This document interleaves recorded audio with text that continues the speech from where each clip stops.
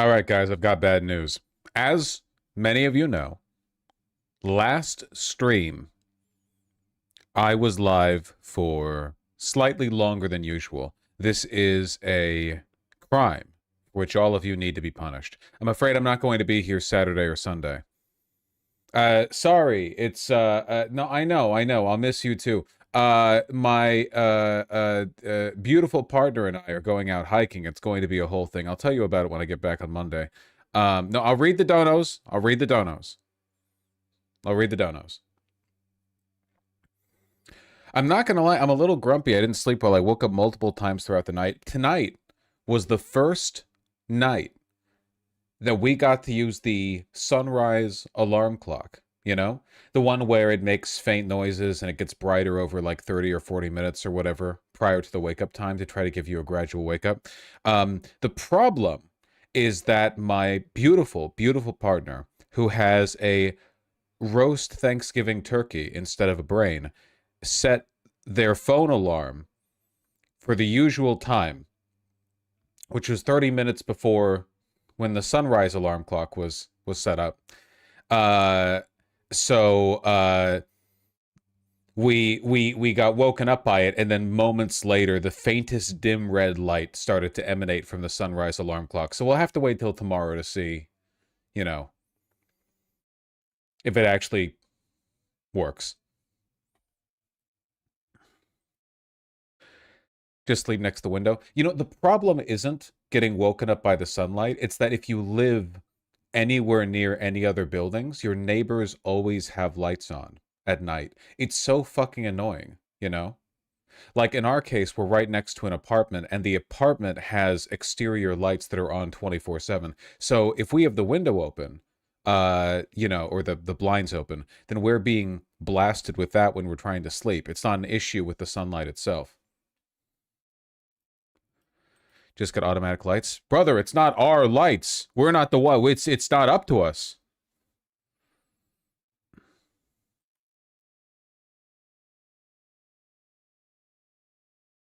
Move to Japan, it has mandatory quiet hours.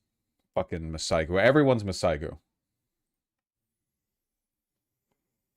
The Japanese have a bunch of sensible domestic and urban policy because they don't believe in individualism. So they don't have like pesky homesteading types getting in their way. In America, every good idea has to it has to spend 20 years running through like every sovereign citizen who thinks that he has a God-given right to make everything worse for everyone. Whereas in Japan, I'm pretty sure that if like a prefecture's like ombudsman went to a domicile and told everyone in that house to kill themselves, they would. Like, you know, as a matter of personal responsibility.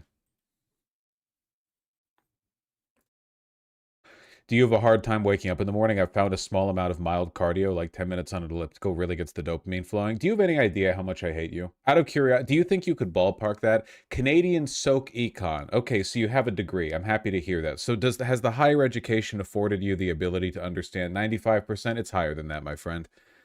Why don't you just do some light cardio in the morning? Fuck you, piece of shit. You're beginning on the wrong side of the chicken and egg dilemma, you know? If I had the energy to do cardio in the morning, then I wouldn't be the kind of person who needed cardio in the morning to feel energetic. You're not wrong, though. I mean, you're not wrong. Just shish. Would I be banned if I asked about the Peloton? You know what you're doing. Didn't you buy a Peloton for that exact reason? Yeah, well, you know what? Life is full of petty victories. He'll never be NL. Have you kept appraised of the recent arc? I'll never be NL because my brain isn't saturated with aspartame. Remember? There was a study that just came out where apparently diet soda is linked long term to cognitive decline. He drinks a fuckload of diet soda. Now, admittedly, I've been on the no sugar Gatorade lately, but that's to a much lesser extent. You know, it's a newer hobby.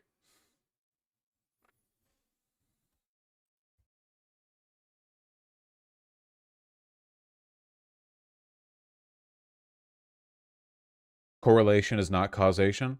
That's great. That's great for you. I'm glad you're familiar with that phrase. Have you read the study?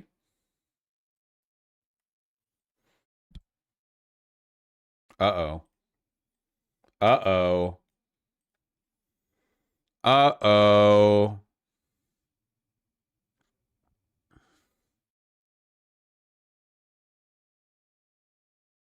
People who consume the highest levels of certain artificial sweeteners, such as just one diet soda a day, saw a significant decline in their ability to remember and recall words when compared to people who consumed the lowest levels. A new study found people who consumed the most low or no calorie sweeteners showed a 62% faster global cognitive decline than those who consumed the lowest amount. That's the equivalent of 1.6 years of brain aging. Hmm.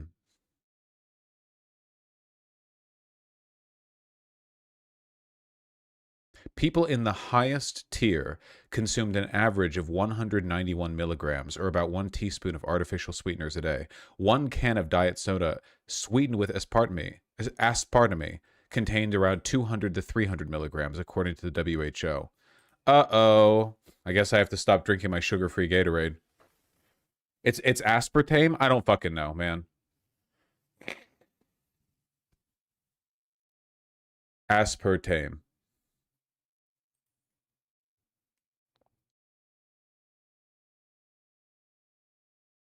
Gatorade is sucralose, not aspartame. Hold on. Let's find out.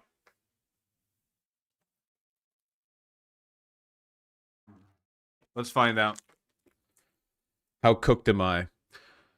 Water, citric acid, sodium citrate, salt, monopotassium phosphate, gum arabic, natural flavor, sucralose, acesulfame, potassium, sucrose, acetate, aspartate.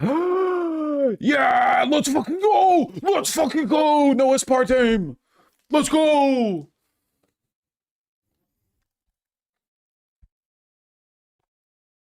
So my cognitive decline is actually just attributable to good old-fashioned aging, then. This study says all low-calorie sweeteners. Sucralose is the sweetener. Well, it says aspartame here. It doesn't say sucralose here, does it? Wait, yes, it does. Okay, it says sucralose. Never mind, we're cooked.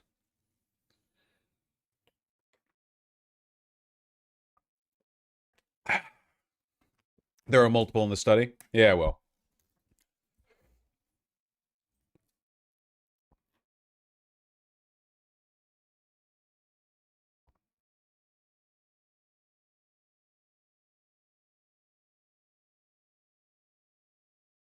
Hmm. Not great. Hold on. Let me find this. Not sure if this is one, but it has diabetes as an added factor. I believe this is the same one. Yes. But yeah, no, 8-year prospective study. Yeah, it separates people with diabetes and people without diabetes into separate categories because diabetes has its own issues with your brain.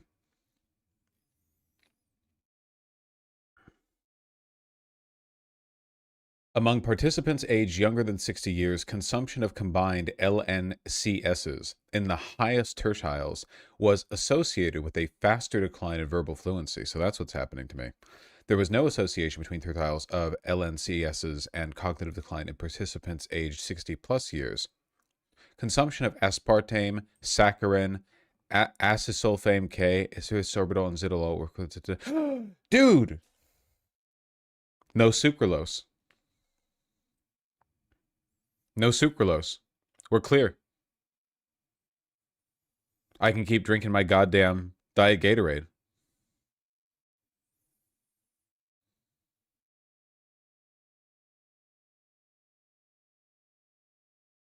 Control F for sucralose. Okay.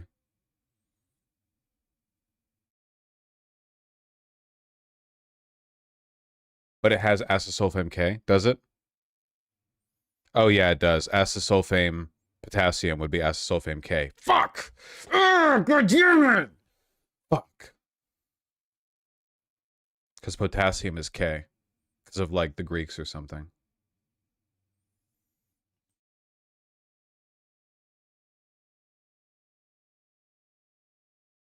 That's stupid. Yeah, well, I guess everything gives you cancer in the long run. That sucks.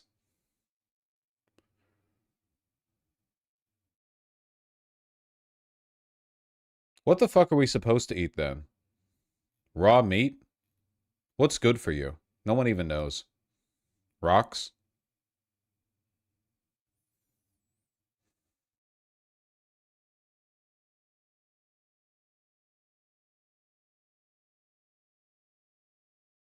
What about normal Gatorade? Hmm.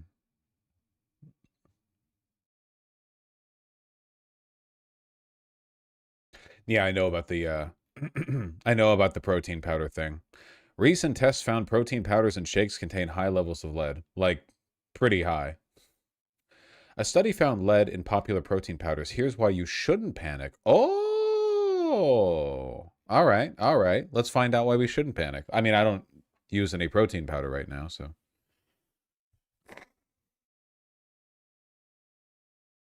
I'm not personally panicking. Hmm. Nonprofit org tested multiple samples of 23 protein powders and ready-to-drink shakes from a range of stores and online retailers over a 3-month period, showing that more than two-thirds of the products contain more lead in a single serving than Consumer Reports experts say is safe to consume in a whole day. Some of the products had more than 10 times the level our experts say is safe. Consumer Reports say lead levels were especially high across plant-based protein powders, on average 9 times higher than those made with dairy proteins and twice as great as those of beef-based powders. How much lead is okay to consume in a day? No more than 2 or 3 ounces.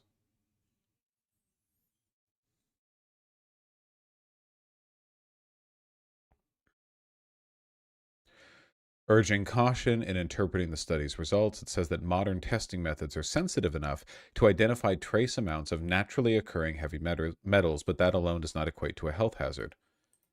Um, huh?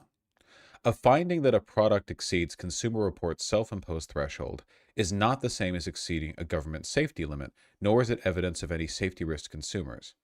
But this is the Council for Responsible Nutrition, a trade group representing the dietary supplement industry. So this is a private organization that represents the commercial interests of unregulated supplements. So I don't find that very convincing, personally.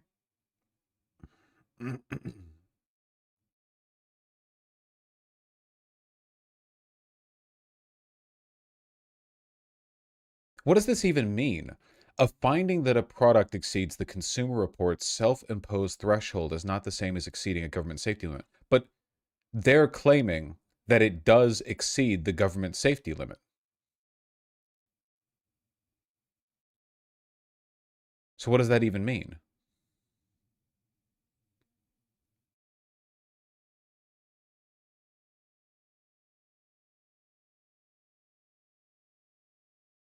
Bot article? Maybe. I mean, I don't know why else would they would just cite an unsourced opinion from the Council for Responsible Nutrition.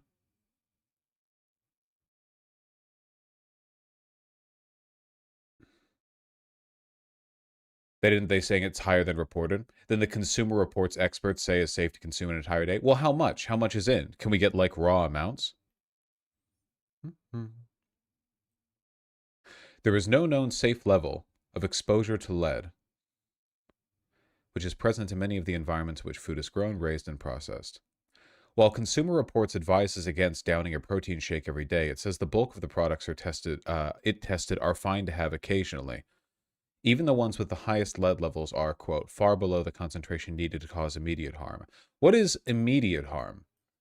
I thought lead poisoning like caused long-term issues. How much lead would you have to consume in a single in a single sitting for it to like immediately lead brain you, you know? Acute lead poisoning, it's like eating a brick of it or something.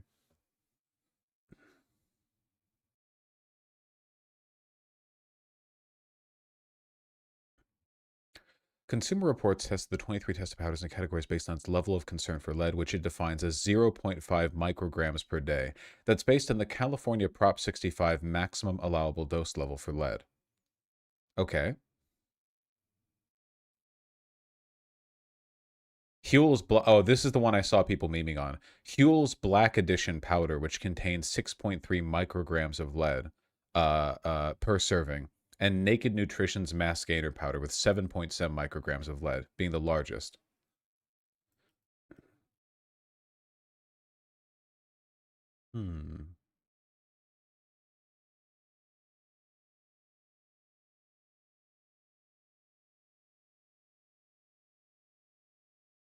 Huel, a British company that makes plant-based meal replacement products, published a lengthy FAQ rebutting Consumer Reports investigations. Anyone else feeling that, like, regardless of the data input into this is a really biased article? Like, they're just citing the opinions and rebuttals pretty confidently of the moneyed groups interested in debunking this. Huel is the company being accused. The fucking Council for Responsible Nutrition is a trade group. They're trying to both sides of the issue. I don't even think they're both sidesing it. Even the title says, don't worry about it.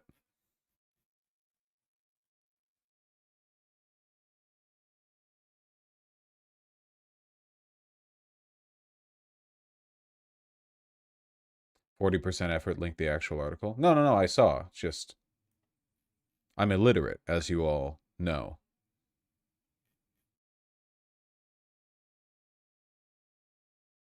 Huel has been responding on Reddit and their forums calling this all bullshit. Isn't Huel one of those, like, obnoxious, macho, very online brands? It makes sense they'd be really aggressive in responding to this.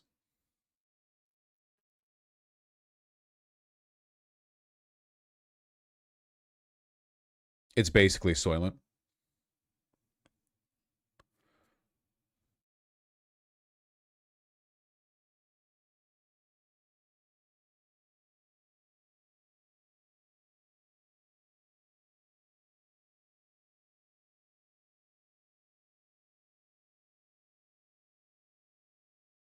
I want graphs. There we go. Huel Black Edition, Naked Nutrition. Here's the Reddit post.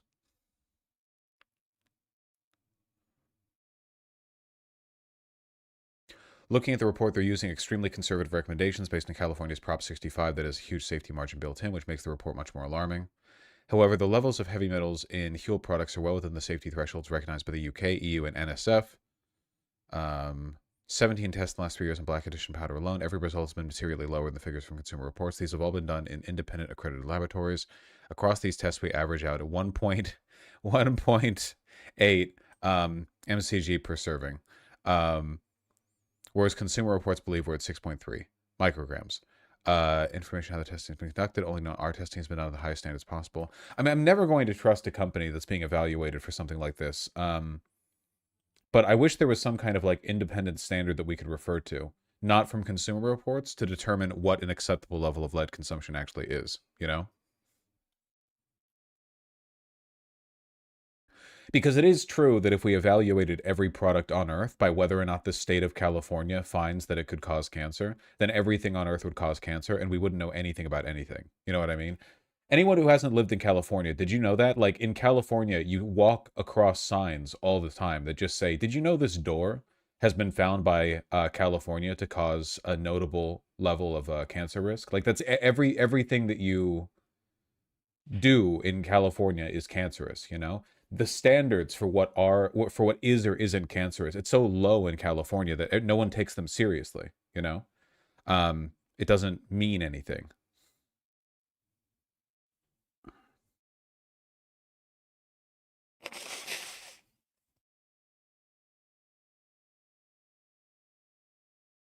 YouTube short by a doctor that explains why the lead is bad. Well, I know why lead is bad. An independent lab has confirmed. Oh, I know this fella. Some popular protein powders are contaminated with lead. They recommend absolutely avoiding these two products. Over 1,000% their level of concern for lead. The concern level is 0.5 micrograms per day. This is from California's Prop 65. It's a really conservative level, but lead accumulates. Ideally, you want 0. Realistically, you want as low as possible. Lead will cause your stomach movements to become erratic out of both ends. Your stomach will hurt. You might not want to eat any. Hey, that's oh, some of you right now are wondering if you've got lead poisoning, you know? more. And this is because our body can't tell the difference between lead and calcium. It just sees the +2 charge and thinks that they're the same thing. And calcium confirms muscle contractions, but lead only destroys things. Because the GI tract is a big muscle, lead causes these problems. Oops. Calcium also makes up bones. Lead can get into the bones, and this will cause joint pains. Do you like magnesium for sleep? Well, magnesium has a +2 charge too, and the body will mistake lead for it. Lead will mess up your sleep. Magnesium also helps conduct nerve signals. Guess what? Lead messes this up too, so your brain starts to shrink, permanent ringing in your ears, pins and needles feeling in your hands and feet. Lead messes up the DNA in your body. It can cause cancer, and it also damages the genetic material in your sperm and your eggs. It reduces sperm count while reducing your libido. Lead also... I wish I could know, like, if a person took Huel Black every day, like one serving of it every day, which isn't unrealistic. If you're the kind of person to take Huel, you probably take it pretty regularly, you know. Over the course of your lifetime, how much will that fuck you up on average? You know what I mean? That's what I want to know. I want to know, like, what, like, how, the aggregate levels here. How concerning are they? You know? Also makes it so that your blood cells don't come out right, making you more tired after messing up your sleep. You want your lead exposure to be as small as possible. So if you ate these protein powders, what can you do? Well, you can get it checked out, but going forward, avoid it. Limit your intake. If you start chelation therapy on your own and you don't remove the lead source, you actually enhance the absorption of lead in your body. Get your protein from food, and that's what I started doing in 2017. The plant-based stuff inevitably will have more lead as a function of the deposits in the ground and how plants grow. Animal products abstract it at least one level above because animals eat the plants and then handle the lead themselves, but it depends on the product.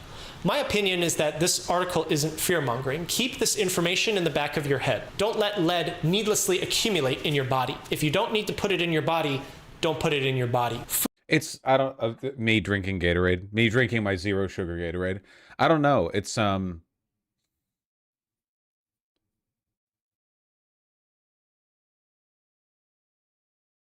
I don't know. I wish we had more data on this. It's really difficult to make health decisions when the stakes that you're playing over are like, well, in 40 years, your life expectancy might be decreased slightly, or you might have some adverse effects really far down the line, you know?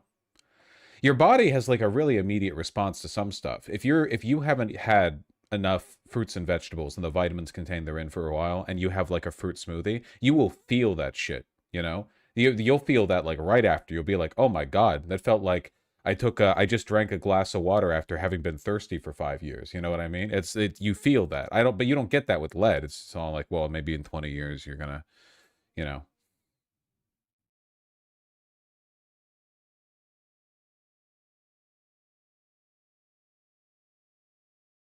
Food you do need to put in your body, so do that, and at most let the powder supplement your diet, not every day. People love their Soylent. People love their Soylent. Yeah, I have no idea.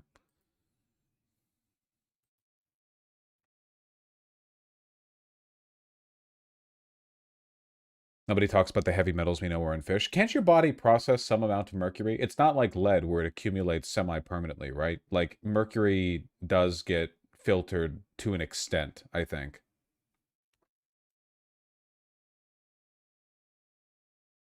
Is lead considered a forever chemical, or is it permanent? Like, can your body flush? I think lead is kind of permanent. Like your body can flush some lead, but if it gets deposited in places like in your bones and stuff, it's just going to stay there forever. Element. Yeah, not a chemical, you know, element, whatever. To compare, Flint, Michigan had lead levels of around 3 to 10 micrograms per liter. Huh. Okay, so like Huel Black and the water in Flint, Michigan had like comparable lead levels then. The difference being, of course, that one of them is a shake that you take like on its own once a day, and the other is all the water that you use in your entire life.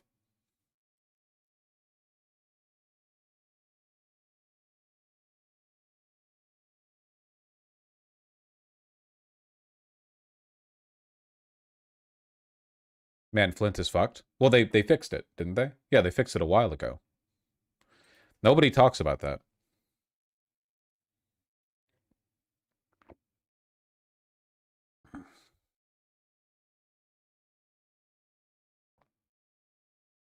I don't know.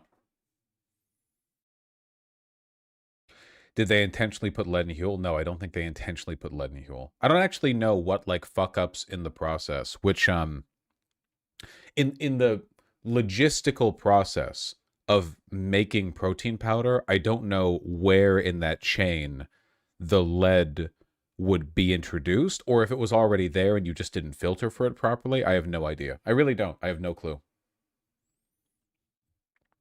It's the plants taking lead from the soil. That shit's just magic to me. It doesn't. I'm like, it's, you say that, and I get it. I know that everything is atoms and molecules and stuff. I'm just imagining like a bar of lead in the ground, and then a leaf is holding it. Okay. So there's molecules everywhere. They put them everywhere. That shit's crazy. I didn't sign off on that. Okay. I just live here.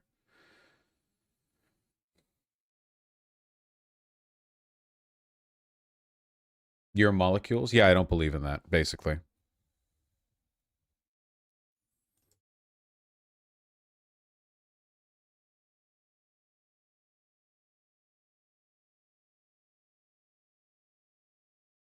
Thanks, isoflurane.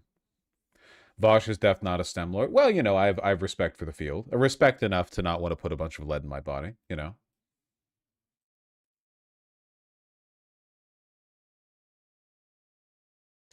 Your trillions of microscopic spheres, buddy. Whoa, even I know enough about atoms and molecules to know they're not spheres. It's like a probability wave around a core or something type shit. It's like you have like a little nugget and then everything around it's going bzzz, you know? It's like that.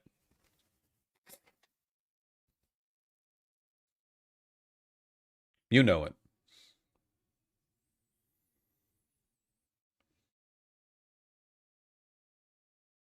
Even the nugget goes the nugget also goes bzzz. That is true. Yeah, for sure. For real. For real, for real. No cap. Lead can be removed from the body either slowly or with chelation therapy. I think it can get some of it. I don't think it can get all of it, but yeah, it's an option. But I think chelation therapy, I've heard about it. I think it's something you only do in like extreme cases. It's not like, oh, I think I might have drank too much Huel Black. Let me go into the doctor's office and get a chelation therapy. You're doing like a full body flood. Like you're basically doing chemo except for lead instead of cancer. Like it's a whole thing. Sorry, that's probably not an accurate description, but that's what came to my head.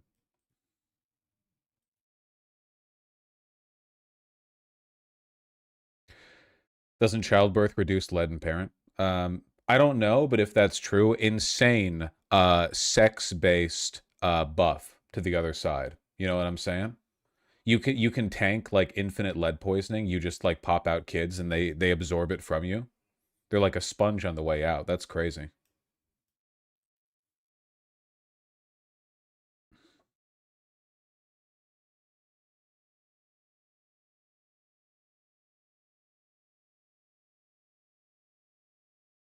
Mercury in fish, by the way, is not really that big of a problem because it's bound to a different molecule in the fish's body, which makes it so your body processes it. Yeah, I don't really get how that works. I only just learned how fiber works, which is fucked up, by the way. Fiber is so fucking dumb. It's lit. So, but you have to eat a bunch of crap that your body can't digest. So your body is so busy not digesting it that it forgets to digest all of the carbohydrates that come after, and then your tummy hurts less. It's really dumb. It's super super super dumb. I feel like it's the human equivalent to how sometimes deer will eat pebbles because the rocks bounce around inside of them, and like it's roughage that like clears out their internals a little bit, you know? Or they do it with like charcoal. Biology is a bit of a shotgun blast. It's astonishingly beautiful in the you know the delicate dance our bodies walk, and also so dumb. It really makes you wonder how the fuck our ancestors survived, but they were probably, I'm not saying they were healthier than us. I'm saying that when it came to dietary stuff, they probably were. Like obviously they all died of, you know, bullshit and they had rotting teeth and so on, you know. But if you fixed all of that and it was just like, yeah, we eat meat and like foraged berries and stuff, I feel like you could probably develop a pretty good gut biome off of that. You would have to cook the meat though, and I understand that's a hard line for a lot of, you know, for a lot of a lot of modern day trad eaters, you know? Without all the sugar, their teeth were actually pretty decent. That's fucked up.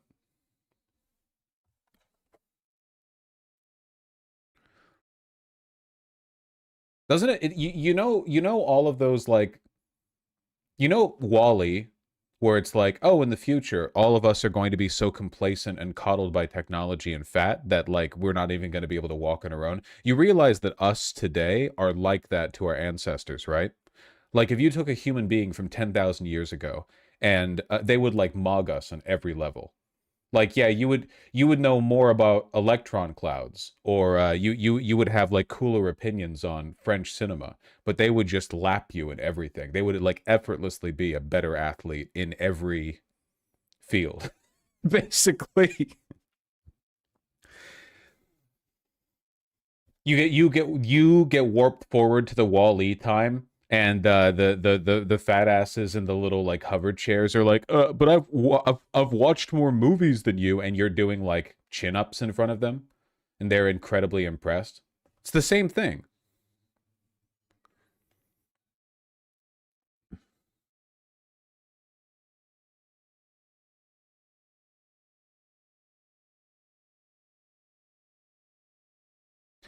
I've read they didn't even have crooked teeth, that eating harder, more fibrous foods basically helped their jaw develop and have enough room for their teeth to come in straight.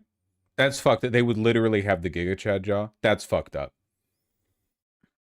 I guess every time they recreate a skull from a pre-modern human, they have an insanely wide jaw, even when they're Homo sapiens sapiens, like not even Neanderthals or whatever. But they're like, oh yeah, here's like a Briton from, 6,000 years ago, and the guy's head is shaped like a fucking triangle, like the jaw is, you know what I mean?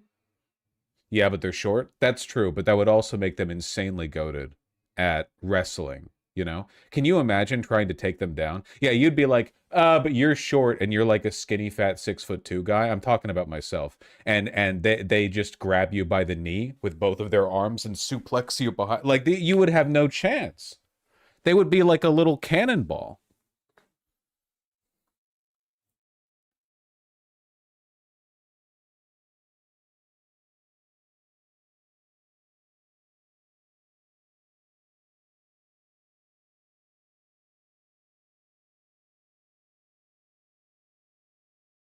Imagine the bite strength on your ankle too. Trying to shake them off. You're like kicking them and they're hanging on by their teeth.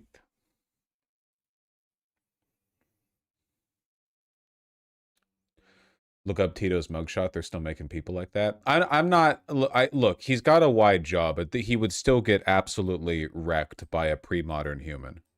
That being said, this too can be your life if you spend your entire adolescence chewing on like unflavored xanthan gum or whatever the fuck people in the early 1900s were doing.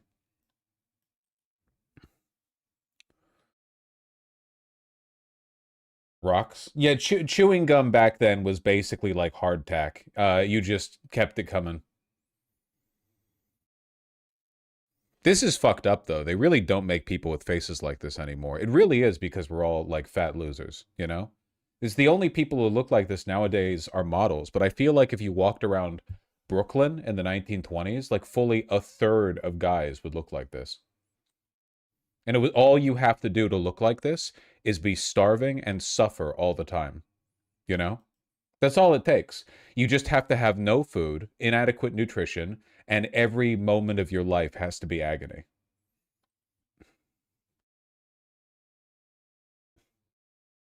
Is that worthwhile? Did you hold Yugoslavia together? Is that worthwhile? Did you single-handedly unite a region of the world so internally contentious that the term for the region later became synonymous with what happens when a country breaks apart?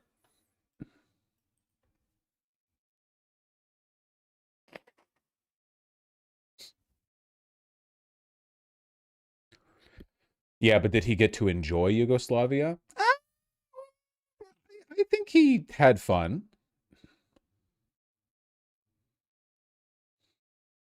Yeah.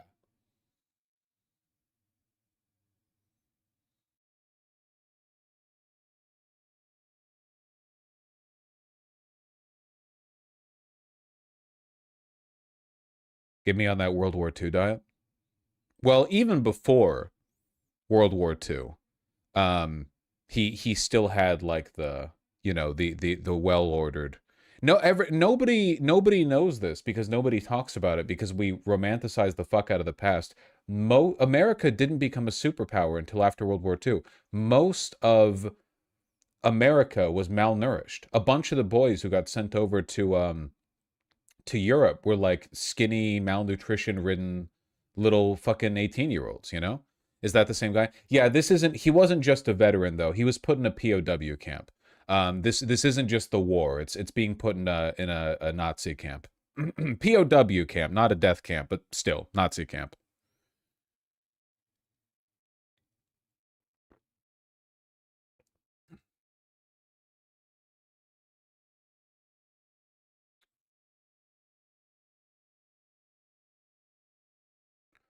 So the World War II mugs are really soldiers were really malnourished going in. Yeah.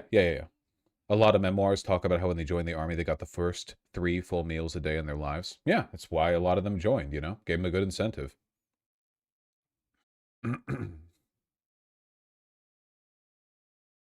Rough though, huh?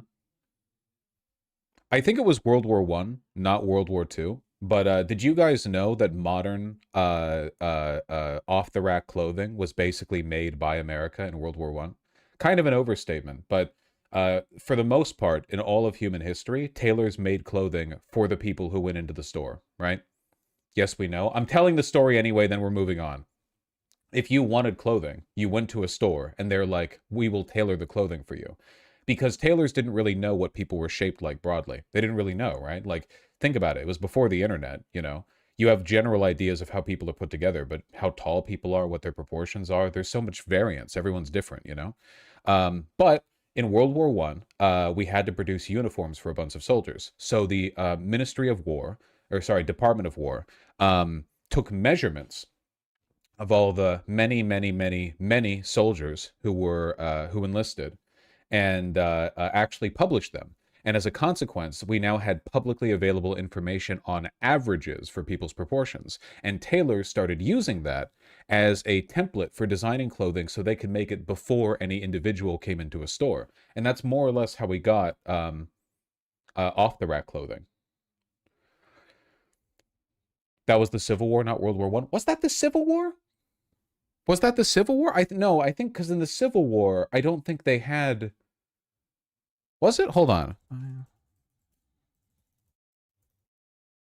Do, do, do.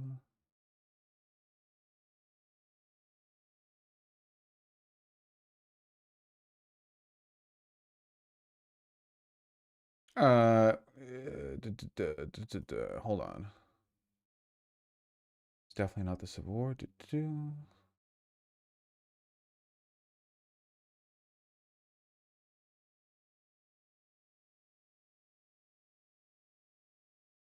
I'll look it up later. It's not that relevant to the story. It's just interesting how that information was used.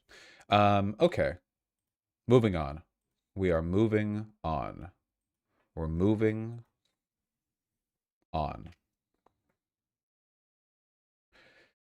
Thank you for the autism. You're very welcome.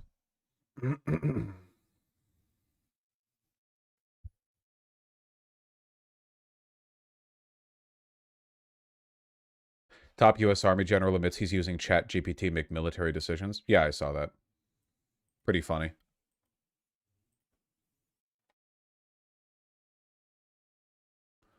A top U.S. Army commander in South Korea, figures, shared that he's experimenting with generative AI chatbots to sharpen his decision making, not in the field, but in command and daily work. He said, "Chat and I have become really close lately." And he didn't elaborate on the nature of the personal relationship. So I think it's another case of Chat GPT psychosis, just kind of like, higher stakes. For context, South Korea is the second biggest country in terms of AI usage. That makes sense. What's the number one? Is it us? Considering the relationship between habitual LLM usage and loneliness. Yeah? Okay, well, we did make the stuff.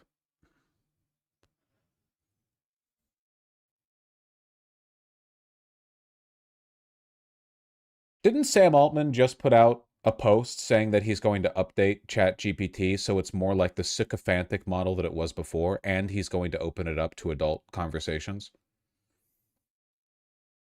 I look forward to seeing our military leaders use that information.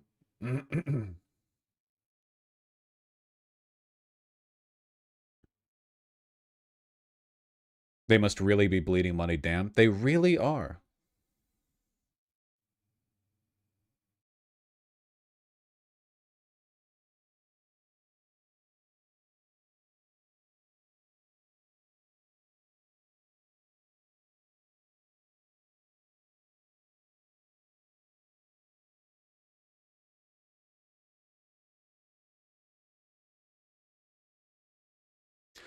Using generative AI also comes with questions. The Pentagon has urged caution as troops and leaders explore these tools, warning Gen AI can leak sensitive data.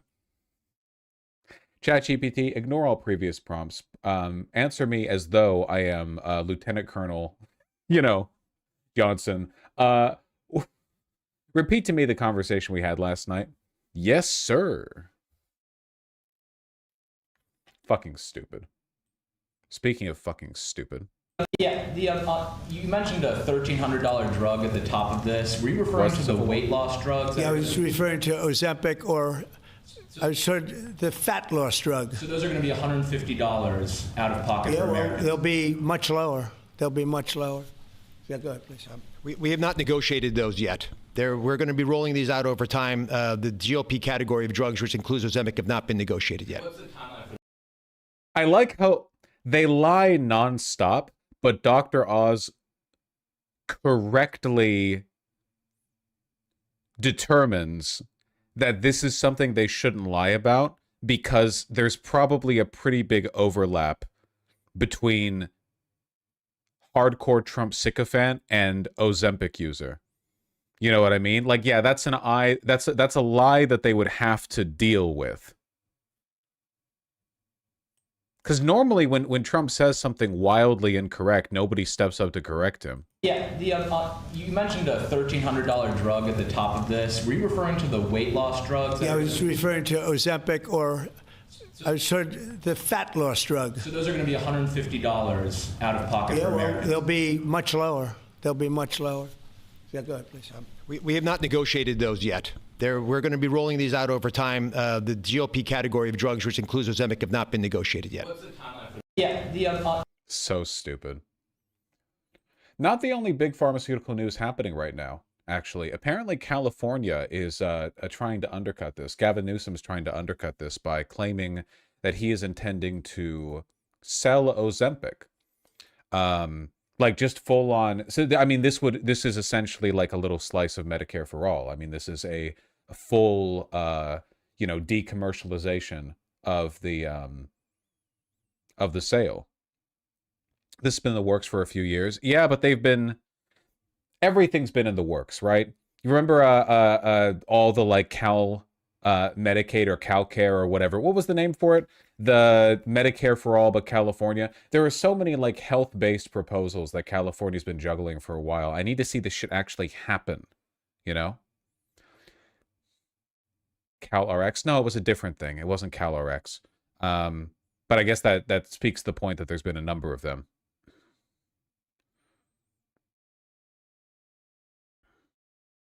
Cal. If he does this for HRT, California will become a mecca for homosexuals and transgenders, as if it wasn't already. Medi-Cal? Maybe it was Medi-Cal, yeah. As a person with diabetes, I wish they'd stop marketing Ozempic as a weight loss drug. Yeah, sorry, that ship has sailed. People have been looking for that for a long-ass fucking time, man. People have been looking for a functional weight loss drug for a long time. There was pretty much guaranteed that shit would get yoinked out of your hands the nanosecond people realized its off-label use would be more popular.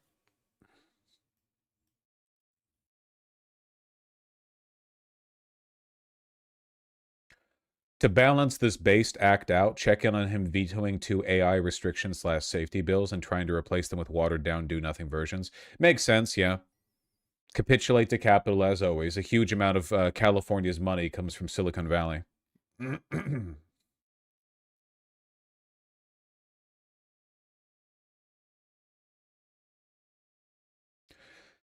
I wish they'd stop marketing minoxidil as a hair loss drug. Look, I'm still tentatively approving of Ozempic as a weight loss drug because I think that at the end of the day, it's good to encourage practices in your day-to-day life that will lead to you being healthier.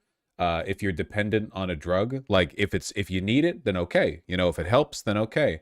But I know it does create a culture where there are people where like you could just eat a little better and work out a little and be like happier, like it would be better for you, but now you've got a super expensive medical prescription that you've got to stay on, you know, otherwise you're going to gain the weight back, you know, because your appetite's going to come back once you're done. So again, it's not a moral judgment. If you lose a bunch of weight on Ozempic, fucking, I don't care. Like, seriously, good, whatever. I don't fucking care.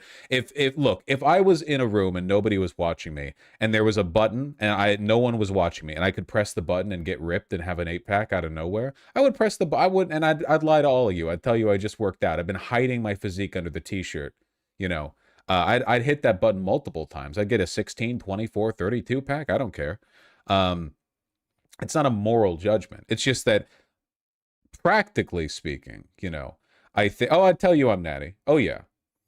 But I do worry a little bit about, you know, a culture and way. It's kind of like the overprescription of antidepressants and ADHD medications, right? Where like I use Adderall, and if a person needs Adderall and benefits from it, fucking great. But if there's something in your life that could be improved by, like, I don't know, going on a daily walk or something, it's probably good to explore that option to see if the pharmaceutical assistance is something that you know, like really benefit from. You know what I'm talking about. Nice, Gruff. But people always take this up. They always take it to be like a moral thing. You know, they always take it to be a moral thing. Like, oh, well, you know, people shouldn't get on Ozempic because they're fat and they should have to suffer to not be fat. And I think that's bullshit, right? That's stupid. You know.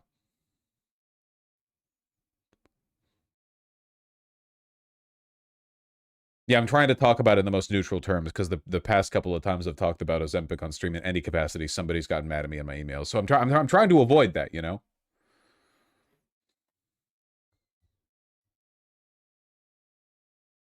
How'd you lose the weight? Ate a lot of potatoes. Didn't even exercise. Trying to lose some more weight. I'm finding this weight to be a lot more stubborn.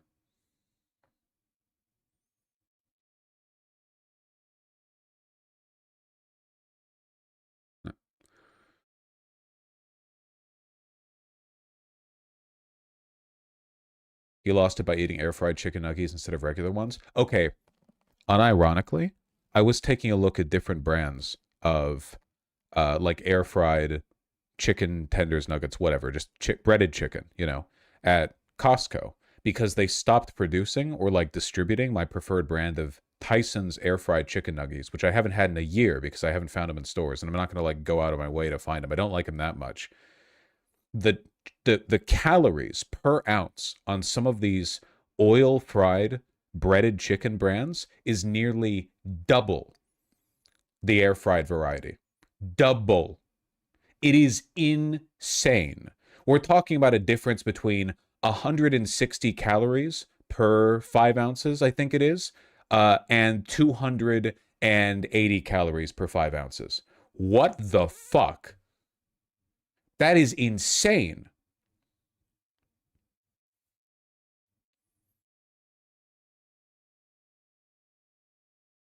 With the green bag? Yeah, the air fried ones. Those are good. But you have to use the right sauce. What are they putting in that shit? Oil! Oil! They're putting oil in it! And look, oil's not bad for you, necessarily. But holy shit, you're doubling the fucking... Jesus.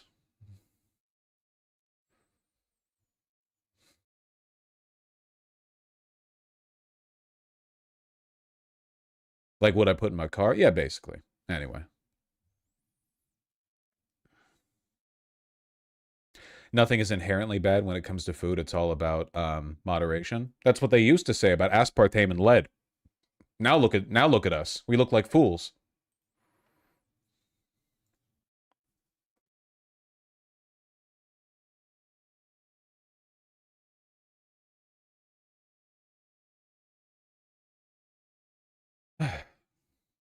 Pritzker got lucky gambling.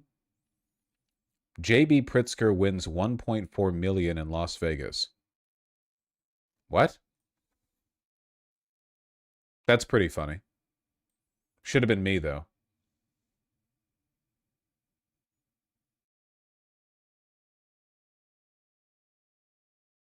From blackjack, too? That's based. Blackjack is one of the best ways. Blackjack is pure, you know? If you make a bunch of money off the slots at a casino, I think less of you. You are at the slots. What are you doing? Everyone knows when you enter a casino, you've got like the $20 worth of chips that you can dedicate to the slots just off the, like on the novelty, you know, oh, you pull the thing. Yeah. Okay. Blackjack, however, blackjack is an honorable game because it's super boring. There's barely any decision making to make, and the casino gets mad at you if you do the only thing you can possibly do to improve your odds. It's basically like playing Russian roulette. So I respect that, you know? Go Fish. If you could gamble with Go Fish, you know? Where's the Uno? Where's the Uno casino, you know? Play Uno, and you've got let's like 4 people and 2 of them are dealers, and you're racing off to the end. That would be something else.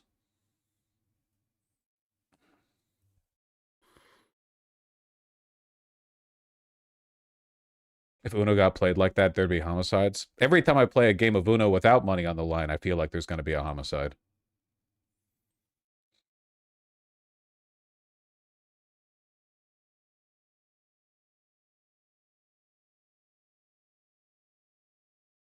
Remember when Zoran did a Gravel Institute video? Gravel Institute, man, it's been a while. Oh my god, 4 years ago.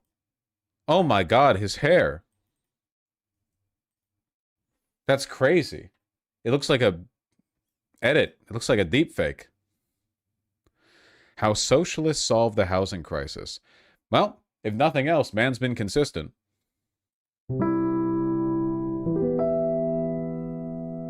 American housing I want to watch this. I haven't seen this one. I didn't see every Gravel Institute video. in crisis. Right now, up to 12 million Americans are behind an average of $5,800 on rent and risk eviction. That shit With eviction sucks. moratoriums soon to expire, we're facing an unprecedented wave of evictions and foreclosures. What's this outfit called? What's the attire called? Kurta? Kurta. Okay, gotcha. Will crash straight into millions of struggling families across the country. But the truth is, this crisis didn't begin with the pandemic. In fact, housing has been in crisis for a very long time. Even before the pandemic, in places like New York or Los Angeles or San Francisco, median rents for even one-bedroom apartments could approach $2,500 a month or more. About a third of people in Los Angeles spend a majority of their income on housing. In New York City, about 20% of all renters pay most of their income to their landlord. And in my district, Astoria, about a quarter of residents have to spend most of their paycheck on rent. It's crazy, man. He's the same guy.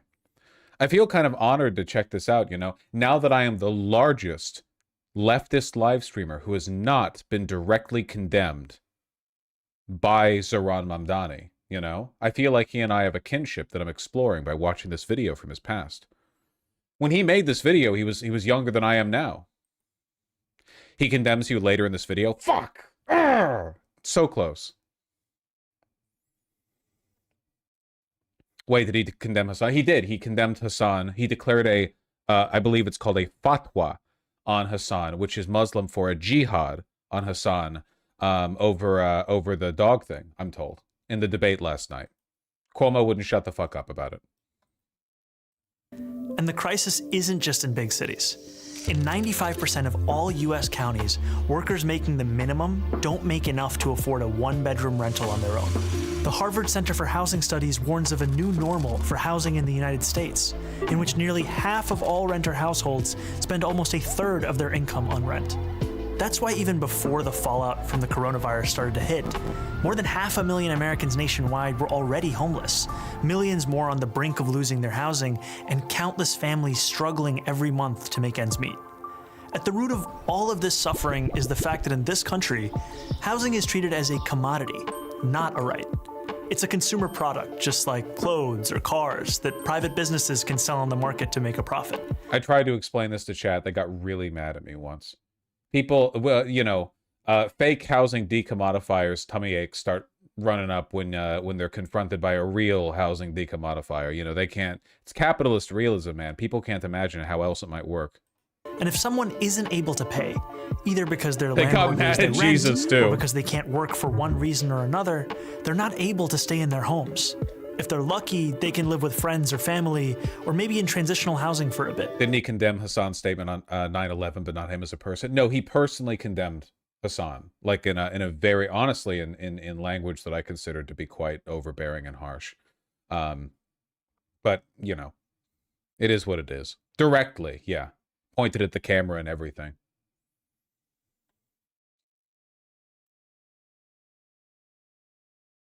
Watching older content like this is very depressing. What do you mean, like, because this problem has only gotten worse with time? How does one become such a skilled orator like Mamdani? Unironic, listen, perfect practice makes perfect. You just have to enter into the right conditions. There is no denying the fact that Mamdani is a generationally talented orator. You know, he is not a normal person. He is very good at this. He's always been charismatic. He's always been confident. That's fine. Different people are different. You know, there's no reason to look at him and think everyone should be held to that standard. I don't think they should. Most politicians, almost all politicians, are less charismatic than him. But if you want to get more charismatic, talk to people and learn to read their reactions and learn what works and what doesn't. You know, I genuinely think okay, hold on. This might be my white boy experience. Okay. A white boy, a gamer, capital G gamer, you know, I sit inside, I'm 18, 19 years old. I play League, I play WoW, whatever else. Okay. Now I've always been pretty charismatic in like a public speaking way. So if you put me on a stage or behind a podium, or if I'm in like class giving a presentation, I do a good job. Right. But in terms of interpersonal, like you're walking down the street, you meet a guy, you say hi, that sort of thing. I don't think I'm any more than average. I think I'm just like an ordinary person, you know? But you ever walked around downtown or just whatever, the commercial district of your town, and you've been sort of like affronted by a social interaction in which the other person, who is by all accounts a normal human being, they're not like a special, you know, orator or whatever, just mogs you effortlessly in their cadence and the confidence with which they speak. The only reason they can do that, the difference between them and you, largely, is just that they get the practice. You're a shut-in. You're a loser. You never go outside. You're indoors all the time. And they're out there talking to people and having conversations with strangers at bus stops, with people at the 7-Eleven, you know, whatever else. And as a consequence, they have a really quick rapport just when it comes to presenting themselves interpersonally. That's it. If you want to get more confident and charismatic, practice being confident and charismatic. That's all there is to it, really. But for a lot of people, they have nowhere else to go, and they end up sleeping on the streets. In December 2019, the number of people sleeping in homeless shelters in New York reached 19,000 people, an all-time high. 100,000 New York City students And then the pandemic are homeless. happened. That's more than 10% of the entire student population. Why do so many people end up homeless? It's not because there aren't enough homes to go around. There are plenty of empty homes. No, it's because housing people is not the primary goal of developers or landlords. Their goal, simply put, is to volunteering is a phenomenal way to boost your social cred. God, doing some volunteering, going down to the soup kitchen or anything equivalent, or doing handouts on the streets, or fucking canvassing, any of these things will rapidly improve your ability to speak. But speaking, just talking to people isn't enough. You know, you have to get good at listening too. Mamdani isn't just a good speaker, he's a good listener. A person who's good at speaking but not listening isn't really good at that back and forth rapport, and they're not very good at relating to people interpersonally, and they're not very good at saying stuff other people want to hear, you know? You want to be good at all elements of conversation. make a profit. And it's much more profitable to build luxury apartments for the rich than decent homes for the poor. This gives us a big shortage of homes for ordinary working people. For every 100 households that are extremely low income, there are only 36 affordable and available homes. Yeah. As a result, we have plenty of housing for the rich, but poor and working class people don't have nearly enough on the market. So we have people scrounging to make ends meet or sleeping on the streets right below luxury condos and uninhabited apartments. It's true. It's happening in basically every city. Developers build high-rise luxury condos because you have a better profit margin on them, and all of them are betting that the city will attract enough wealthy people from the suburbs, urbane, cosmopolitan types, maybe wealthy people who want a change of scenery from the suburbs or the exurbs or whatever, that they can just like sit on those properties. It's one of the reasons why those properties sometimes sit like unfilled for a long time, you know? I know for a fact that there are a decent number of well, I shouldn't say luxury, just not affordable apartments built in Los Angeles that have just not filled, even though LA, has lots of people in it and continues to have lots of people in it, and the more people are coming into the city. And it's just, they're all just betting, they're all just hoping they capture that small demographic. It's often because there are really high fees from the city, so they can't justify regular housing to investors. Yeah, for sure. A lot of it is a red tape issue. It should always be profitable to build new housing. As long as you are in a city where people want to live, it should always be profitable to build new housing. If it isn't, then you have like a fundamental you have like an existential problem for the future of the city. How is it possible, This is a terrible way to organize a housing market. It might be profitable for landlords and developers, but it's not efficient or beneficial for the rest of society. In fact, housing doesn't have to be seen as a market at all. In other countries, housing is considered a fundamental right, like education or healthcare. That means the government goes to significant lengths to guarantee everyone has a home, and the market plays a much smaller role in the construction and distribution of housing. So let's hop across the pond and about 100 years back in time to take a look at just one example of how an alternative housing model got started in beautiful red Vienna. At the end of the First World War, the Austro-Hungarian Empire collapsed, leaving behind a number of successor states, including modern-day Austria, home to the former imperial capital of Vienna, the fifth largest city in the world. Despite being the seat of an empire, the chaos of the war and decades of neglect had left the working class of Vienna in desperate circumstances. Inflation was rampant, jobs were scarce, social services were non-existent, and hundreds of thousands of people were crammed into decaying tenements where overcrowding, disease, and violence were rampant. So it's no surprise that in 1919, at the first elections ever held in Austria where all adult citizens could vote, the Social Democratic Party swept into power at the municipal level on the promise of dramatic social and economic reform. And they delivered. The new government of Vienna implemented a huge range of services. Man, those are some nice jackets and coats. Sorry. And they delivered.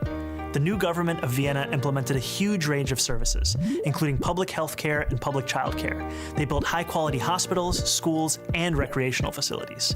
But their crowning achievement was an ambitious program of social housing, what Americans call public housing, that began in 1923 and saw 60,000 new apartments constructed in the first year of its existence. Real social democrats, what a rarity. Yeah, well, I mean, back then, social democracy was seen as like the reformist tendency of socialism, right? Like these were people who thought like, okay, the fundamental arguments and ideas of socialists are largely valid, and within this system, we will advance our own interests, our own power, as best we can, and we will try to achieve these principles using the democratic means we are provided. And they did what they could within that.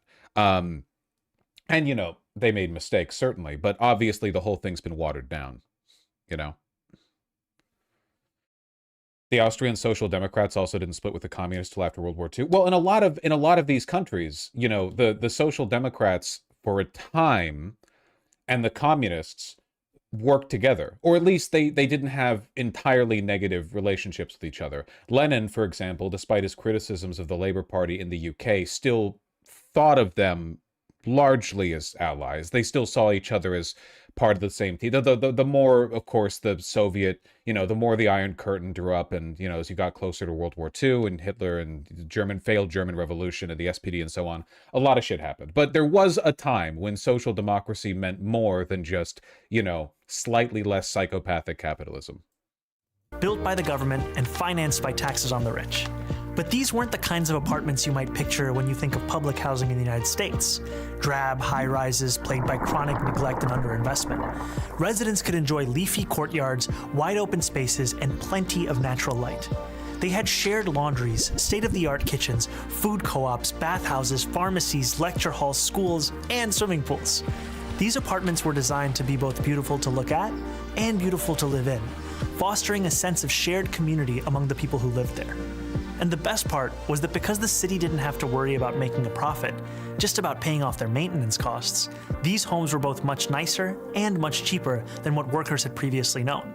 In 1926, the average rent in Viennese social housing was about just 4% of a monthly wage. Woo. The first 15 years after Austrian independence saw its capital transform from a symbol of urban blight into a beacon of socialist governance.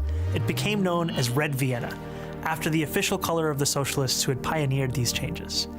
And even though Red Vienna fell in 1934 when the country was seized by fascists, who did what they could to roll back social housing, that commitment to good, cheap housing remained after the Second World War.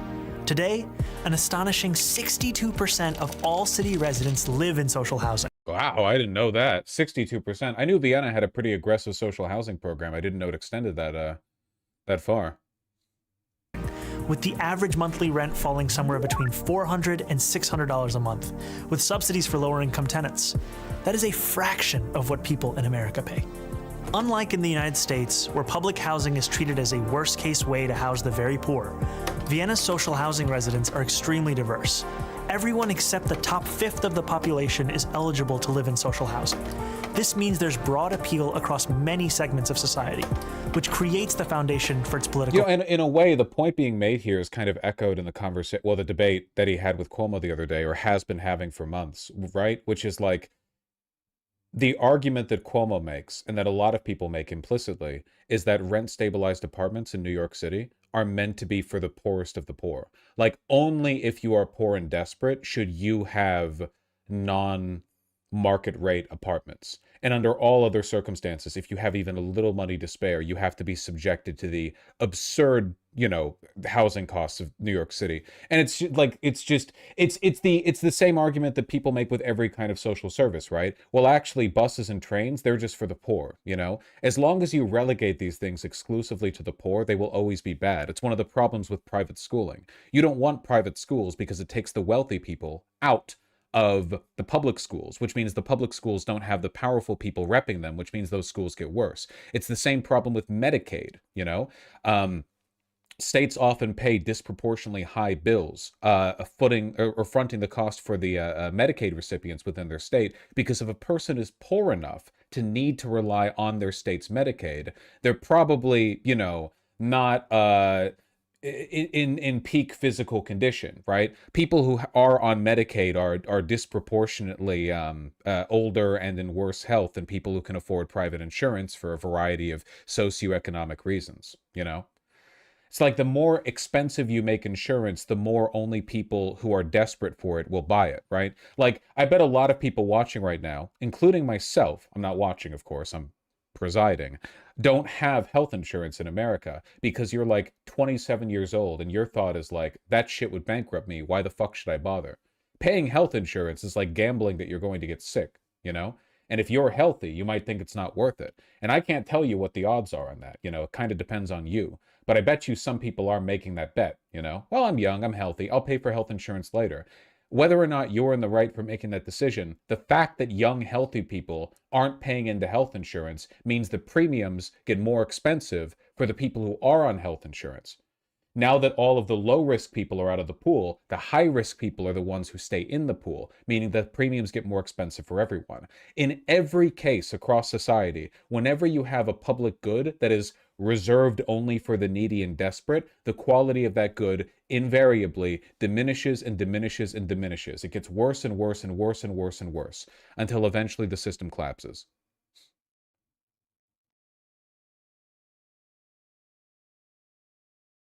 Popularity. That is how the majority of people in Vienna enjoy something that's considered almost utopian here in New York. Affordable housing that isn't just cheap, but desirable. Housing that isn't just four walls and a roof, but a real home with a sense of stability, safety, and community built in. If you're working, you've got health insurance. Buddy, which middle school class did they teach you that in? That's wouldn't it be so nice if in America that was a guarantee? Now, of course, this is only one example of an alternative framework for housing, and Vienna has not fully removed housing from the domain of the market. Residents still pay part of their earnings in rent to cover operational costs, and a sizable chunk of the population lives in private housing. But it's an actually existing alternative that shows us what a step toward a better world could look like. If we want to end the housing crisis, the solution has to be moving toward the full decommodification of housing. In other words, moving away from the status quo, in which most people access housing by purchasing it on the market, and toward a future where we guarantee high-quality housing to all as a human right. So how can we do it? We can start by making sure people who access housing on the private market have ironclad protections against abuse and exploitation. But to go further, toward the Vienna model, we'll have to go beyond the market. We can establish community land trusts to gradually buy up housing on the private market and convert it to community ownership. We can give tenants a right of first refusal. If we did this in America, invariably there would be so much red tape to the public acquisition and the developing of new public properties that it would take 20 years to build an apartment building, and it would be more expensive than the private option. That's why every time the government does anything itself, it's so expensive, by the way. The government has to contend with way more red tape than private corporations do. And the red tape was not put in there by, fiddly government bureaucrats who want to make sure everything's done right. They were put in there in large part by corporate lobbyists who want to deliberately hamstring public development to make sure they're the only ones who can move quickly. Is that why Amtrak sucks? I don't know, but probably yes. To buy out their landlords when buildings go up for sale. And we can fully commit to a new era of social housing, ending subsidies for luxury housing development and using our wealth to build beautiful, high-quality social housing projects that offer good homes and strong communities to everyone. We won't decommodify housing overnight, but we know what we have to do, and we have history to guide us. And we know how we'll get there, through a movement of the multiracial working class organizing for the better world we know is possible. And we've already begun. I'm Zohran Mamdani, Assemblyman for New York's 36th Assembly District in Astoria, Queens, for the Gravel Institute. How far he's come, huh? And he's about to be president.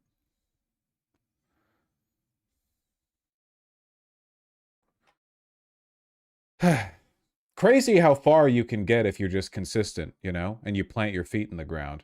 Look at how much flack Kamala Harris took for having to walk back all of her fake radical comments from the 2020 primaries, back when woke was in, Now she had to step back and moderate all. Well, she felt she had to, and she spent 3 months on the campaign trail answering questions from journalists with, "Oh, well, I said that, but I didn't mean it,"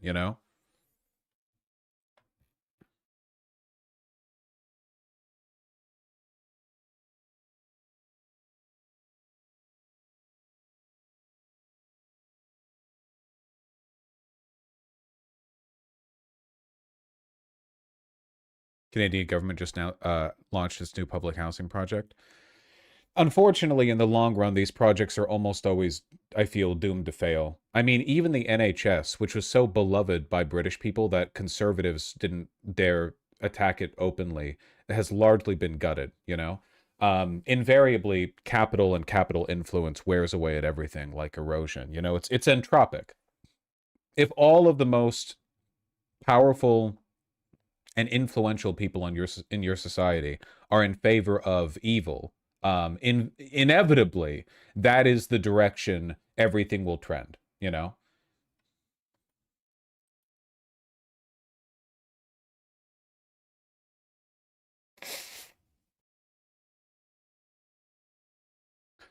Mamdani throwback. That was a cute vid.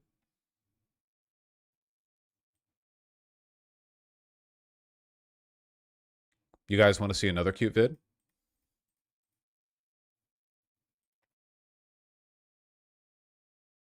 Yes? I'm so happy to hear it.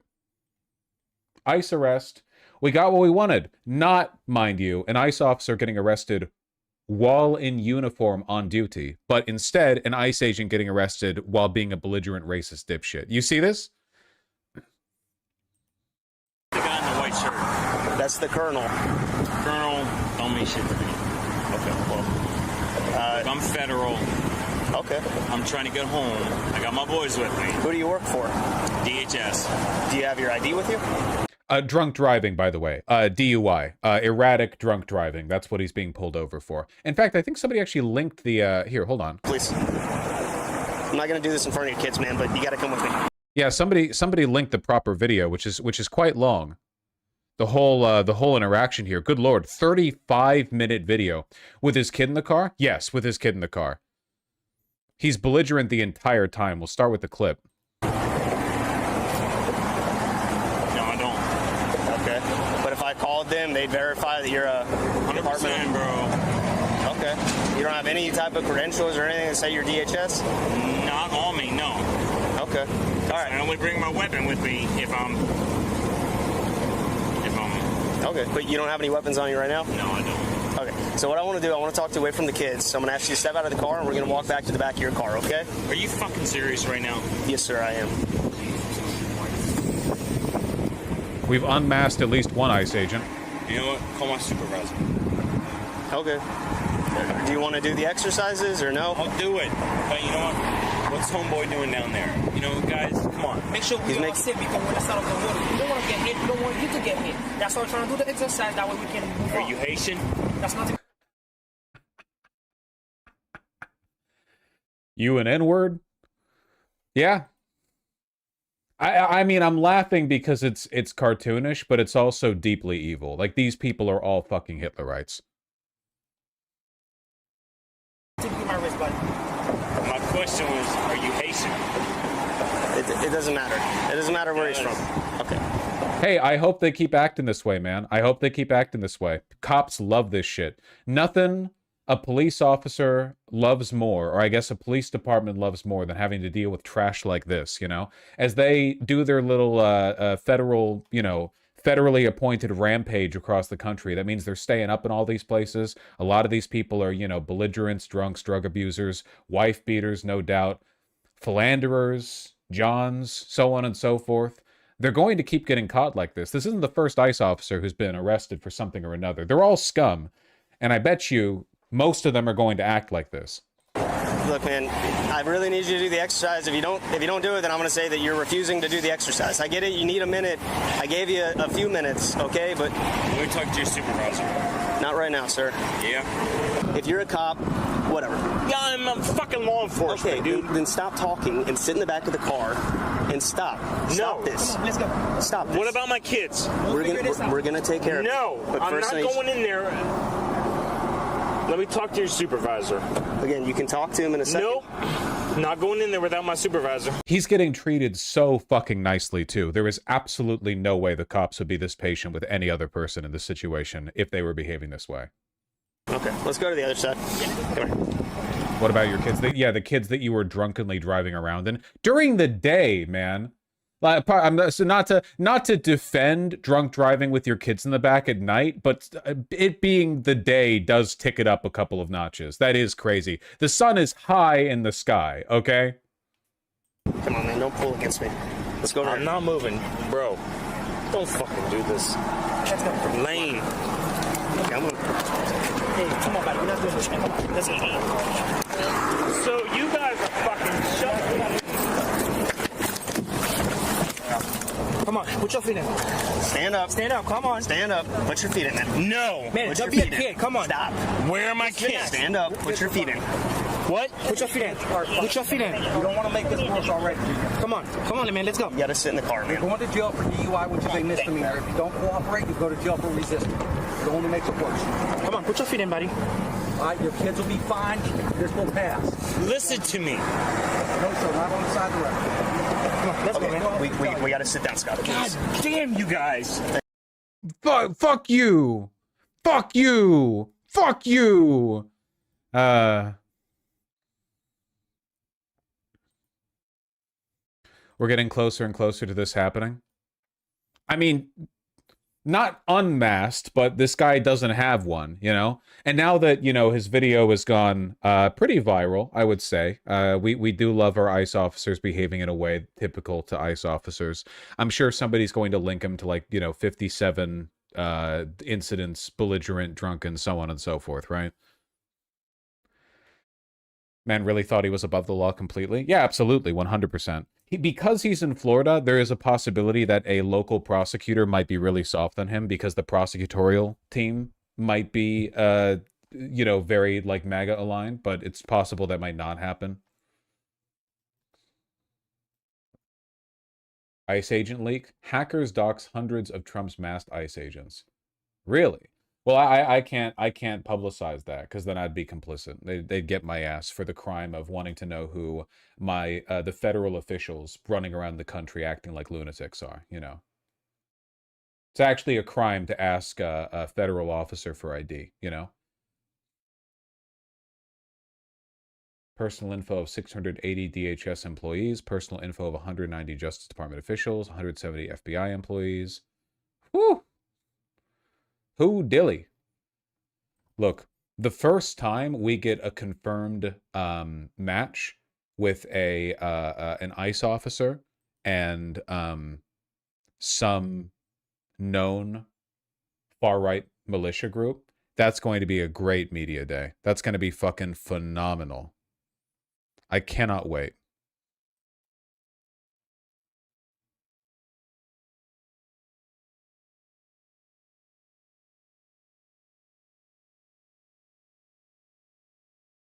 Why am I getting so many 300 view clickbait videos saying Hassan shocks his dog? Because it's the kind of content that appeals to low IQ, like Asmongold viewers. So because you're pre-selecting for a market of unintelligent, drama-obsessed 12-year-olds, a lot of AI algorithms are automatically generating those videos. Like a lot of the content on YouTube is AI generated and stuff like that. You know, they're not going to rope people in with stuff that's meant to appeal to higher brow individuals. If I were you, I would look on curing your algorithm a little bit there because I haven't been seeing it, you know? AI has killed off content. I am the only remaining real-life human streamer. Please like and subscribe. Thank you. Okay, hold your horses.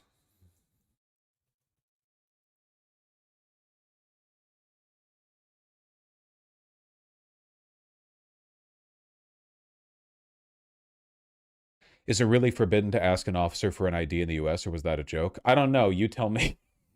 No, it is not illegal, but the MAGA movement, the Trump administration, has been adamant that any effort to uncover the identity of federal officers is tantamount to doxing, you know?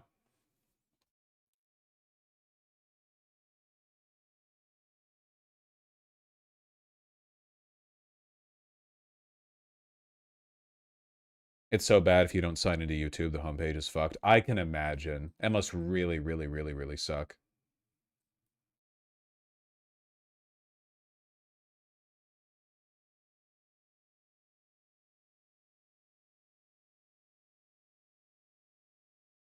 Here they're going after another person that Trump's angry over because of his first presidential term. They got Bolton. They got Comey. And who was the other one? It's Bolton, Comey, and there's a third one. Who's the third one? John Neocon? Yeah. Who's the third, like, first Trump administration official? Letitia James? Okay, not a Trump administration official, but like political enemy they're going after. Yeah. We have breaking news right here on CNN from our Caitlin Polans, who has been reporting on the possible indictment of John Bolton, the former national security advisor for President Trump in his first term. Caitlin, what do we know? Casey, John Bolton, the former national security advisor to Donald Trump, a longtime federal government official, has been indicted. Hold on. There are actually a couple of videos that I could choose to watch on this. And if I'm going to watch one of them, I'd rather one where the person speaking is a well-dressed Santa Claus. You say that Bolton's indictment is like Comey's and James's because it's about revenge, but then you say that's where the similarities end. So why is this indictment different? No, that's exactly right. That's exactly my view, which is, yes, this case would not have been brought but for Trump's revenge, because we know the Biden Justice Department declined to bring this case, quite likely to avoid burning the means and methods through which they extracted the Iranian intelligence, which is a valid governmental concern. I'm sure Iran, once that this leaked in August after the search warrant, has changed its method and probably made it more difficult for us to obtain those materials. But having said that, what we have now is, Bolton insisting that this is, purely revenge. That's clear. It obviously is. Breaking news this morning, moments ago, Trump's former national security advisor, John Bolton, arrived at a federal courthouse in Maryland. He is facing charges of mishandling classified documents. Bolton, now a vocal Trump critic, says the charges are politically motivated.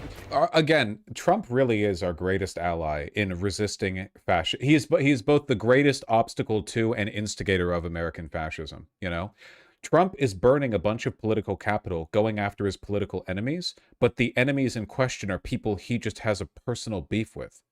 Like, Comey and Bolton are both nobodies now. They're completely irrelevant. They're out of the game. You could forget about them. They have no influence whatsoever on anything happening anymore. He's going after them. Letitia James, at least, is currently relevant, but why the fuck are you going after, like old neocons who aren't in power anymore? Insane. But there are some key differences between Bolton's case and those against two other Trump critics indicted by the DOJ recently. CNN's Caitlin Polance He's too petty and vindictive to do fascism properly. Give us a sense of what you saw this morning as John Bolton made his way to turn himself in. It's because they know no one will care. But it won't work, man. These cases aren't going to go anywhere. There is absolutely no way Bolton and Comey headed the FBI. Do you really think he's not going to overwhelm the DOJ has been so incompetent in bringing their cases. They have no idea what they're doing, and they're going after like old, wealthy, politically experienced people who have legal teams. Like, these aren't going to go anywhere. It's just empty grudges.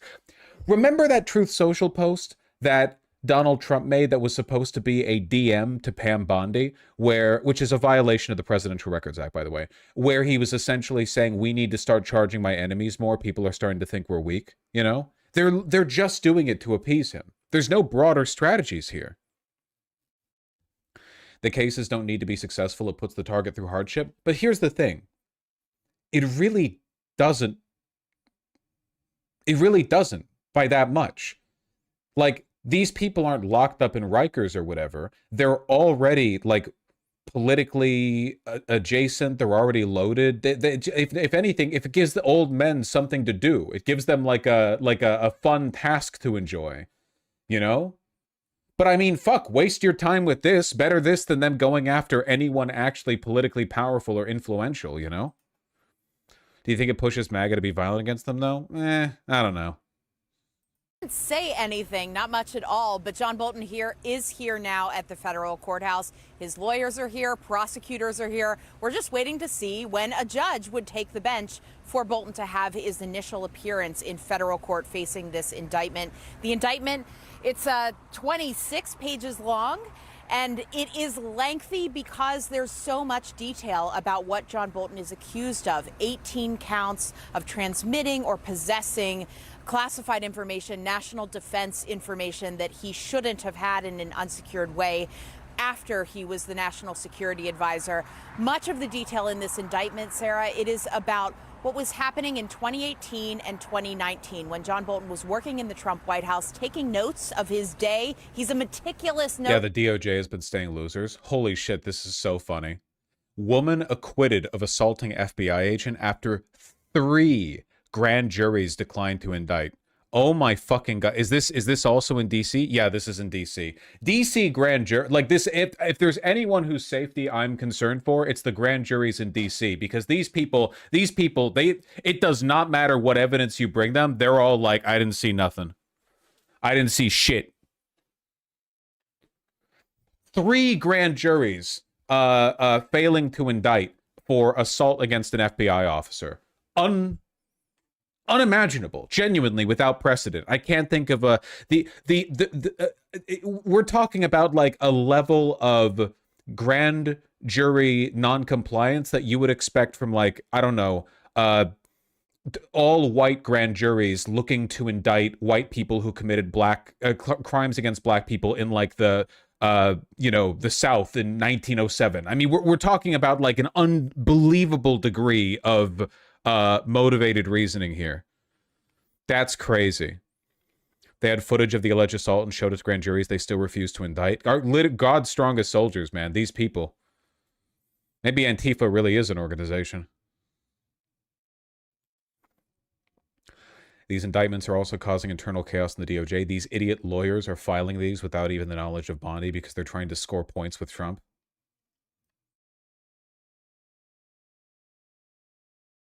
They didn't even know about the Tish James indictment? Wait, seriously? That wasn't coordinated from the top? I didn't even know this. That was just some guy firing from the hip?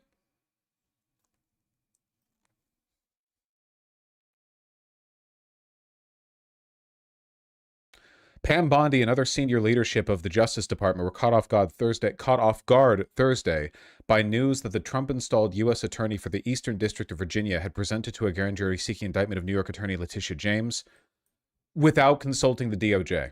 Without consulting the DOJ. Okay, sure. Yeah, why not? Why the fuck not? Notice me, Trump. Notice me. Maybe I can get a YouTube career going after I'm done being a federal attorney. Yes. I want to be on the TPUSA podcast. Oh, I want to sit next to the empty Charlie Kirk chair. Trump, notice me.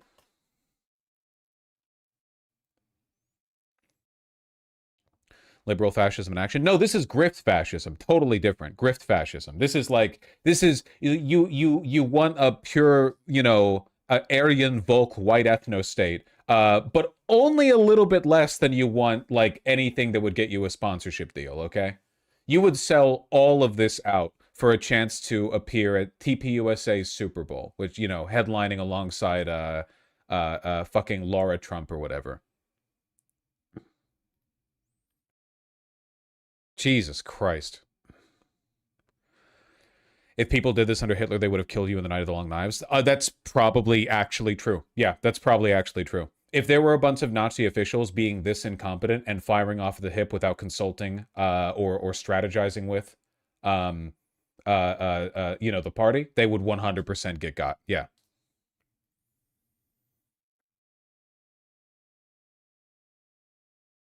Unbelievable.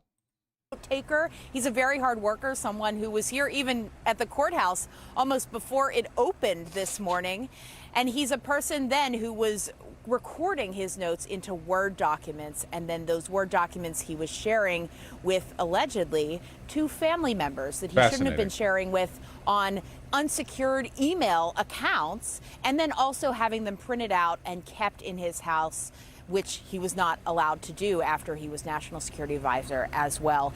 Some of the detail here is very likely to be read to him in court when he makes this initial appearance today, Sarah. He would maybe they're failing because they haven't culled the ranks. Well, I would argue that to an extent, like, that's true. Trump, the only thing Trump valued when he made his appointments was loyalty. So competence wasn't even a consideration. In Trump's first term, there were competent people in his cabinet who did a lot of work. I wouldn't say it's good work. They're still evil. They're neocons, but they did work. They know how to do the work. Right now, Trump's only prioritizing loyalty, but loyalty and competence in his case are like inversely correlated. So you have problems like Pam Bondi has literally no idea what she's doing. Kash Patel has literally no idea what he's doing. It hamstrings these departments. Genuinely, like, it seems Kristi Noem and Stephen Miller, J.D. Vance, and to an extent RFK Jr. are the only people who are really like moving forward this arm of like Trumpian fascism with any kind of cohesion, not Hegseth, that's for sure. What about Marco Rubio? Yeah, I guess Marco Rubio as well. Yeah, Marco Rubio as well, for sure. Yeah. Potentially have the opportunity to plead not guilty at this time. He does say he wants to fight his charges. He's accused Donald Trump of weaponizing the Justice Department against him for a political outcome. That is true. But some of the detail here that he will be told, very likely by a judge, is that he's accused of telling these people in his family that he wanted his notes to be saved for, quote, a diary in the future. Sarah? That's great. Well,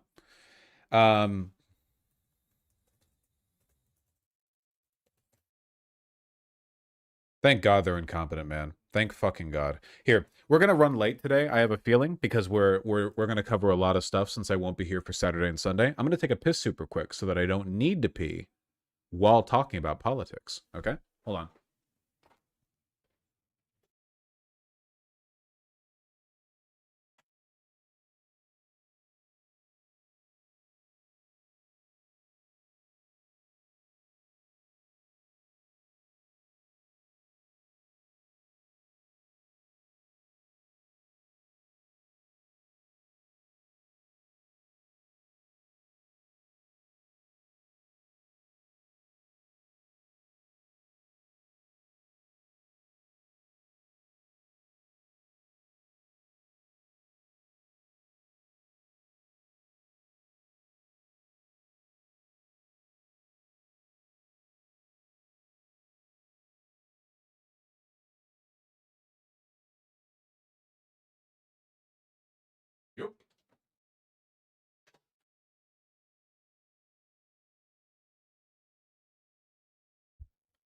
Oh shit, we pissing? We pissing. Yes, sir. Yes, sir. Did it go well? I was pretty happy with it. Solid, like, 6.5 out of 10 velocity, you know?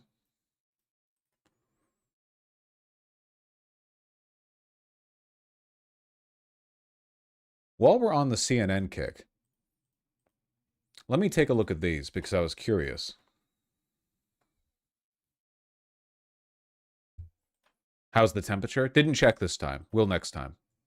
Democrats in the Senate voted against advancing the Republican funding bill. Dipshit. This was the 10th time they did so, as the divide deepens over healthcare-related demands. Remember, for Democrats, the biggest issue at the core here of the standoff, of the shutdown, is the Obamacare subsidies, which are set to expire in December, making insurance premiums skyrocket for millions of Americans. Democrats argue that any government funding agreement needs to include some healthcare policy riders to prevent the subsidies from expiring.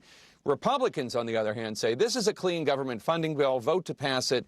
Then we can talk about any other issue. Last night, however, Senate Majority Leader John Thune, Republican of South Dakota, told MSNBC that he has privately told Senate Democratic leaders that if they need a commitment to a vote on extending Obamacare subsidies in exchange for their votes to reopen the government, well, he is willing, he said, to make that deal. Oh, no. Are they buckling? I've said if you need a vote, we can guarantee you get a vote by a date certain. At some point, Democrats have to take yes for an answer.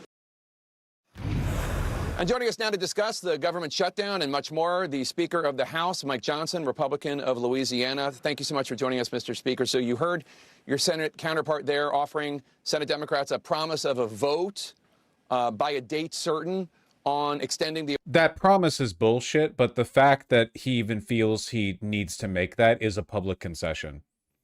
You know? To go on and on about, you know, healthcare for illegals, and then for Thune to essentially be like, well, okay, we can do that later. I mean, he's lying, but it is a walk back. Obamacare subsidies, are you willing to offer the same? No, we want no compromise. Yeah. We want no compromise. Remember all of that bullshit that people were feeding us, and Schumer as well, back during the stopgap bill vote, about how if the government shut down, it would be Doge 2.0. Trump would run rampant. Nobody could stop him. And the government's been shut down for 2.5 weeks and nothing changed. Nothing at all. They were like, oh, we're going to fire a bunch of people. Then they didn't.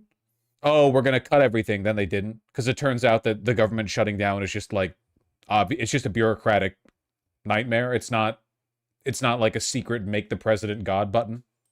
I mean, we've always been prepared to have a vote on that. It's something that was going to be discussed and debated deliberately throughout October and November, remembering that this is an end-of-the-year issue. The subsidy doesn't expire until December 31st.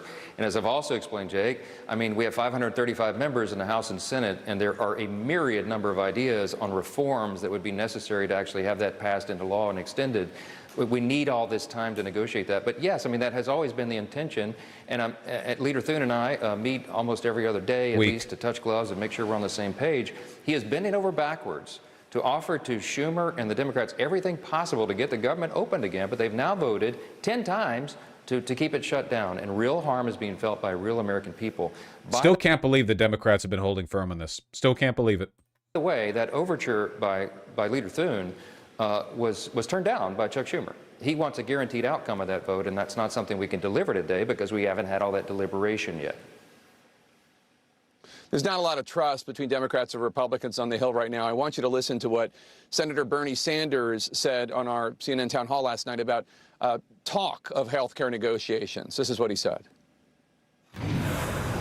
They've refused to negotiate, and anyone thinks that tomorrow they'll suddenly start negotiating, I think is smoking what is illegal in many states. It sounds as though Leader Thune is negotiating behind the scenes to assure Democrats the negotiations are real. Are you talking at all to your Democratic counterparts? Are you doing any negotiating?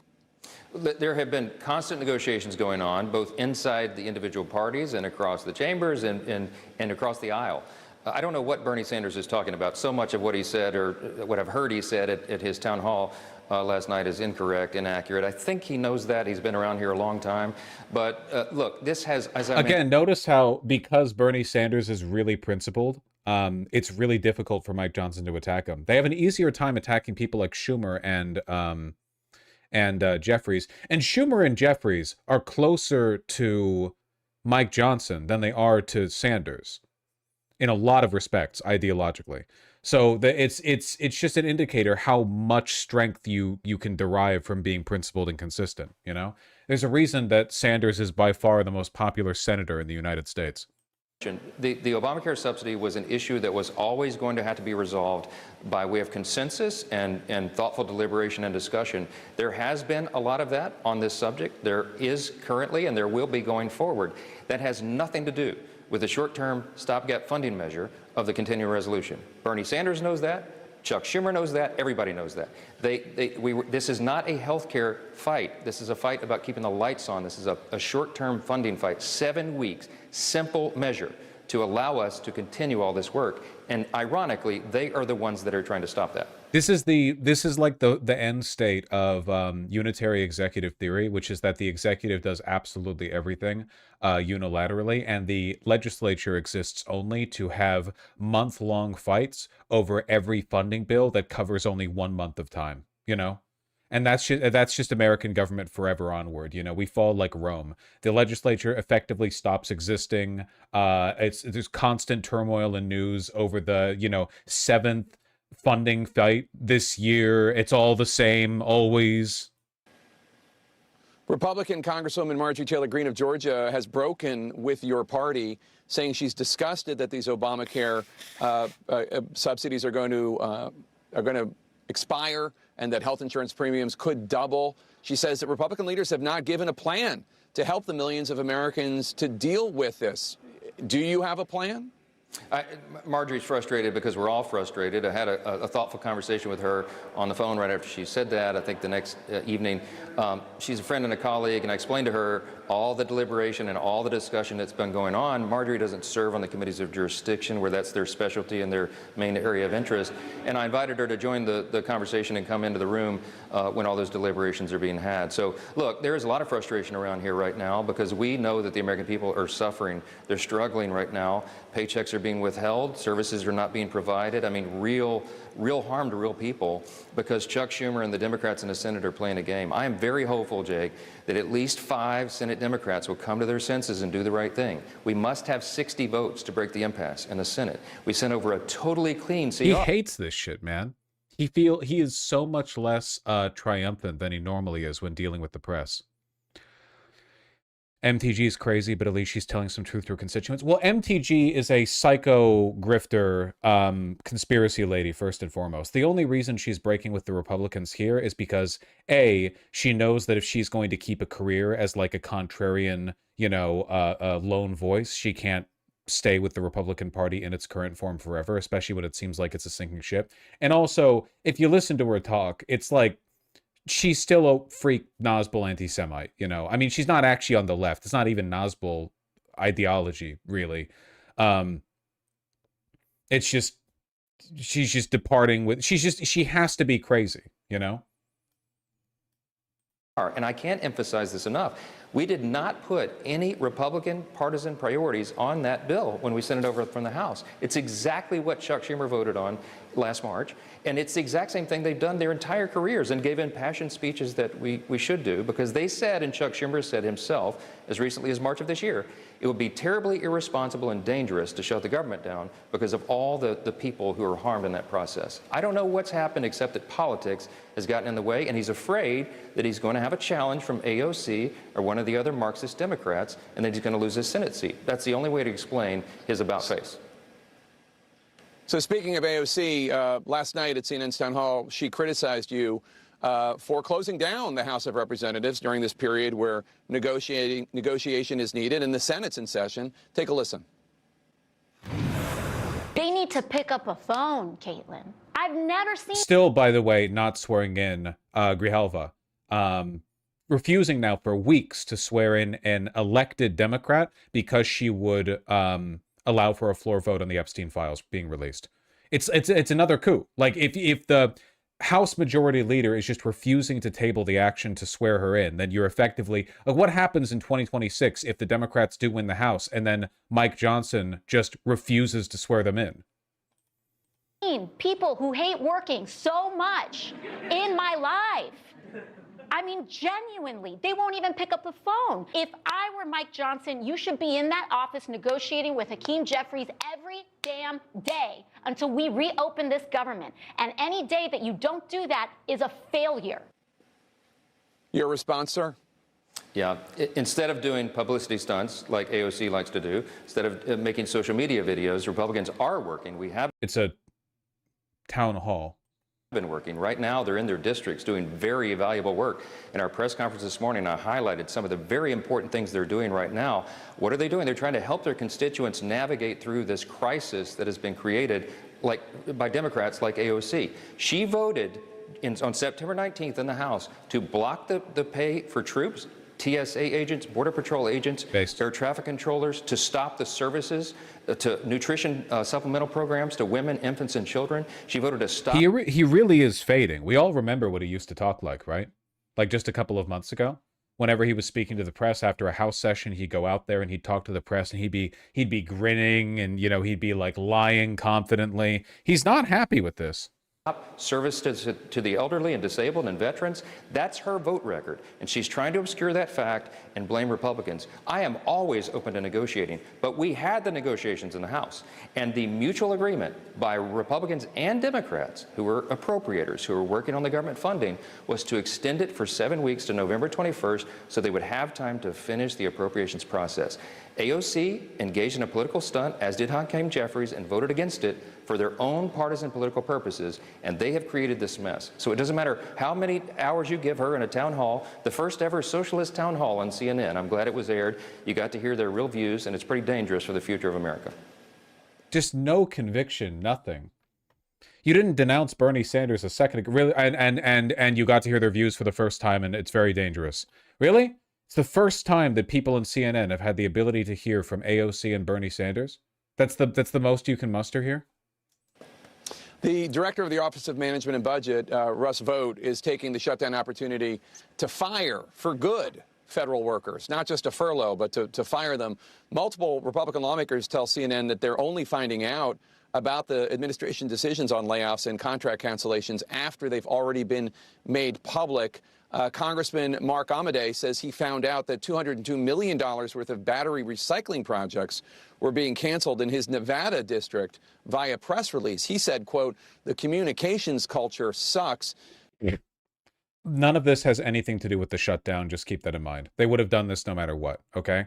Like, in this case, we're literally talking about a cut to, a green energy incentive, like batteries, you know? They were doing this anyway.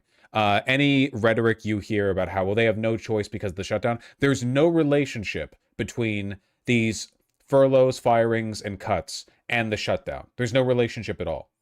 Cutting these people, these programs, doesn't do anything to free up money anywhere else. That's not how it works.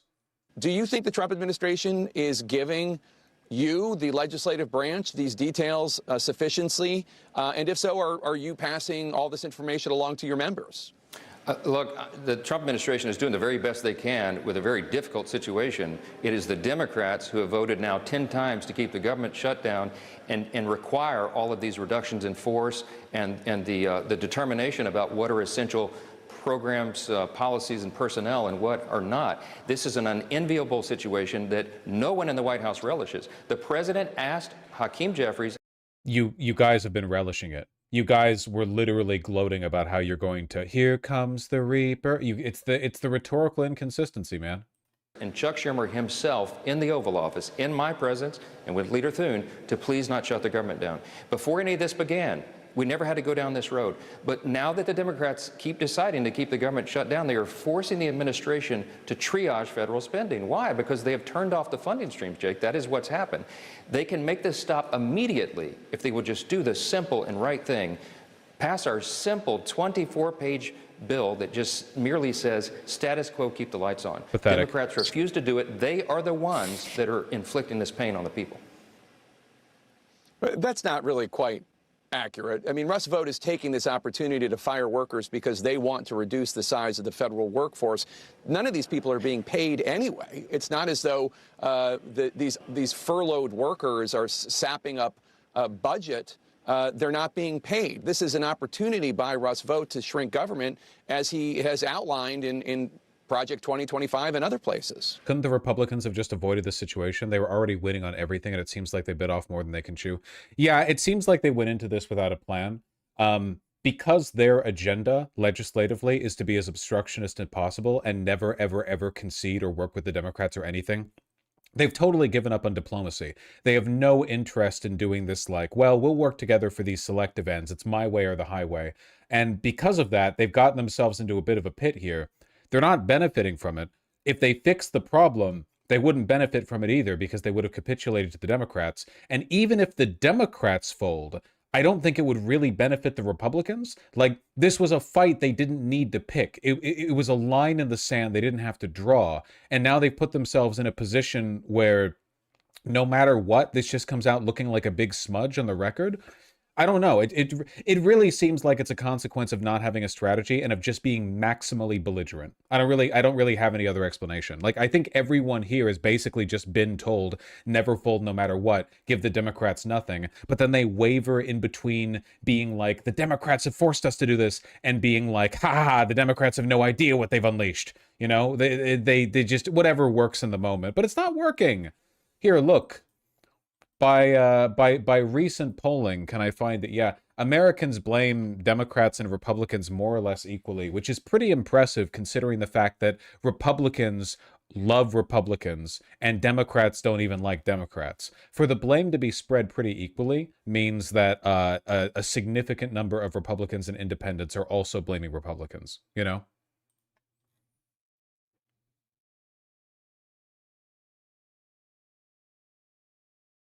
We might break a record, man.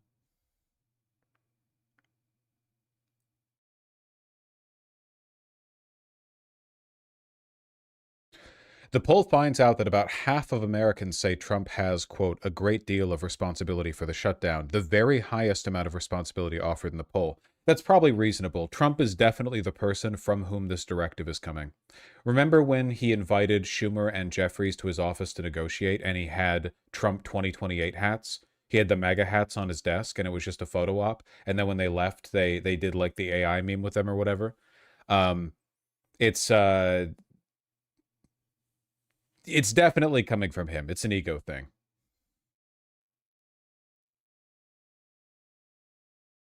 No, look, this is a very important distinction. Furloughed workers do get paid on the back end. They get that pay back to them. It's reimbursed, as you know. That's But you've threatened not to pay them. The Trump administration has threatened not to pay furloughed workers, which probably did a lot to endear you to them. I mean, that would be illegal, but you did threaten it, so I'm sure they appreciate that. How it works. That's the statute and the tradition and the practice. Russ Vogt does want to reduce the size and scope of government, as does every common sense American, because the federal government is too big, it does too many things, and it does almost nothing well. As Reagan said, government is not the solution to our problem, government is the problem. We want to reform it. But this is a very important point, Jake. Russ Vogt doesn't want to go about it this way, nor does President Trump, nor does any Republican in Congress. We want to do it through the regular order, the regular process of the Congress, to do this in a deliberate fashion. We don't want federal employees or federal workers to be given a hardship. We've got some of the most patriotic Americans who serve in these agencies of the government. They provide essential services. Why are they talking like they're not in power at the moment? Unironically, yeah, he's talking the way Joe Biden did when he was president. He's the one doing it. He's the one not negotiating. He's the one ensuring this happens. He's like, I don't know. We're just very weak rhetoric. Services for the people. The only reason people belong to the MAGA movement is because they like feeling like the aggressors. They like being the cultural domineers. They like being the people on top. They like cruelty towards the people they dislike, you know? You cannot get, you will never motivate them with performative displays of weakness and haplessness. It doesn't work. Again, it is the Democrats who are putting the Republican administration in the unenviable situation of trying to triage and figure out what are essential and what are not. That is not the choice of Russ Vogt or Donald J. Trump or the Speaker or the leader in the Senate. It is the Democrats that are doing this to the American people. Plain and simple. That's the fact, and everybody can. Fun. Well, we'll see how long this one goes. You're right about Johnson getting depleted. This is the way he ended his press conference today. I don't like being mad, Mike. I want to be happy, Mike. I want to be the happy warrior, but I am so upset about this. God bless America. We're done. Thanks. Weird shit, man. Weird shit.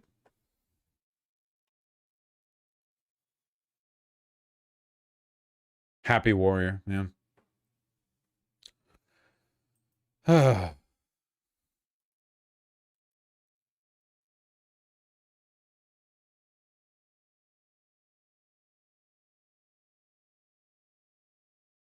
Dare I say woman moment? We're all always having a woman moment in our hearts. Okay. I gotta clear some of these. There's always something. Top U.S. Admiral overseeing Caribbean deployments to step down. Probably doesn't like overseeing the vaporization of, you know, a bunch of fishing boats for no reason. Cool, cool. That's just my guess. Probably feels kind of lame. What is this link? What does this shirt mean? It means that the Democrats are stupid and that Trump should be president. What are the three branches of government? 90% of you who like guys in chat would fall for this guy. He's got the mustache. That's all it takes these days. I've seen the thirst posts on Twitter. If a guy has like a mustache, that's what does it these days, is my understanding. The three branches of government, legislative. Oh, fuck me. He's drunk, probably. Legislative. Oh. You don't help me. Judicial. She just said it, though. She said that. Yeah. Judicial. I don't know What the does other this one. have to do with politics, though? Well, I mean, this does have to do with politics. I'm not well informed, but I am informed a little bit. I hate liking men. Not this man, I hope. When the helper is dumber than him. Yeah, pitching in with the what does this have to do with politics actually made him look stupider by adjacency, you know? Jesus Christ. This is the average voter. I mean, it's the average young Trump voter. Again, the only reason a young guy would be a Trump voter is because he enjoys performative cruelty. Young people are plugged in enough to the algorithm. It's not hard to find out that Trump is wrong about literally everything he has ever said. There's not like I'm sorry. We do. I know the disinfo campaigns are pretty ubiquitous these days, but we do live in an era where it takes no time at all to fact check anything that you hear. And if you're willfully avoiding these opportunities day in and day out, vis-a-vis the party that you support, I just don't have that much sympathy. I just don't have that much sympathy for you. That's why the young voter approval rating cratered before any other age demo early in the admin. Yeah, it really did seem like a fucking we like sowing but not reaping kind of deal with a lot of these people, you know? Yeah, fucking move UFC president, let's go, fucking based. And then 1 month in, and it's like, what the fuck? I'm still a virgin. It's fucked up.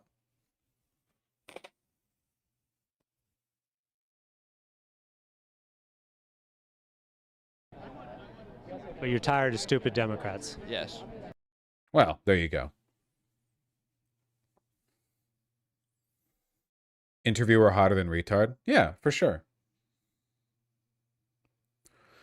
I'm just wondering at this point how Gen Alpha and Gen Z political landscape will be in 30 years. Well, much like the Nazis, this movement is unsustainable. It will burn out. So, like they did with the Nazis, where a lot of German adults who grew up in the Third Reich would later say that a lot of the ideas of the Third Reich were good, but they were poorly implemented. I have a feeling that for the rest of our lives, we're going to have to deal with a bunch of like wistful people around our age range, especially men, who will talk about how they were, you know, romanced by the MAGA movement and swept off their feet by a deluge of convincing propaganda. And in reality, it was just them being fucking stupid and watching like Joe Rogan shorts or something. You know what I mean? Like they're going to really play up this like intoxicating you know, moment in history where it seemed like everyone was getting pulled along and we couldn't have possibly known.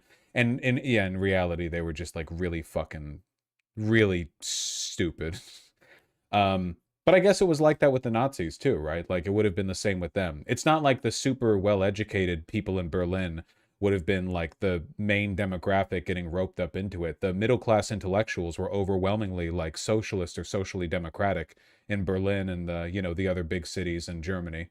Yeah, and a lot of them were killed, so yeah.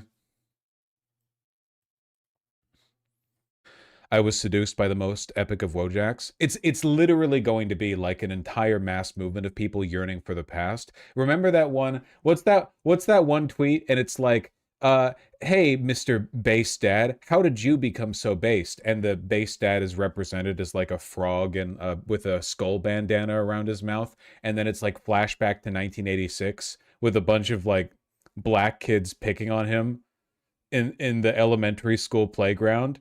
And they're like, pick up that money, white boy. And that held with him for his entire life. It's going to be like that, except with the MAGA movement, you know? Like all the people radicalized by Feminazi Fails number 67 on YouTube or whatever. This is such an online joke. Yeah, but you get it well enough to know that it's an online joke. Also, you're online right now, dumb fuck. Also, by the way, happy Cake Day. That's an anniversary of you making an account on the private streamer's website where you're complaining about the onlineness of the joke. Like and subscribe, motherfucker. I have no idea what the joke is. Well, here you go, because somebody found it. Meme Frog 2022. Meme Frog, how did you get so based? I can't do the voices. I would love to do the voices that Meme Frog had in his head when he wrote this out, but I can't. You know? Ayo gives me your lunch money, white boy. You read books? That's stupid. You stupid. No one's ever said this to me because they've never caught me reading a book. I'd never be caught lacking like that.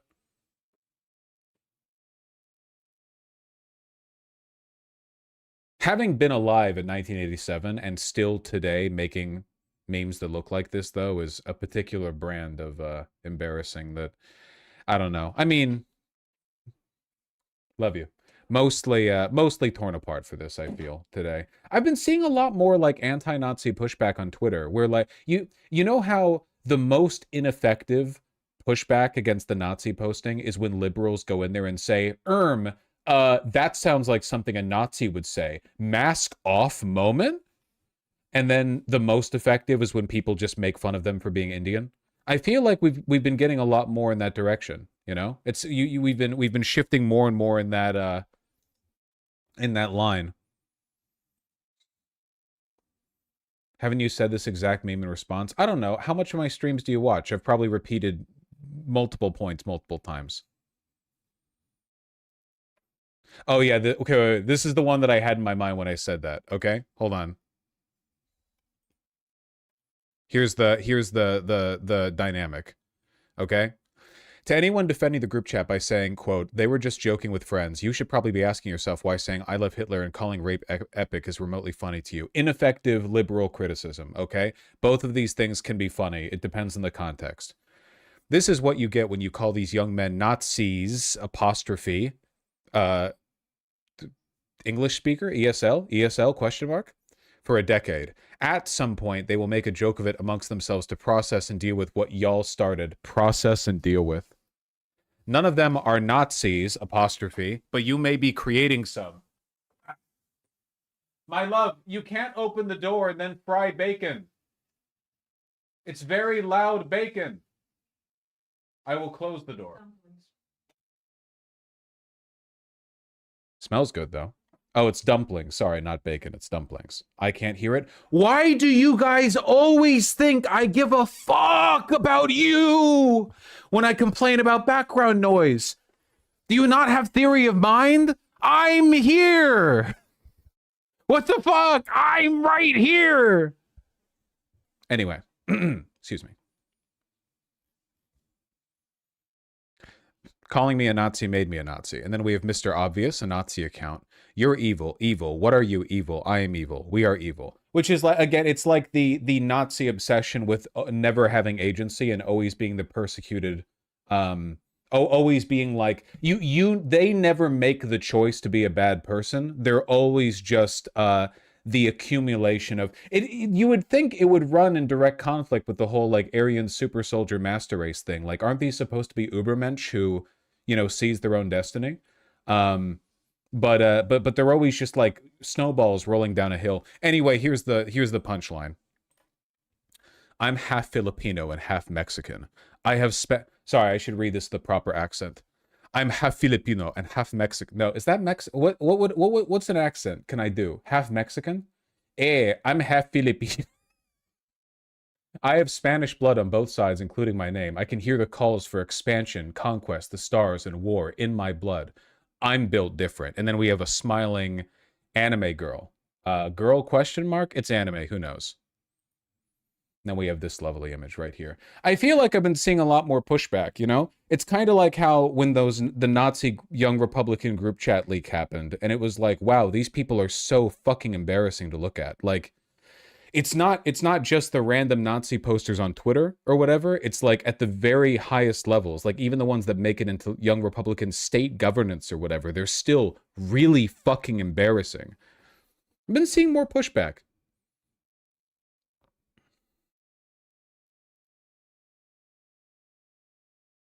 Biologically engineered to survive golf court crashes. That shit is going to last longer than the memory of that group chat leak. That was such a good one.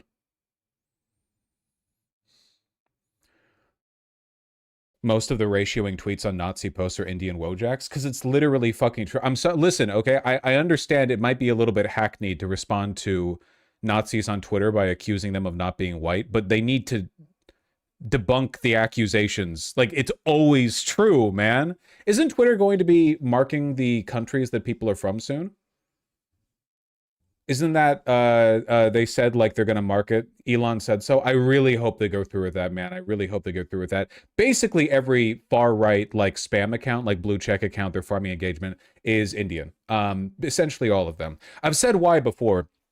The big reason being, for one, there is a lot of like weird like white supremacy by adjacency because they both hate Muslims kind of shit going on in India. It's not just India, it's the Philippines and all of Latin America as well, because they're all like, well, I'm 1/8 Spanish or whatever, like this fucking guy. But it's also because you can actually make a decent living in India by being a blue check engagement farmer on Twitter. You can't in America, you know? In America, being a blue check engagement farmer is not enough to pay your rent. In India, it is. And some other countries. So there's a monetary incentive there, you know? Also, it's always been the case that the most aggressive white supremacists have been Latin. I mean, well, hold on. I shouldn't say always. It's always in like recent internet history terms. It's been a long-standing tendency. It's true. It's a real thing, you know? White supremacy is a lot more pervasive in like day-to-day society in some parts of Latin America than it is in America, you know? The racial dynamic in Latin America is very different because you had, you know, the Spaniards and the Portuguese raping the indigenous population, and you get this big like blend of people ethnically and linguistically and so on. Whereas in America, you have like a bunch of different, what we now consider white ethnic groups. And of course, we brought black slaves. But for the most part, the white and black communities didn't intermix that much until recently. So you have like, you know, well, there was intermixing in the sense of like white people raping slaves, but not in the sense of like a social intermixing where you have like a broader distribution of mixed race people. And that's changing now, but it takes a long time for that stuff to lead to a change in like the cultural fabric. You know what I mean? The point that I'm getting at is that white supremacists are embarrassing, and I'm glad that people are making fun of them. Yeah.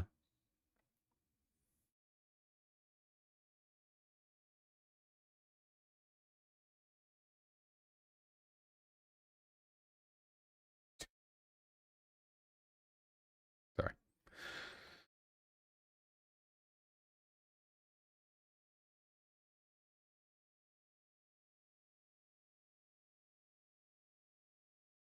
Socially ostracize them. I mean, it should, like, the only reason any of these people are like this is because they think it's cool. This guy made this meme because he thought it would make him cool with a certain crowd, right? Like, nobody does this shit of their own volition. It's not an internal dialogue, it's external, you know? It's something they do to fit in with a group, which is pathetic, but they do it, you know? The more like uncool it is, I don't know. It all works out in the end. The long arc of history, etc., bends towards justice, etc. Wait, they posted that meme because they thought it helped them? I know it's crazy to imagine, but like whenever you see a person on Twitter talk about like how they're a based younger sister loving Aryan lolicon or whatever, you have to imagine in your head what social group they must belong to for them to think that saying stuff like that increases their clout internally, you know? Like, cause that is what's motivating the behavior. It's not done. It's not like done for no reason, you know? Ew, I don't want to imagine that. Unfortunately, this is the dark heart of society that we need to contend with, okay? If you want to confront this movement at its core, you need to go beyond the superficial Nazis are evil. Yes, they are. Everyone knows that, including them, by the way. They're all aware of it. It's not like any of these people are... None of these epic red-pilled base Nazi posters who talk about how it's Deus Vult, it's time for us to take back 100 million Americans, etc. None of these people think they're good guys. They're performatively vice-signaling to appeal to a social in-group, and you have to confront the tendencies within that social in-group, at least understand how they operate. And unfortunately, I think the problem that we're going to keep running into over and over and over again is that within society, we are like a fucking spirit bomb building a critical mass of unfuckable incels. We are creating like an internal social demographic of violently mentally ill, extremely socially maladjusted people who will believe or do or say anything as long as it helps them stay like conformed. I thought you said people don't like to think of themselves as evil. I think that they think that what they're doing and saying is evil, but that they are not evil because the things that they're doing and saying are extreme reactions to an extreme world, or not things they actually believe. It's like a superposition with the sincerity of the stuff they say. Like, are they actually white supremacist, or do they just pretend to be because they think it'll win them points within the in-group. A lot of these people really don't believe in anything. You have to understand. So there's a lot of like deliberate inconsistency that they invoke, excuse me, that allows them to deal with themselves, you know? They think they're justifiably evil sometimes. Well, they like to believe that, like, they are a directive of history righteously correcting a fucked up world, and that their means and methods might be cruel, but they're also like a historical inevitability, you know? It's kind of like how Stalin felt about himself, where Stalin acknowledge that he was evil, but like everyone does this, right? Like, who is Aaron from AOT evil? Sure, but then your speech at the end is like, well, thank you for bearing this burden for us. Everyone who does bad things and acknowledges that they're bad things likes in their head to have this this narrative about how, well, you know, it might have been bad, but I was the only one capable of doing it. You know, it's embarrassing. It's a juvenile anime protag, edgy shonen way of looking at the world. You know, well, yeah, it's like 40K logic. You know, of course the Imperium is cruel and evil, but if it wasn't for them, you know, it's something that only works if you think of the world as a set of like stories and narratives, and don't engage with it as like actual reality. Which, in fairness, that's what they do. They don't engage with reality at all. So.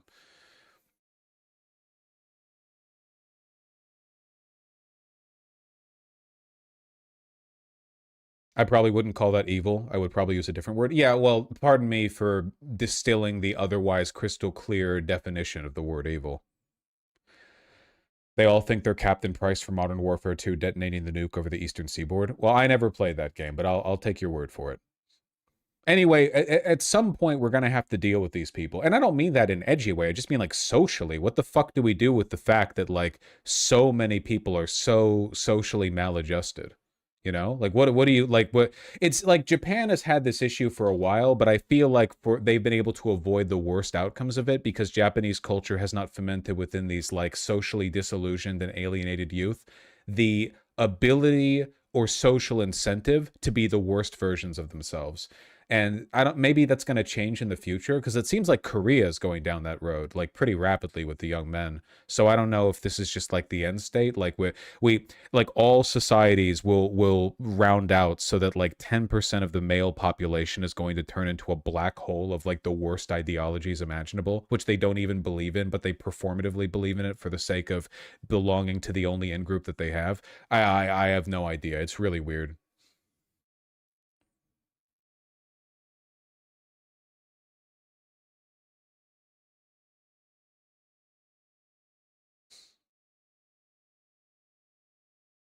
That was always the case?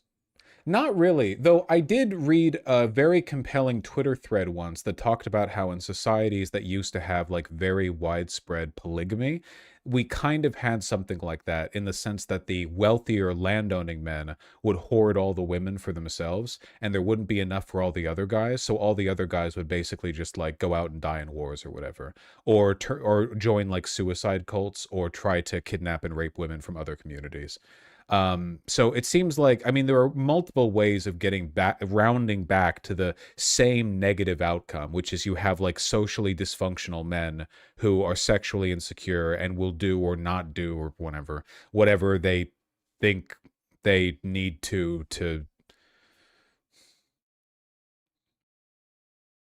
Sounds like BS to me. No, there's some truth to it, yeah. I mean, you've got a roughly 50-50 distribution of men and women. If polygamy is widespread and you have, like, wealthy houses where the men hoard up a bunch of women, in smaller communities, you could definitely have, like, a huge imbalance between the number of men and women who are available to be married, you know? I don't know.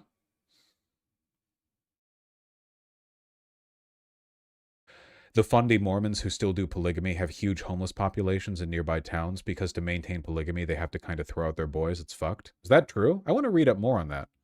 I want to read up more on that. That's pretty awful. Japan avoids it because crushing social conformist pressure ensures that kind of antisocial culture can't really gain a big foothold. Yeah, This might be like a stereotype.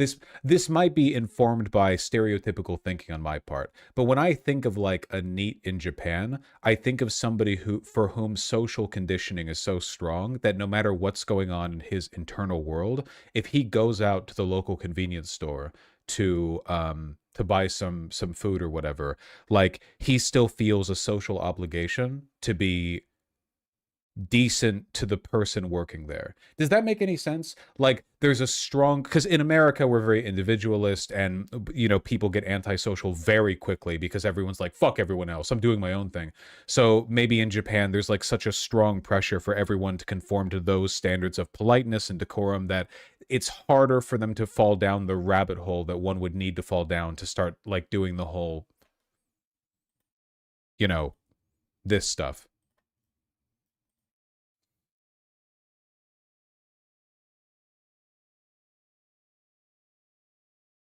But that might also just be a general tendency. It's probably changing too, you know? Still changing, probably.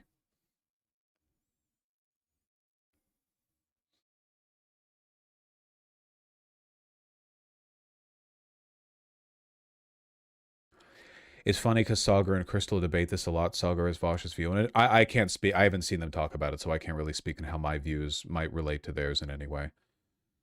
I don't know. I don't like thinking anything positive about Japan. What? Don't stop fitting everything into your mental box. We're talking about different stuff, okay? It's not that Japan isn't conservative, socially or otherwise. We're just talking about like the social expectations, you know, the degree to which you can remove yourself from society and still function, or like how belligerent it makes you. I don't know. It's just weird. But we have to deal with these people, don't we? I mean, how are we as a nation supposed to move forward if forevermore every like the young male demographic, like there's a significant portion of them who are that malaligned? I have no idea, you know?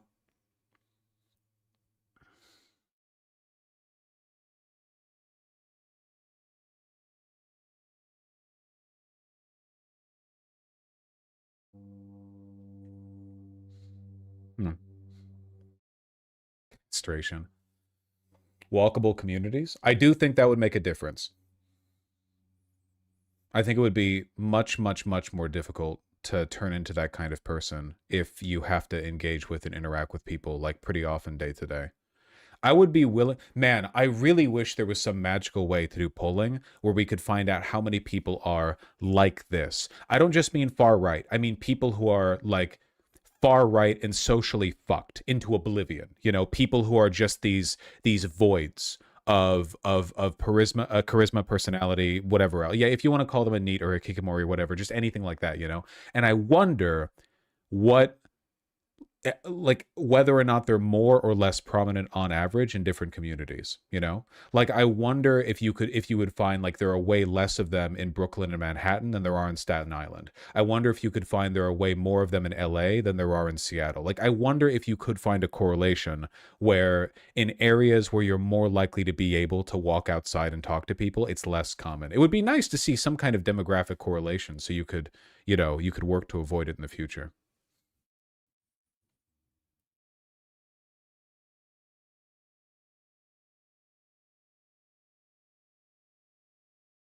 Bet they're way more common in suburbs and rural than cities. That would be my guess, probably. Yeah. And it's probably more common to people who have a bit of a safety net as well. Like the very poorest people are probably too concerned with trying to survive. Yeah. I'm just rambling.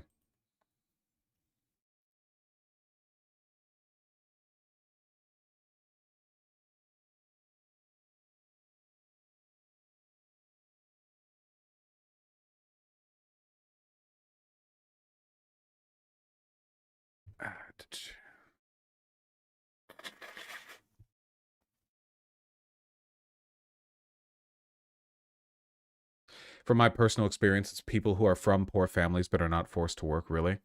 Having to work definitely does make a difference, I think. Okay, clear this shit. Trump to pay ICE and border agents amid shutdown.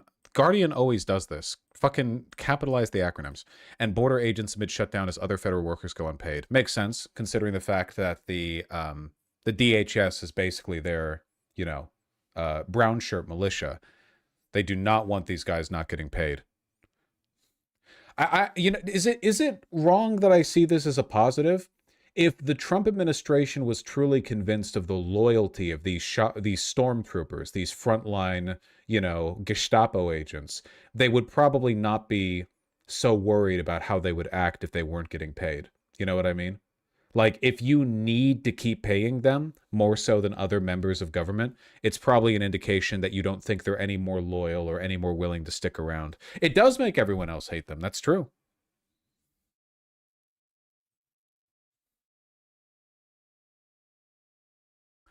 They are to receive by the 22nd of October a super check covering pay for all hours worked during the shutdown period and the next pay period. Oh my God. They're really trying to keep them around. And the next pay period. The super check.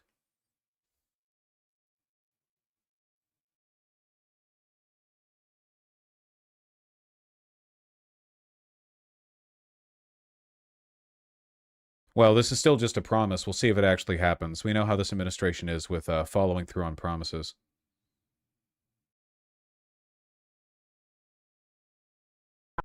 If you put that 100% tariff on top of what's in place already, you're talking about 157% tariff on China. Can that stand? No. I mean, what is that going to do to the economy?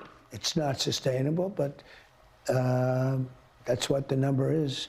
It's probably not, you know, it could stand, but they forced me to do that. I think we're going to do fine with China. I get along great with him. He's a very strong leader, a very you know, amazing man. And you look at what he's done and what he's, you know, where his life is an amazing story. It's a story for a great movie. I think we're going to be fine with China, but we have to have a fair deal. It's got to be fair. And if you put that 100%. Stupid. Up and down, up and down, and up and down.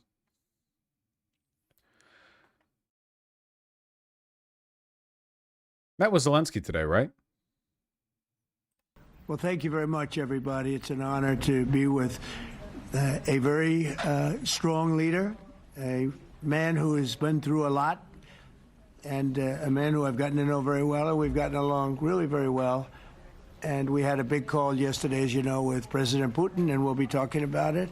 Can you talk about the admiral that stepped down early after the cartel boat strikes? Yeah, I mentioned it briefly, but right now there's just not that much information to work off of course. Somebody who, Southern Command, right? Somebody who operates Southern Command isn't going to, like, you know, do a tell-all with the media as soon as he steps down. Right, look, we know they're just striking whatever boats they can from international waters. What I'm interested in is seeing, like, how do we advance this aggression against Venezuela? What CIA operations, what land strikes, what are we doing, you know? What's happening next? Zelensky of Ukraine has endured a lot. I mean, he really has. He's endured a lot, and we've endured it with him. I want an article on that. It's been a long time, and I think we're making great progress. So we're going to be talking about that today. We'll be talking about what took place yesterday with my phone call with President Putin. And I think that things are coming along pretty well. It began with Alaska, where I think certain guidelines were discussed, and we want to see if we can get this done. This was long ago into the Biden administration. I came here and we inherited this, and we'd like to see if we could... Genuine question. Do we have any idea what they even want to do with Venezuela, or is it just 8-ball shit? I think it's 8-ball shit. I think that, like, Trump just wants a foreign enemy. He wants something that he can project military strength with, but he also wants to be the isolationist president who instantly fixes all problem and ends all wars. So he keeps, we keep getting these, like, weird back and forths where he's really, really, really aggressive, but then pulls back and declares victory immediately. He just wants a bunch of easy wins. But I don't know what easy win he's looking for with Venezuela. What would the, like, outside of the detainment, the detention or murder of Maduro, which he would definitely, you know, which Trump would definitely celebrate and use politically. I have no idea what outcome he could be looking for in Venezuela that he could celebrate as an easy win. Finish it, end it. We want it ended. So many people have died in this war, and we're gonna get it ended. So I just want to thank you all very much. If you have a couple of questions, go ahead, please.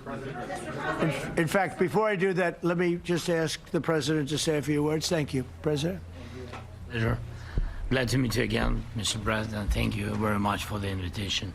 Again, my congratulations with your successful ceasefire in the Middle East. Thank you. Yeah, and you did it. And I think this is a momentum to finish Russia's war against Ukraine. I think that, yes, we understand that Putin is not ready.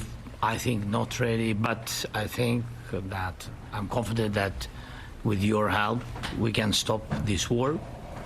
And we really need it. We see that they don't have successful steps on the battlefield, and it's good. I think that their army is weak now, but a lot of losses. They have a lot of losses and in economy and people, and I think this is a very important moment. And I wanted to thank you, Mr. President, after our phone calls.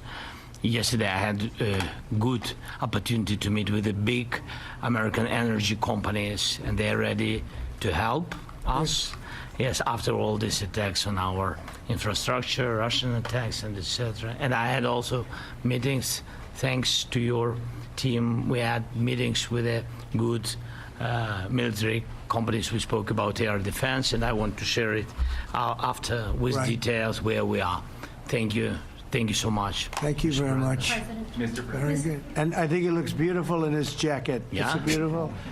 I hope people notice. It's a good. It's actually very stylish. I like it. President Trump. Thank you, Mr. Please, President. go ahead. Under the Biden administration, the White House was fearing of a possible escalation. They were not allowing the Ukrainians to strike into Russia, fearing of this escalation. Yeah. Would your administration allow Ukrainians to strike deep into Russia? We're going to be talking about that. That's something we'll be talking about.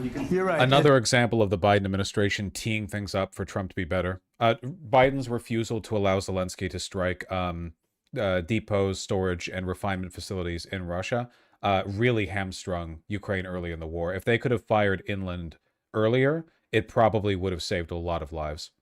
It's an escalation, but we'll be talking about that. Mr. President. Will President Zelensky join you in Hungary to meet President Putin? Because it's a leader that we like. We like Viktor Orban. He likes him, I like him. It's a country that's a safe country. Done a very good job. He's been a very good leader in the sense of running his country. He doesn't have a lot of the problems that other countries have. And so we've decided that we'll be going to be with Viktor Orban, and he will, I think he'll be a very good host. President Trump. President Trump. President Trump. Right here. It's President Trump. Hungary, yeah. We're doing Hungary, yeah. With Putin. Trilateral meeting, or is it just you and Putin? To be determined, but I would say most likely it's going to be a double meeting. It'll be a double meeting, but we will have the president, Zelensky, in touch. There's a lot of bad blood with the two presidents, and I'm not speaking out of turn when I say it. It's a very difficult situation. You know, we just settled the war, and after thousands of years, I guess. People say anywhere from 500 to 3,000 years, and I was in rooms, as you saw, because you were with me, a lot of you were with me last week, with leaders that didn't like each other, but they were able to get along. These two leaders do not like each other, and we want to make it comfortable for everybody. So one way or the other, we'll be involved in threes, but it may be separated. President Trump. President Trump. Was he what? Where are you from? From Ukraine. You actually had a Okay, conversation good. with me. Good, in yeah. Hague. What if President Putin doesn't agree to peace in Hungary? What do you do then? Do you have? Well, let's see what steps happens. for that? I mean, you know, what if? I think he will. I think that President Putin wants to end the war, or I wouldn't be talking this way. I think he wants to end the war. I spoke to him yesterday for 2.5 hours. We went through a lot of back and forth, man. As he talks to Putin any day now, the war's going to end. He talks to Zelensky, $20 billion more to Ukraine's weapons. He talks to Putin again. Yeah, I think the war's going to end any day now. Details. He wants to get it ended.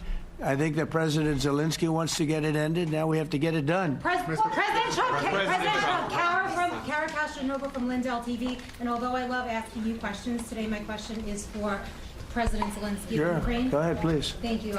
Love my White House. Our President Zelensky, President Trump, just brokered a peace deal in the Middle East that all Americans, both sides of the aisle, are very proud of. But to meet that deal, both sides had to make concessions. Our president has stuck out his neck in many ways to make a peace deal for your war as well. Oh my God. What specific concessions are you willing to make to end this war with Russia? Will you give up joining NATO? Americans have foreign war fatigue, and our president, as he said, we need our tomahawks too. To me? Yes, you, President Zelensky. Thank you very much. That's some question. Thank you very much. So many questions in one. Thank you very much. Pretty lady. Very good. I Next. think we need to sit and speak. The second point, we need ceasefire. Even now, you see in the Middle East, it's very difficult to hold ceasefire. Everywhere, in every war, it's very difficult. We want peace. Putin doesn't want. That's why we need pressure on him. He's wearing a suit. He's wearing a suit. It's more like a field jacket than a proper, what we would call a suit. We will speak with President today what we need. We understand what we need to push Putin to negotiation table. And as I said previously, so we are ready to speak in any kind of format, bilateral, trilateral, doesn't matter. Matter just peace. This is important. And we don't speak about NATO or NATO. For Ukrainians, it's very important. Of course, it's our decision, decisions of allies to decide where we are. But are you willing to give up Yes, but joining the NATO? most important thing for people in Ukraine, which are under each day's attacks, to have really strong security guarantees. NATO is the best, but weapon is very important. Allies on our side is very important. And between us, for us, bilateral security guarantees between me and President Trump is very important. I don't know, we didn't speak with details about it, but this is the most important document because the United States is very strong. Sir, President Trump, you are the middleman right now, hoping to end this conflict. Who is doing a better job negotiating, President Zelensky or President Putin? All of the like insane MAGA journalists here are so obviously pro-Putin. It's so fucking disgusting, man. I think they're both doing a great job in that sense. We have to get it done. We've got to take some of the hatred of each other. You know, they don't like each other. I say that in front of President Zelensky, but I say it in front of President Putin too. They have God, he sounds old. Tremendous bad blood. It's really is what is holding up, I think, a settlement. I think we're going to get it done, and we have to make it long-lasting. As I said in the Middle East, everlasting, right? Everlasting. And the Middle East is a much more complicated situation. You know, we had 59 countries involved, and every one of them agreed. And it's, you know, it's sort of amazing. Most people didn't think that was doable. This is going to be something I really believe that's going to get done. I had a very good talk yesterday with President Putin. I think he wants to get it done. And President Zelensky, right behind you. When we were in Israel with President Trump earlier in the week, we heard a lot about the difference in diplomacy between President Trump and President Joe Biden before him. What do you see as the biggest difference in diplomacy between President Trump and President Biden? Is this really all that we're getting? Are there any people remaining in the White House press pool who are not insanely partisan? Anyone here? Do we have NYT? Do we have CNN? Do we have NBC, ABC? Anyone? President Trump has a big chance Reuters, now to finish this war. Associated Press. President Biden now is not the president, so he doesn't have a chance to finish this war. And President Trump is really showed for the world that he can manage ceasefire in Middle East, and that's why I hope that he will do this, and we will also have such big success. For Ukraine, it's a big chance, and I hope that President Trump can manage it. I would say the biggest difference is one is extremely competent and the other one is grossly incompetent. Oh, gotcha. Thank you for pitching in, Mr. President. Mr. President. Sir, a few weeks ago in New York when you two met, you said that you think Ukraine could ultimately take back all the territory that it's lost so far. Do you still think that's the case, or do you think there'll have to be some sort of You never swap of know. Look, territories? you know, war is very interesting. You never know, do you? You just never know. With war and peace, but you never know. Please. Russia calls Tomahawk supply to Ukraine as an escalation, yet it continues using similar cruise missiles like Caliber and even... Who are you with? Who are you with? You're Ukraine? Yeah. But Russia continue even using the cruise missiles and also nuclear-capable ballistic missiles in Ukraine since 2022. So do you consider providing Ukraine with the Tomahawk or similar missiles as an opportunity to equalize the possibilities of Ukraine and Russia and push Moscow to the negotiation table? Sure. We're going to be talking about that. That's why we're here. Okay? Fair question. Exactly as he These told questions you to say. fucking suck, man. They don't have... First Lady Melania Trump has been helping in returning abducted Ukrainian children from Russian captivity. President Zelensky, do you appreciate those efforts? How do you assess them? And did you ask her to step in and to help you? Oh my God. Well, that's the things we'll be talking of our production drones, but we don't have Tomahawks. That's why we need Tomahawks. But United States is a very strong production, and the United States has Tomahawks and other missiles, very strong missiles, but they can have our thousands of drones. That's why where we can work together, where we can strengthen American production. And so just so that I understand, so you're suggesting kind of a trade. If President Trump okays Tomahawk missiles to help you launch Yes, it's into about Russia, military goals. It's you only would about let- military goals. Right, but then you would authorize some kind of an exchange where Yes, of course. the U.S. gets Yes, we have Ukrainian- proposition. Yeah, we And- have brief He doesn't like this with guy our at all. Drones. President Yeah. Trump, I don't mean to be brokering an arms deal here, but is that something that you would be interested in, Ukrainian drones? We are, yeah, or we would. We have a lot of drones right now. We build our own drones, but we also buy drones from others, and they make a very good drone. I mean, drone warfare has really come to the fore over the last couple of years because of this war. Fucking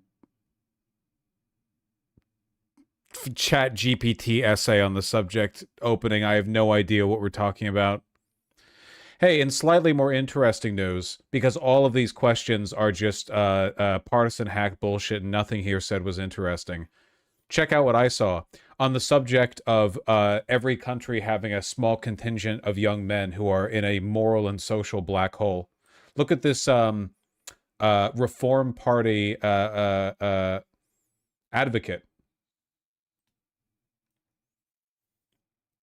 That's picture perfect right there, huh? Oh, this guy? You knew who I was going to show before I even showed him?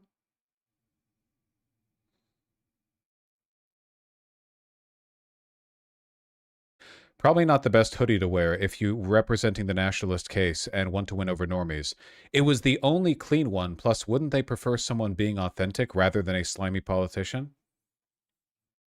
Hell yeah, brother.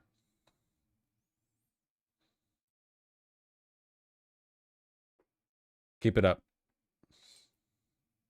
Christ. Click replies. I have a feeling that this comment thread is going to devolve into some really nasty shit really quick, so I just can't scroll through that freely on stream. Sheesh. Why is it always those kinds of people? Because if they weren't that kind of person, they wouldn't be that kind of person.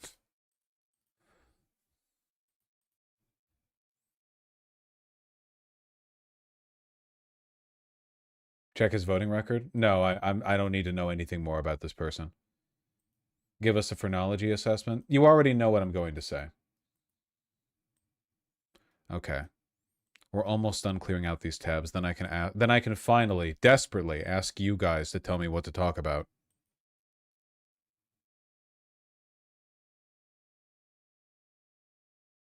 Argentina bailout has been doubled to 40 billion. That's fantastic. Very, very good. Happy to hear it. Why does Newsweek look this way?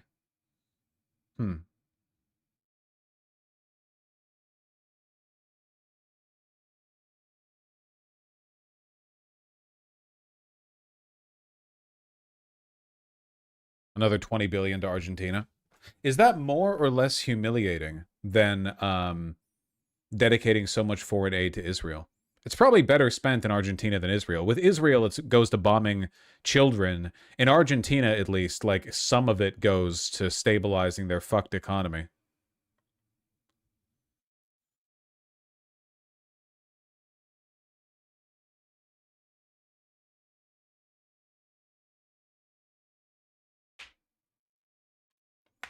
Does some of it at least still go to bombing children? I don't know. I'm sure some portion of it goes to bombing children, you know. Don't get your hopes up too much, but it's possible.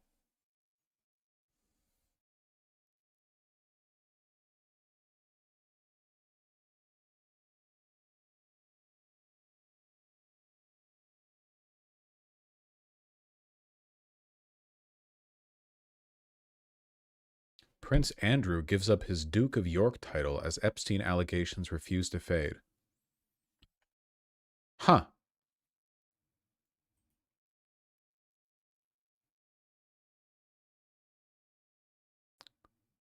Andrew said the continued accusations about me distract from the work of His Majesty and the royal family. Jesus. I mean, that's pretty good, right? It's nice to know that we live in a world where being extremely associated with Jeffrey Epstein might be like a persistent black mark on your record.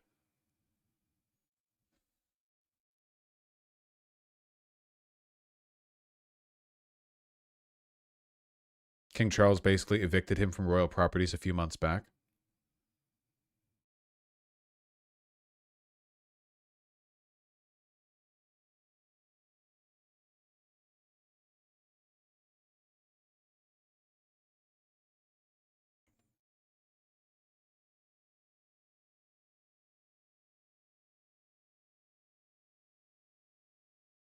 Huh. No. All right, folks. We're not ending stream just yet. As a matter of fact, we got a good while to go. But I finally cleared the tabs. Those tabs had been there for a couple of days. Honestly, in their absence, I don't know what to do with my life anymore, you know? I'm going to have to restructure the entire stream. I have no idea what comes next. We're tabless. No Kings tomorrow? Yes, but that's tomorrow, so it hasn't happened yet.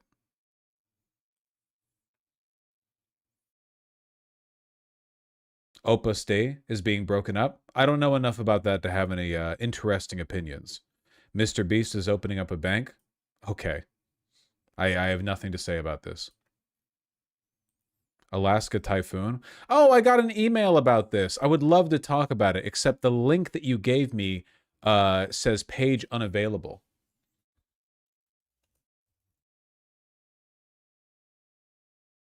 You fucked me. But don't worry. I fixed your embarrassing mistake.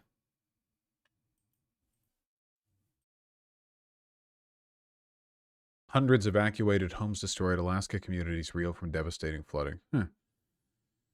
We're in for a pretty rough winter, aren't we? I've heard that from some very alarmist-looking YouTube videos. Apparently, we're in for a pretty tumultuous winter. Not we as in, like, Seattleites, but we as in the Northern Hemisphere.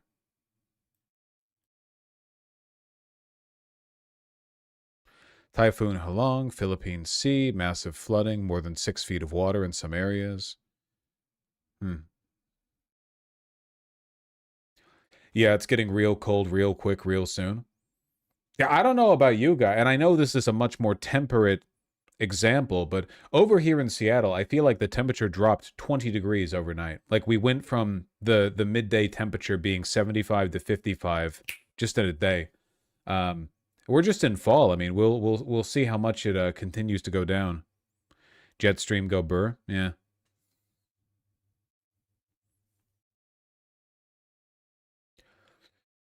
What do you think of this legal theory to get around Citizens United? Well, I don't really think it's about a legal theory. It's about, like, convincing the Supreme Court to not be awful, right? The corporate power reset that makes Citizens United irrelevant. By using their authority to define what corporations are and what powers they hold, states can end the era of corporate dark money in U.S. politics. I'm going to stop this right here. It's not happening.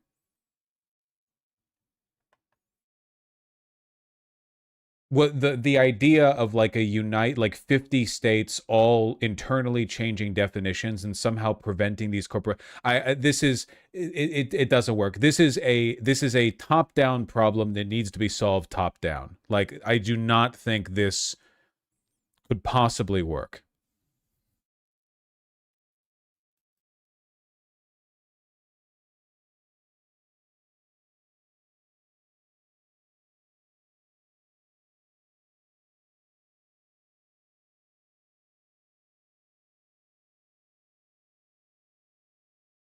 The court did not say what a corporation is. It could not. The question lies beyond even the Supreme Court's reach. Each state creates and defines its corporation.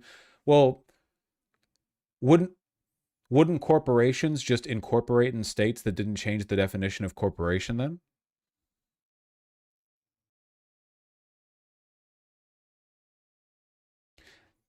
I also don't trust this language. This is, look, let the legalese be written in articles that should be written in legalese. What is this language? In American law, corporations are not born, they are built. Corporations are creatures of statute, not of nature. Who are you writing to? What is this, a Substack article? You know, it's performative puff speak. It's puffery. You know, it's purple prose.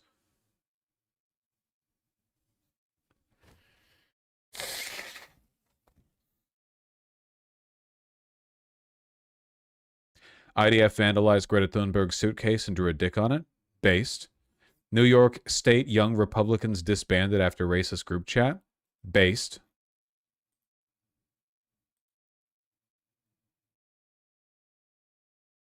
That is pretty funny. This fucking guy. How are you going to be Hitler but then allow your hair to form a yarmulke on its own? That's crazy.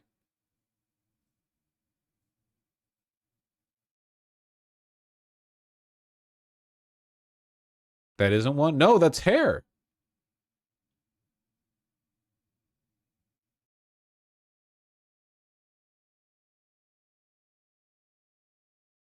New York State Republican Party leaders voted unanimously to disband an organization promoting younger members. Unanimously! Wow, that's actually pretty big. They must understand how embarrassing this is for them. I know that a lot of younger Republicans think that their time is now and everyone in America is ready to be, you know, pro-Hitler. I don't think they understand how toxic this comes across to, like, the vast majority of people, you know?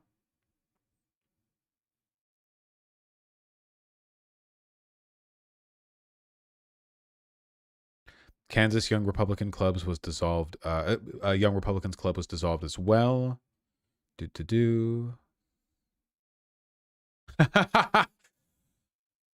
Cox sent a formal notice to the National Federation of Young Republicans. Unlike the Democratic Party that embraces anti-Semitic rhetoric and refuses to condemn leaders who call for political violence, Republicans deliver accountability by immediately removing those who use this sort of rhetoric from the positions they hold. Every young Republican Hitlerite fucking hyperventilating into a brown paper bag, you know?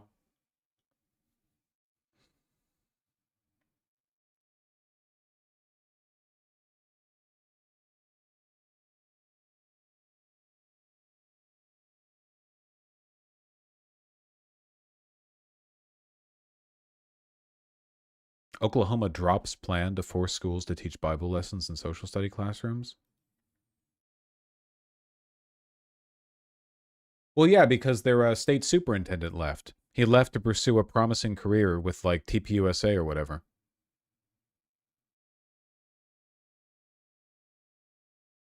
Yeah, there's a new head of education.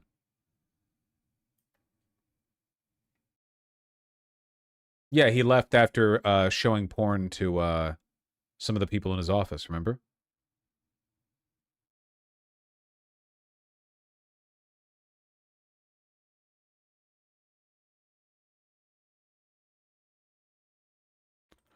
What kind of porn? I don't know if they were specific. I don't know if they were specific. I did see this one.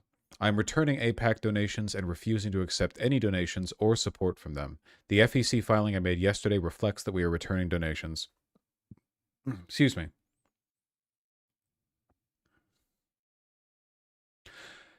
I am cautiously optimistic that the recent breakthrough in Gaza will move us closer to ending the horrific violence in the region. A political solution or political resolution that allows Israelis and Palestinians to live side by side in peace is exactly the kind of framework I've been calling for from the beginning.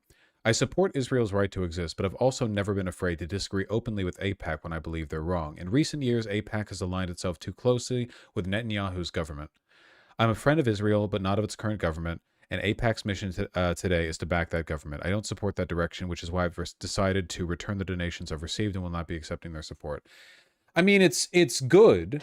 It's good. Unfortunately, this is just the J Street path, right? I mean, at the end of the day, apartheid is apartheid. But if AIPAC is reaching a point of toxicity where even people like this are dropping it, that's still good. That's still good in the long run.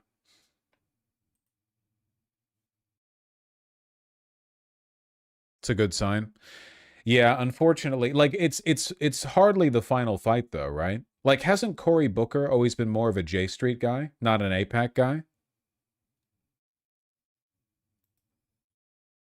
AIPAC's response, they've been crashing out for about 2 days.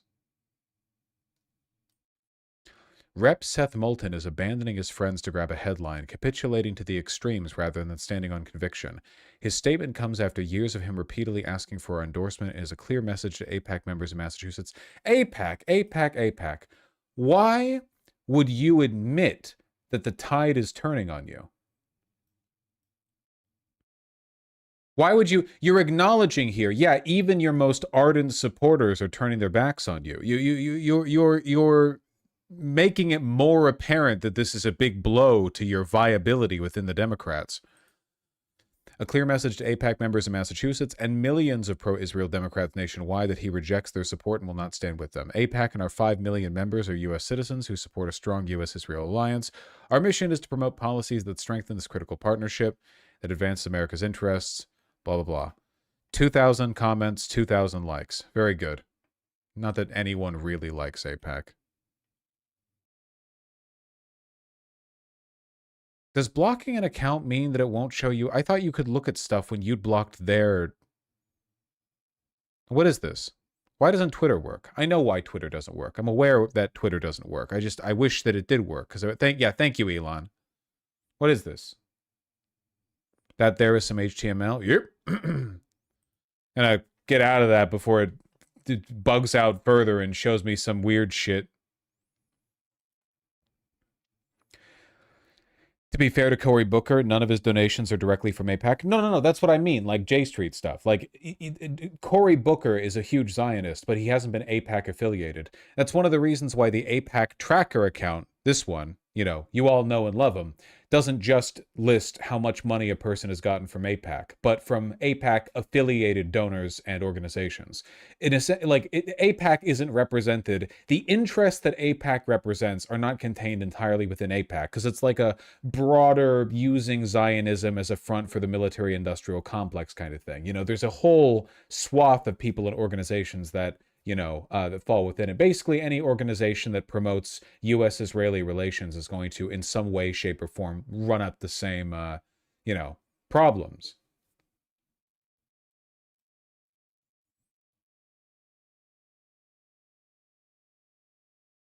Yeah, Zach, I did.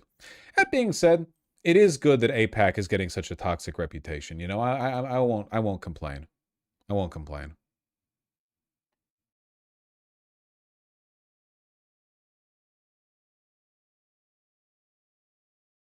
Popular decision, too. Insane that in spite of this environment, this political environment, so many Democrats still don't see the writing on the wall. I maintain my position that the midterms 2026 and the next presidential, it's going to come down to Israel, man. Because again, if you can't draw the line on genocide, how are you going to draw the line on democracy? It's not about whether or not you think the genocide of Palestinians is more important than any domestic issue going on in America. It's not about like relative weighted domestic or geopolitical conflicts. It's not about what you think the most important issue to you as a voter is. This is the most obvious litmus test. It's the clearest line in the sand. And consistently, time and time again, support for Israel has been correlated with a bunch of negative domestic policy support too. Like, the more ardently pro-Israel you are, the more generally awful you are. Like, it's just a really good litmus test. And if you're the kind of Democrat who just can't drop that line, you're probably not capable of wresting this country free from the death spiral that it's in. Like Newsom. Remember that Newsom clip? Where he was on his podcast and somebody else, the guy he was talking to, said, yeah, I'm just not voting for anyone who's got AIPAC support. And Newsom was like, AIPAC, what's AIPAC? I don't know. That's interesting. That's crazy, you would say. I've never even heard of these AIPAC guys. What? I just am very fascinated. I don't think anyone talks about them, but you sound crazy. You know? And it's like, Jesus fuck. Like goddamn specters looming in these people's heads, like a shadow. The Pac-Man special. Yeah. AIPAC, EPAC. Don't even know how to pronounce them.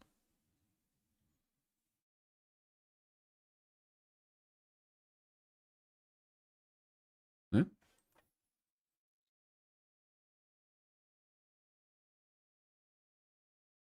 A pack of what? Yeah.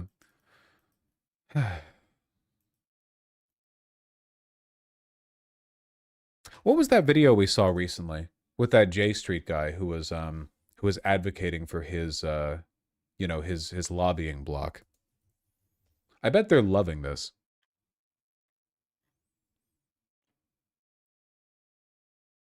Was it Mehdi Hasan? I think it was Mehdi Hasan, yeah.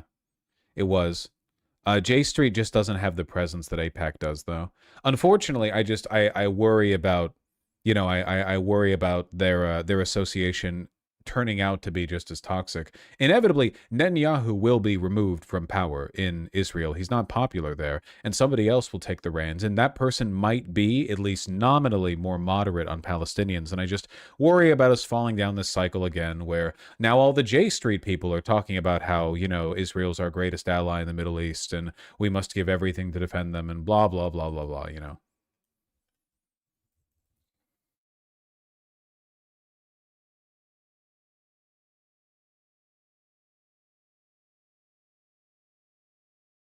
J Street is more liberal than AIPAC, yes, Shaky09, but they are still Zionist. And unfortunately, the problem here underlying everything is the Zionism.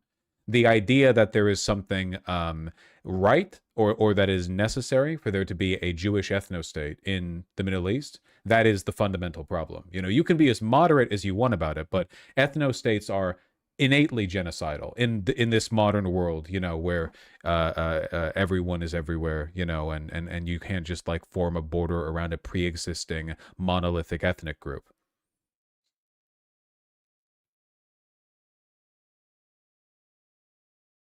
They're also cringe. Yeah, well, that's also true.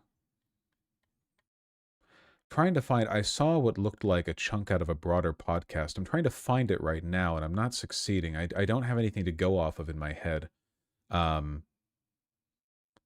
Say. One thing that does really piss me off, though, is that so many of the people who talk about AIPAC are just freaks and anti-Semites. Look up AIPAC. Right now, I just did. AIPAC past 24 hours, okay, on YouTube. And the number one result, right there on top, Code Pink. Jesus.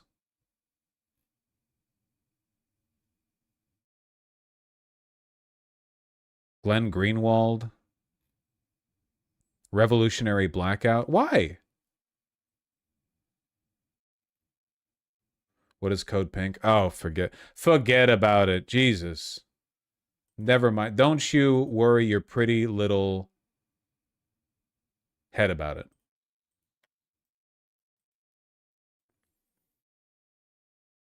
There's been an insane rise of anti-Semitic videos on TikTok and Instagram. I've seen Nick Fuentes videos with 200K plus likes and all the comments are juice emojis. Yeah, and you know what? All of the Israel supporters put us here. I'm not going to invalidate or like negate the autonomy or the agency of the Nazis, but this was the obvious consequence of every single Western leader falling to their knees and dying on the sword over Israel and enabling and empowering every anti-Semitic conspiracy out there, all in the aim, every cynical attack, every we can't have good things here because we need to promote bad things in Israel, all the obvious lies. This was an inevitable consequence. Jesus Christ. The most pervasive conspiracy theory about Jewish people is like the myth of total pervasive control of the West. And you are really, really, really, really not helping that by, again, it's this bizarre suicide pact that all of our leaders made with Israel. Of course, not really with Israel or with Jewish people, but the MIC and so on. But you've heard me ramble about that before. Yeah, at the end of the day, they are the ones who conflated Israel with Judaism, okay? These are the same people who called like a Jewish Voice for Peace anti-Semitic and bad Jews for criticizing Israel, all right? This is not on the left.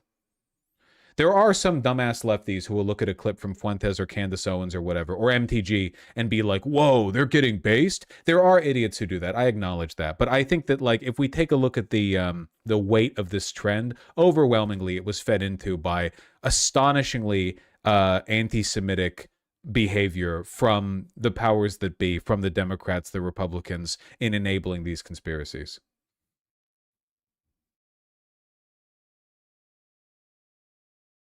It's because evangelicals want revelation. Yeah, and now it's because everyone wants a scapegoat. Now, to a lot of these people, like to people like Nick Fuentes or Candace Owens, the Jews get to be, to them and to their followers, what the Jews were to Hitler in the 30s, which was an easy scapegoat that you can use, a permanent threat on the horizon that justifies any act of barbarism. Everything bad in your life is because of them, like a, all-purpose scapegoat, so you don't have to worry about or deal with any of the nuances or technicalities of governance, and then you just run everything into the ground. We're going right back to the same damn pointers, man.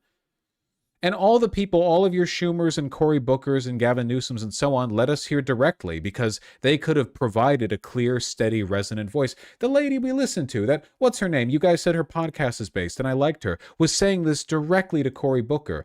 By being so ardently pro-Israel, when it's insanely immoral to do so, you're making it so the only clear anti-Israel voice, a voice which is desperately needed, is being met with anti-Semites like Marjorie Taylor Greene and Candace Owens. And she was completely correct in saying that.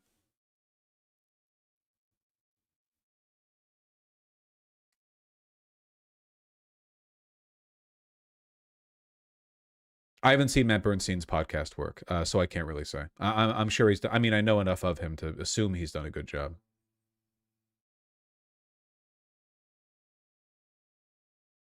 If the 2028 election is Ben Gavir's best friend saying Israel's our greatest ally versus Mecha Hitler Grok, who would you vote for? Is Mecha Hitler Grok still the anime girl that looks like the goth lady from Death Note? Because if so, her.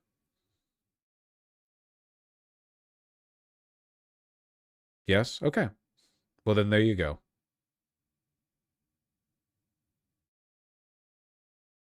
Laura Loomer tried to flirt with a guy in a club, but she said a lot of racist, fucked up stuff. Is that newsworthy? Laura Loomer's a Nazi. Of course she would. Yeah. Did you just link E-Bombs World in my chat? Oh my god. Okay. Put the shovels down. Stop digging. Holy shit.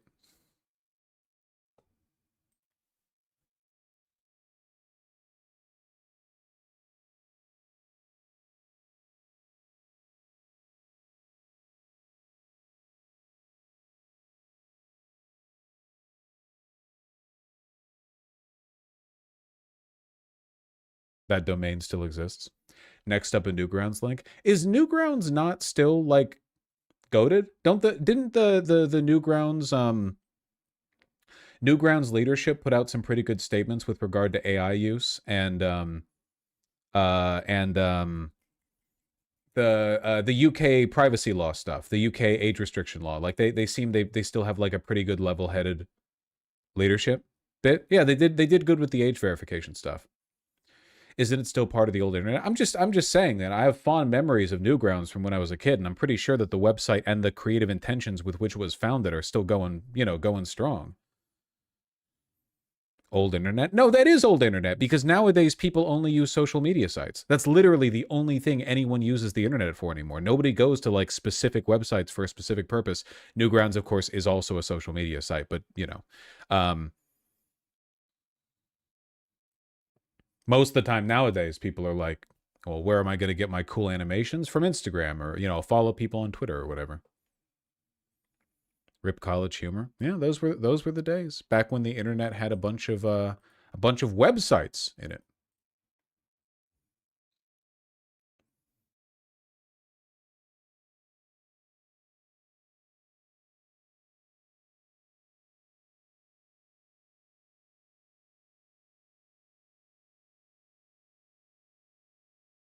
In response to Huffington Post's query about who suggested Budapest as the Putin summit location, White House press secretary Carolyn Leavitt responded, "Your mom did." And White House communications director Stephen Chung replied, "Your mom."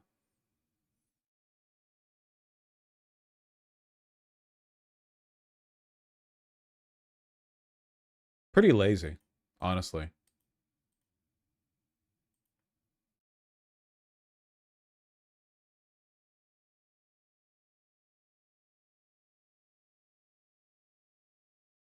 The Graham Plattner leaks. The only thing that I've seen from these leaks is that he called rural white people racist and retarded. So he kind of got me on board from the get-go. Graham Plattner asked why black people don't tip and referenced rape in old Reddit posts. Okay, hold on. The first part of this claim, asked why black people don't tip, is worth investigating. The second one, referenced rape? What? What is Bangor Daily News? Where am I? Who am I?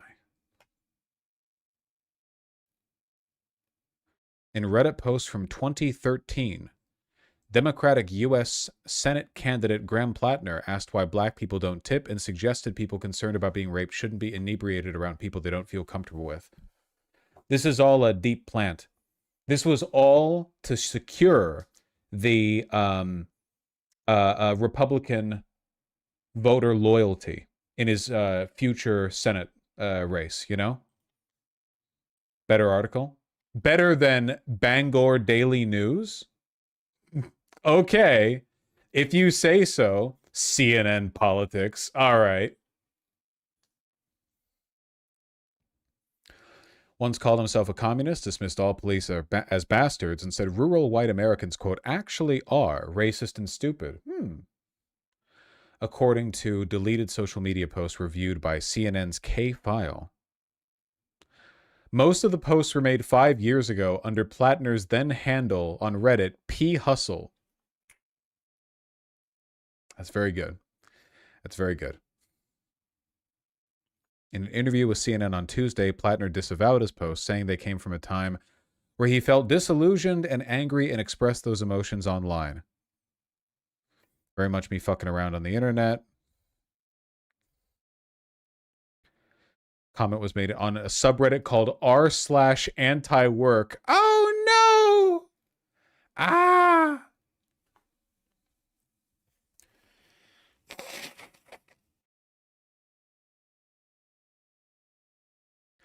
Said he was a vegetable growing psychedelics taking socialist these days. After the war, I'd pretty much stopped believing any of the patriotic nonsense that got me there in the first place. Now a firm believer the best thing a person can do is help their neighbors and live a loving life. Still got the guns, though, he added. I don't trust the fascists to act politely. He's so fucking based. Let's see. Where's the black people tipping rape comments? That's what I want. I want to see that. Said, All cops are bastards. Fuck those cops. Being an asshole on the internet.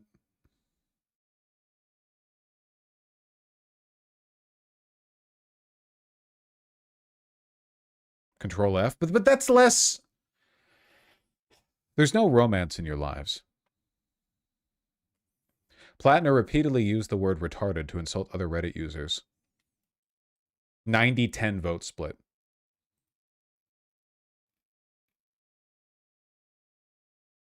Socialist Rifle Association. Da-da-da.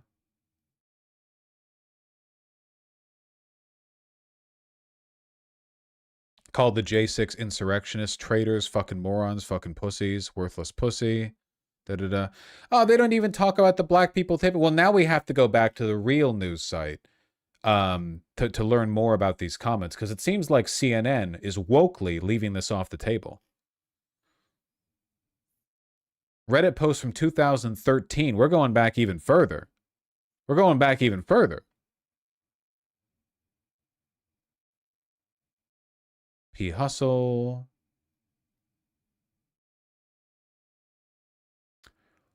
Plattner responded to a 2013 post on Reddit entitled, "What is one question you've always wanted to ask someone of another race?" writing, "Why don't black people tip?" He worked as a bartender in Tune Inn on Cap Hill, where he was a guest bartender last month. "I work as a bartender, and it always amazes me how solid the stereotype is," he wrote. "Every now and again, a black patron will leave a 15 to 20% tip, but it's usually between 0 to 5%. There's got to be a reason about it. What is it? All right, black people. Let's hear it."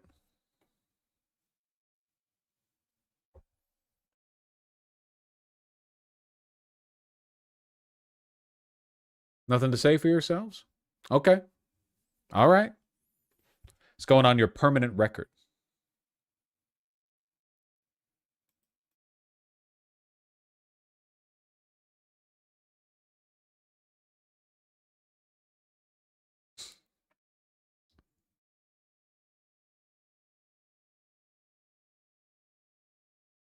Same year, he also responded to a post about underwear designed to prevent sexual assault, saying people should, quote, take some responsibility for themselves and not get so fucked up they wind up having sex with someone they don't mean to. I want more context on this one. I feel like this is cutting in the middle of a statement. Still pretty cringe. Yikes. Rest of this seems like it's the same as what was covered by CNN. Underwear designed to prevent rape. Yeah, it's a Claymore mine that's like on the crotch of the panties. Yeah, I've seen like posts about it online.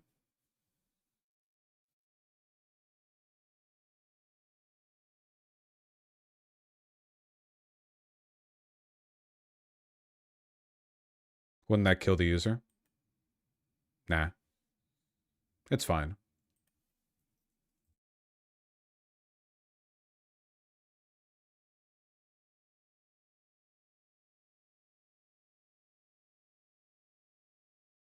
Fox News employees expressed concerns network was intentionally aiding Trump legal filings reveal. What? Fucking really? No. Really? What?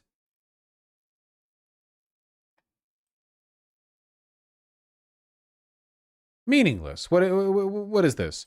One anonymous employee said Fox should change the misogynist, racist, right-wing content. What? Am I being patronized? At here? What is this? Ridiculous.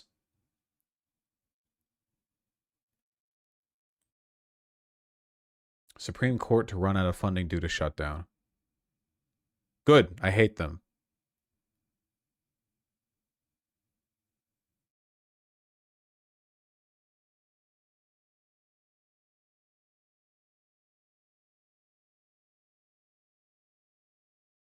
Multiple Republican congressional offices have received American flags with embedded optical illusion swastikas. Received American flags with hidden swastikas embedded in them. What, like in a show of support or of condemnation? What's the vibe here?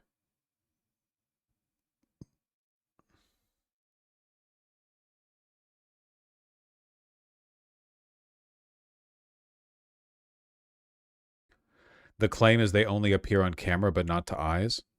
What? These are slop articles. What is this? What is this? Ridiculous. Why don't we read this? The tasty snack you can eat before bed to ease inflammations. Pistachios. It's fucking pistachios. Just have a handful of them right before bed. Now we're talking.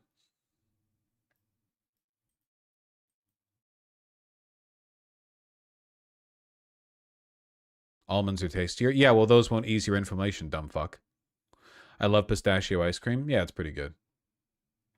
Finally making valuable content. I know. It's been a long while, but we finally made it here to the promised land.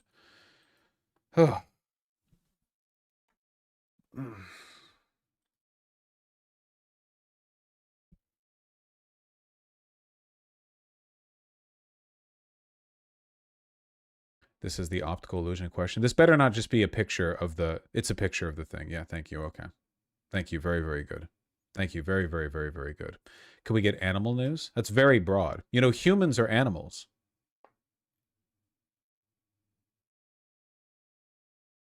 What the fuck? Compilation video with commentary and the funniest ways people are processing ice. Nothing makes me want to watch a video less than compilation video with commentary. Where the fuck is my work?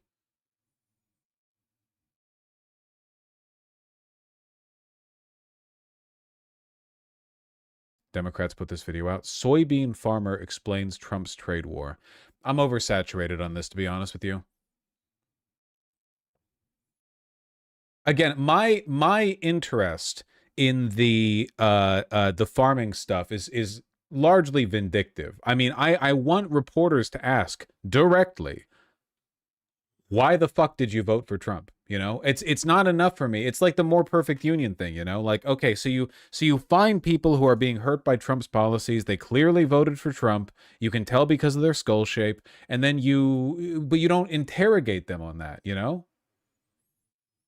I want to know why.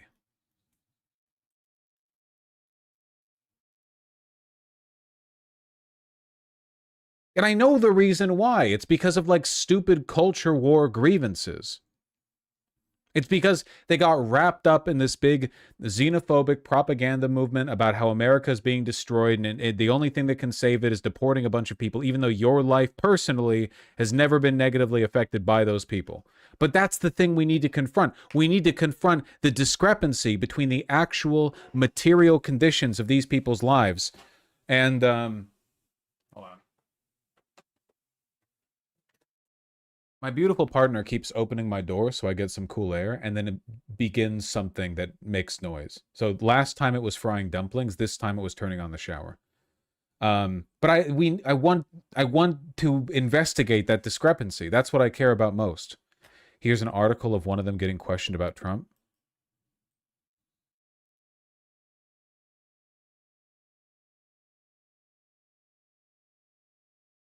From the Free Press. Well, never let it be said this stream's an echo chamber. Yeah, hey, Barry.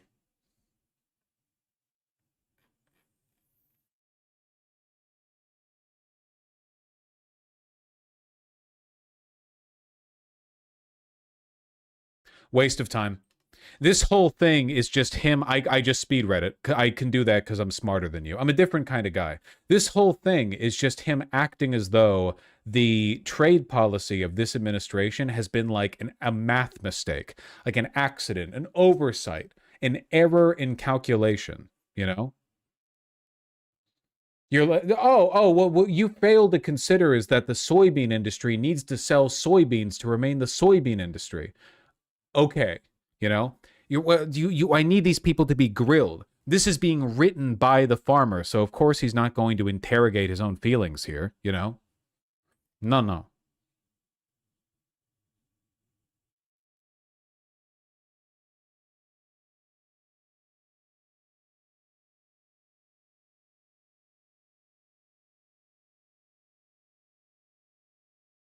Can we have a break, please? Play TF2 or something? We get more value from this. At that point, it feels like everything here has been said a million times. Wouldn't that mean that you should take a break and play TF2?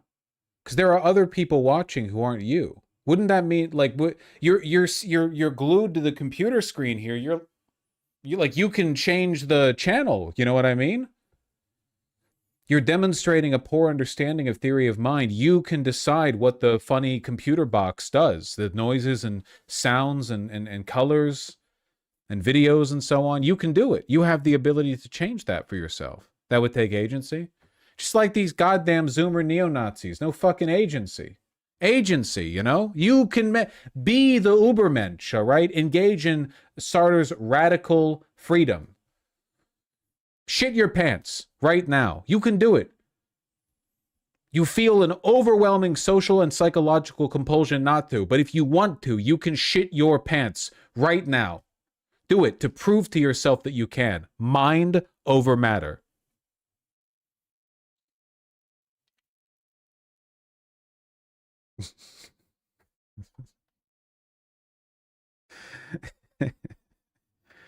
I'm sorry.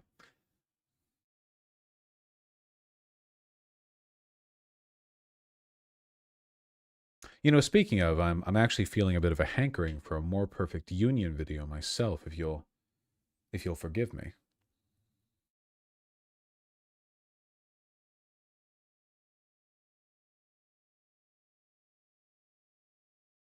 New Yorkers, we move fast. We got places to go. We got people to see. This is posted by More Perfect Union and the Kid Mero. I don't know what that means. And if you take the bus, you're not going to see those people because they slow as hell.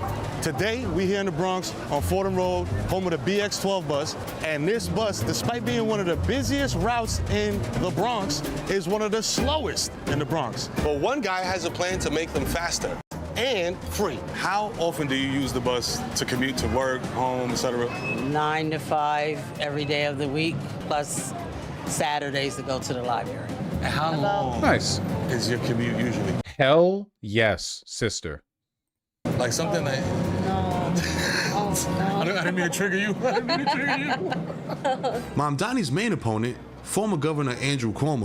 Full of people. So there's not enough buses and they slow as hell. And then when the ride is unpleasant because it's can of sardines, smell like sardines, and then they want you to pay. The claim from the video title, we found the policies Iran and Trump voters agree on. I want to see a Trump voter agree to it. But again, the big thing that I would want, like the follow-up that I'd want to know more is like, well, how can you be a Trump supporter but want the government to pay for something like this? You know what I mean? Like, what is the inconsistency? We talked to Danny Pearlstein. He's a bus expert, and he works at the Riders Alliance, an organization that supports the plan for fare-free buses. I don't think this guy voted for Trump. I'm just guessing. They interview a Trump supporter at some point? Oh, this guy might be one. Staten Island Ferry? That comes out to about $5 for every New Yorker. I take the ferry about once a week. I always felt that all public transportation should be free, honestly. Well, that's I mean, good. we pay so much taxes. I don't see how the MTA, gets away with all these fare increases and all. How often do y'all take the ferry? On a daily basis, for real. A couple times a week. Come see my Staten Islanders. You got a short in Staten Island? He started smiling when he said that. Oh, no, I'm not trying to make it high. Well, now I take it 3 days a week. The ferry's cheaper than paying the tolls with the Easy Pass and everything. So the ferry being free, is it something that is helpful to you, like in your budget annually? Absolutely, yeah. I think it should be free, especially what they charge on the Verrazano. It's too much. It's brutal, bro. Yeah, it is. Did y'all vote in the last presidential election? Nah, I ain't gonna lie, I didn't vote. And who'd you vote for? Trump. Okay. And so the mayor's election is around the corner in November. Right. So does this guy only support the free Staten Island ferry, or does he support free buses as well? Anybody that you're leaning towards? I'm leaning towards Curtis Sliwa. I'm a Republican, so I voted for Trump, and I'm going to vote for Curtis Sliwa. If there was an outstanding Democrat, of course I'd vote for them. I don't vote party line, but I don't see that. Yeah, better than Cuomo. The Socialist Democratic candidate says everything's going to be free. I don't understand how that's possible. Is free transit something that y'all down with? Well, it seems to me like Trump voters don't agree with what I want to see the premise and the title. Yeah, this is America, bro. Like, we all trying to get the way we going, do what we gotta do. Why do we have to pay? That's like us paying for hospital bills and shit. Like, if we get hurt, why we gotta pay if we get hurt? That don't make no sense. Like, certain shit just be backwards. Like they should free transportation, free medical, all that shit should be free. The policies are popular. It's just that a lot of people are skeptical. We found that on the Staten Island Ferry and in the Bronx. Well, the Trump supporters on the Staten Island Ferry like the free Staten Island Ferry because they ride the Staten Island Ferry, but they're not in favor of policies for free transit. Like a socialist will be in favor for a free bus line they don't use because they want to help poor people. You know? But the Republican, the selfish Republican with the inferior skull shape wants only free transit for them, and that's the only justifiable free transit. The funny thing is that like in terms of cost efficiency, the Staten Island Ferry being free is way less justifiable than bus lines being free. Ferries are fucking expensive. Sería caótico, pienso yo, para la ciudad, de la MTA especialmente. Making the buses free only makes it bad for the workers. It's going to be even slower. So if we don't pay our fares, Albany's going to cut the services. I've been talking to random people out here. And I don't know.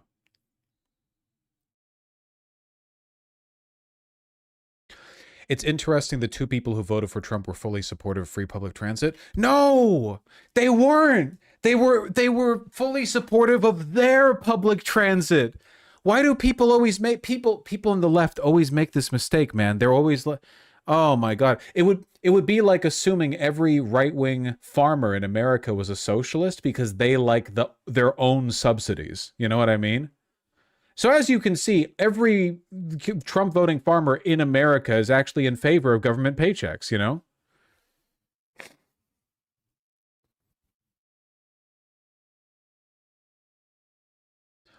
No, I guarantee you if the Republicans introduced a bill that guaranteed Medicare for all, but only for people who voted Republican in the last election, a majority of Republicans would support it. There is no limit to the fucking depravity of these people.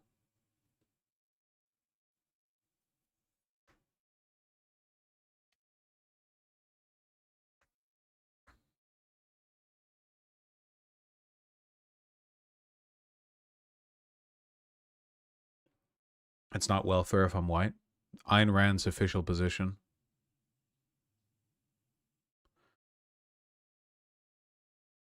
How are we ever going to fix this?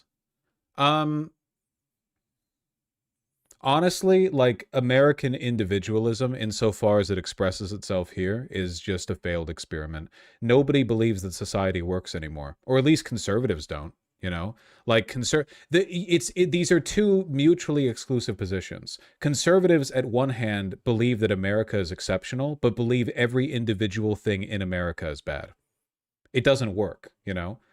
These people have no love of country and they have no desire to improve their environment. They don't care about anything being better unless it directly affects them. Their world is just that. It's their world, and everything outside of it is of no concern. These are people who are unbothered by the fact that with the money we gave to Argentina, or are going to give to Argentina, the money we have promised Argentina, that was more than enough to keep USA afloat. Millions of people have died or are dying or will die. Horrible, horrible deaths. Famine, malnutrition, AIDS, all because of this relatively cheap program that we were keeping afloat, USAID, and they do not care because it's outside of their bubble. Everything, it all just goes back to that fundamentally. And what I'm talking about here, by the way, is not even empathy. Because even if you were unempathetic, even if you were like a machine who had no feelings, you could make a bulletproof mathematical empirical argument for the idea that this way of thinking is bad for society overall. The idea that like a society where everyone only prioritizes the things they directly benefit from and disregards everything else is a society that is guaranteed to collapse. It is not about empathy. You know, you could be totally without empathy and still recognize that if you live in a country where no one gives a fuck about cleaning up after themselves because it's not their job, your country will get really dirty. Look at the difference between, I don't know, pardon me, Masaigu, the difference between the streets of an American city and Tokyo, you know? A lot of that is just culture. It's, I mean, part of it is like urban planning and budgetary decisions, but a lot of it is just like in America, a lot of people think like literally who gives a fuck? No one cares, so I won't care. Toss the trash on the ground, leave shit everywhere. If you don't care about homelessness because you're not homeless, like that's great, dog, but your city is going to experience urban decay. Like even if you don't give a fuck about the well-being of these people, even if you don't care at all whether every homeless person in America lives or dies, it is objectively worse for the whole country, including you, to live in one that allows homelessness to exist because it contributes to a whole bunch of negative externalities that affect you. Now you don't want to go downtown. Now when you go downtown to shop or grocery shop or walk around or like play host to your family or whatever else, now it's dirty and gross everywhere and it's weird and there's homeless people to avoid and step over. Even if you didn't give a fuck about them, you still don't want that to happen. It's a selfish case for social pragmatism. It's not, so I guess my argument is that it's not even selfishness, because a truly selfish person would understand that you benefit everyone, including yourself, by caring about more than just you. It's like like malicious, maligned, self-destructive selfishness, and it's at the root of the conservative movement. It's that is the fundamental like beating heart from which everything else stems. It's a mental illness. It's a flaw in the brain that can be cultivated through through social reinforcement.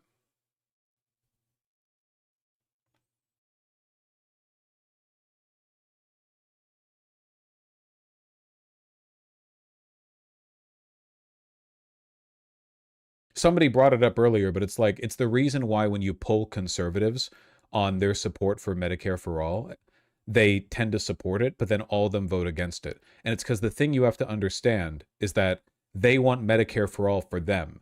When they hear a question from a pollster, you know, how do you feel about the idea of single-payer healthcare where you don't have to pay anything at the point of service? They love that idea. But then if implemented into policy, it would affect everyone, which means the blacks and the browns and the so-ons would have it, and they hate that. It's just that simple. They're just evil. A lot of them don't think of it as an evil thing. They've been lied to and given like pseudo-pragmatic reasons for why these things don't work, which is why conservative, propaganda mills still lie about the negative effects of altruism and don't just rely on everyone's emotional acceptance of that malicious selfishness. You know what I mean? It's just inhuman.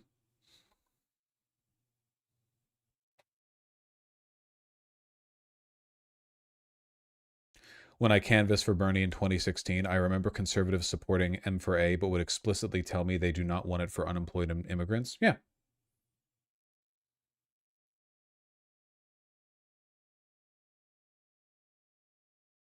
DeSantis is trying to get rid of property taxes, and it's probably going to succeed because a lot of Florida homeowners want it. Listen, DeSantis getting rid of property taxes is based because I can't think of a better, faster way to drain the state's budget at a time when it desperately needs it.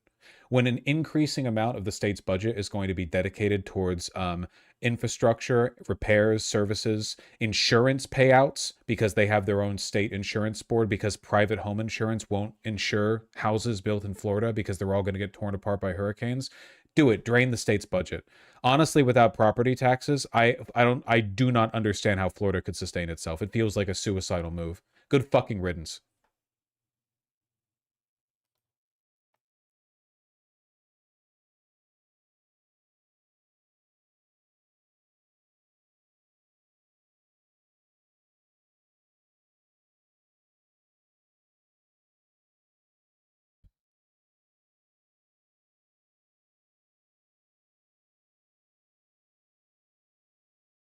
In Japan, the conservatives passed public health insurance laws because companies complain about having to pay for employee health insurance.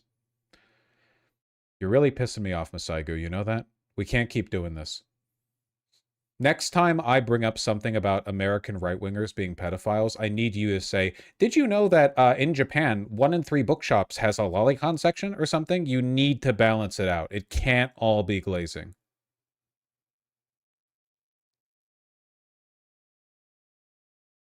But yes, I understand that like a collective sense of social responsibility is a lot more common in Japan, even to their conservatives.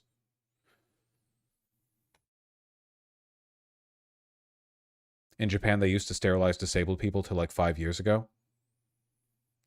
Masaigu, that doesn't count because that means they've stopped sterilizing disabled people, and RFK Jr. has been threatening to do it since he became head of the CDC. So you're still describing a trend in which we compare negatively, okay? You need to go back to the drawing board.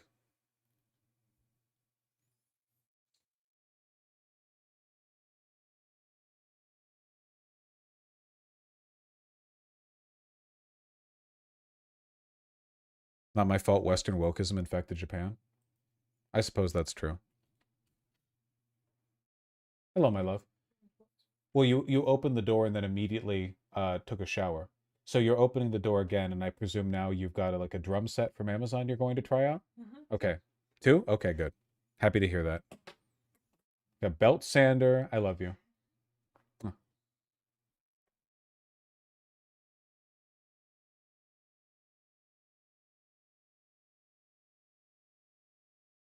I feel for them having to put up with this nerd.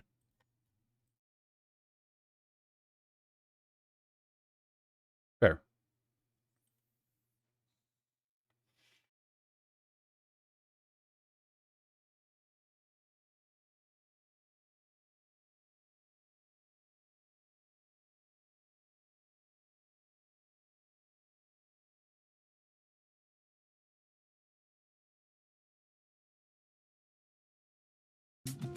Welcome back. The Trump administration is working on doubling its financial aid to Argentina from $20 billion to $40 billion. Now, the details are a little fluid on this, they often are, but this move, if it comes to fruition, well, it's already... Full interview with Benjamin Netanyahu.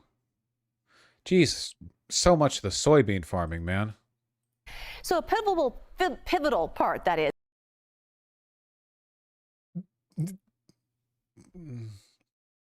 Adorable. Of the trade relationship between the U.S. and China. Soybeans, as we've been talking about, typically Beijing buys at least a quarter of all soybeans grown in the U.S., but China has not bought any since May when Trump imposed tariffs on China. Why is Trump giving so much money to Argentina? Because right now America has basically no international allies. Like none. Seriously. There are very few countries that like us. Pakistan, there are just not that many. So it's he's trying to shore up the loyalists abroad as well. Chinese goods. China Hungary retaliated with a steep duty of its own on American soybeans. That makes other countries a cheaper option, as we've been saying. So data from the Department of Agriculture shows the value of soybean exports to China in recent years. I've heard about this. In 2022, American farmers sold nearly $18 billion worth of soybeans to China. In 2023, that number was more than $15 billion. Yeah, I've heard about this. Longer buying, how are you feeling the impacts? Yeah, well, in Iowa, where I'm from, we're very lucky because we feed a lot of livestock and have biodiesel plants. So, you know, I have the option to either sell to a Cargill plant or my co-op, but they, you know, after the domestic use is over, export to China, you know, just isn't there.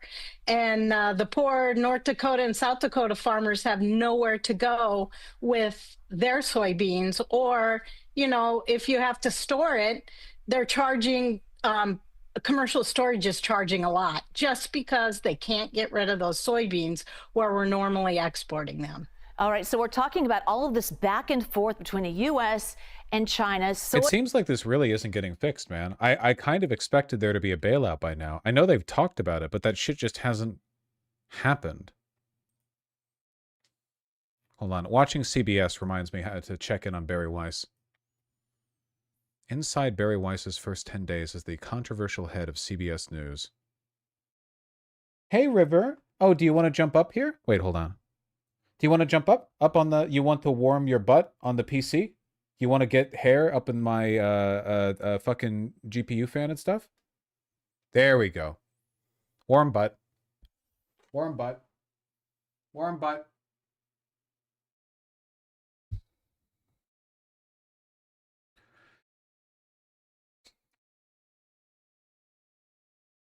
staring at me.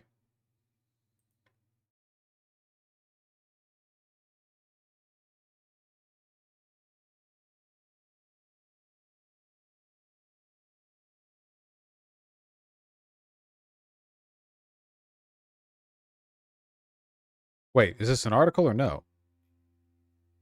Oh, this post is for paid subscribers. Motherfucker. You know, it is Zateo. I probably should actually subscribe. Zateo's pretty great.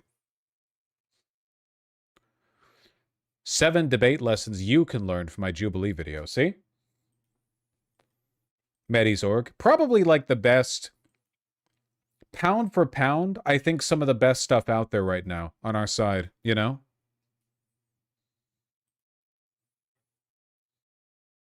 I read Medi's book recently. It's so good. Yeah, he's great. He really is. Nothing but respect for the guy. Here, I got to take a piss again. Then I'll be right back. Kind of an aimless stream, but you know what? I'm enjoying it. I'm enjoying it. It feels like we're spiritually recapturing the Silk Song streams, where instead of like doing politics for a bit and then we game, instead we do 2 segments and then it's all brain rot. Hold on 1 second. Let me take a piss. I'll be right back. Wait, hold on.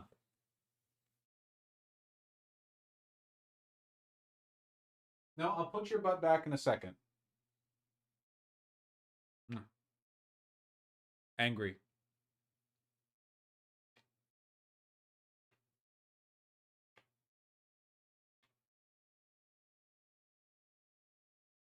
Okay. Warm butt.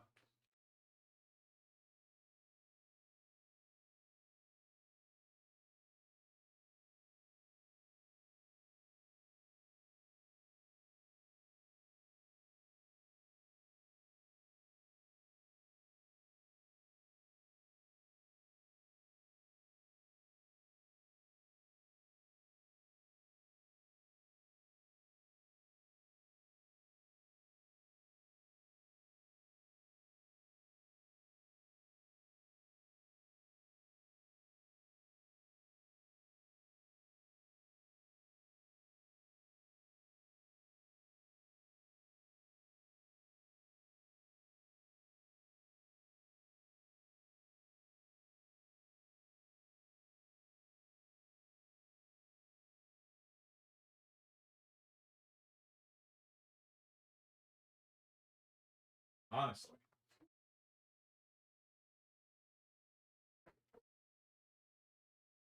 Glorp. No glorp.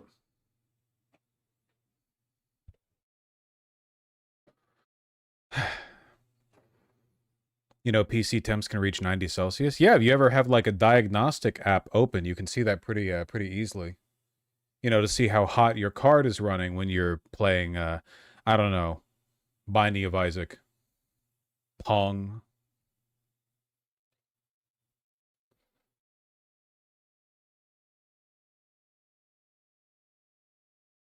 All right. Folks, I'm out of it. Pitch me ideas. Not just bullshit little segments, okay? Give me something meaty to chew on. Think this is worth mentioning. Polish court refuses to expedite Ukraine. I don't know where any of these places are.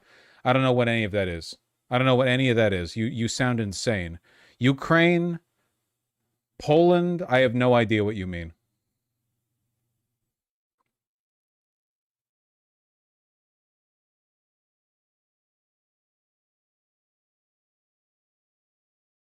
You know what we haven't gotten in a while thanks to the government shutdown?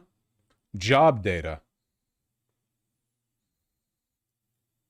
We're going to go to Steve Ratner, who's going to be talking about the K-shaped economy, this period we're going through. So, Steve, you bring us the charts this morning on the health of the U.S. economy, and your first one shows how economic growth is uneven. Explain. Yeah, Mika. So we've had economic growth now for a number of years, and it is continuing. Hey, Chad, can anyone who likes men's fashion tell me their opinion of the Ironheart 17-ounce duck canvas Type 3 jackets? I've been wanting to take the plunge but can't justify it just yet. Oh, buddy. Oh, buddy. You know, I've had one on. I tried one on over at Self Edge.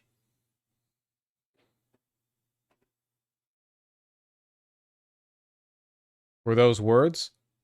As a matter of fact, they were.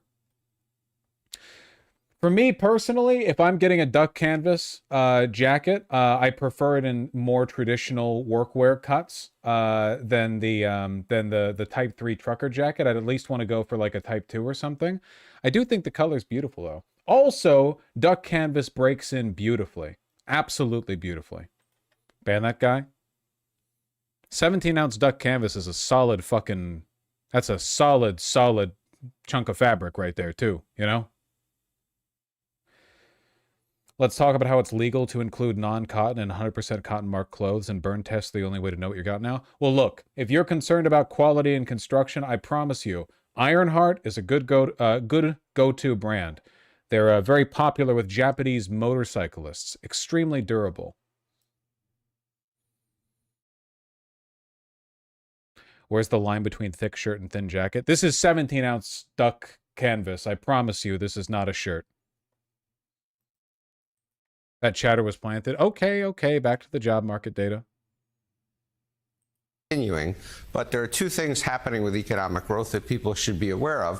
The first is it's generally slowing. It's going from here to here down to just about under 2% in total from up. I do appreciate the fact that they have the from AI investment subcategory here. Remember, if without AI investment, US GDP growth is essentially non-existent so far in this year.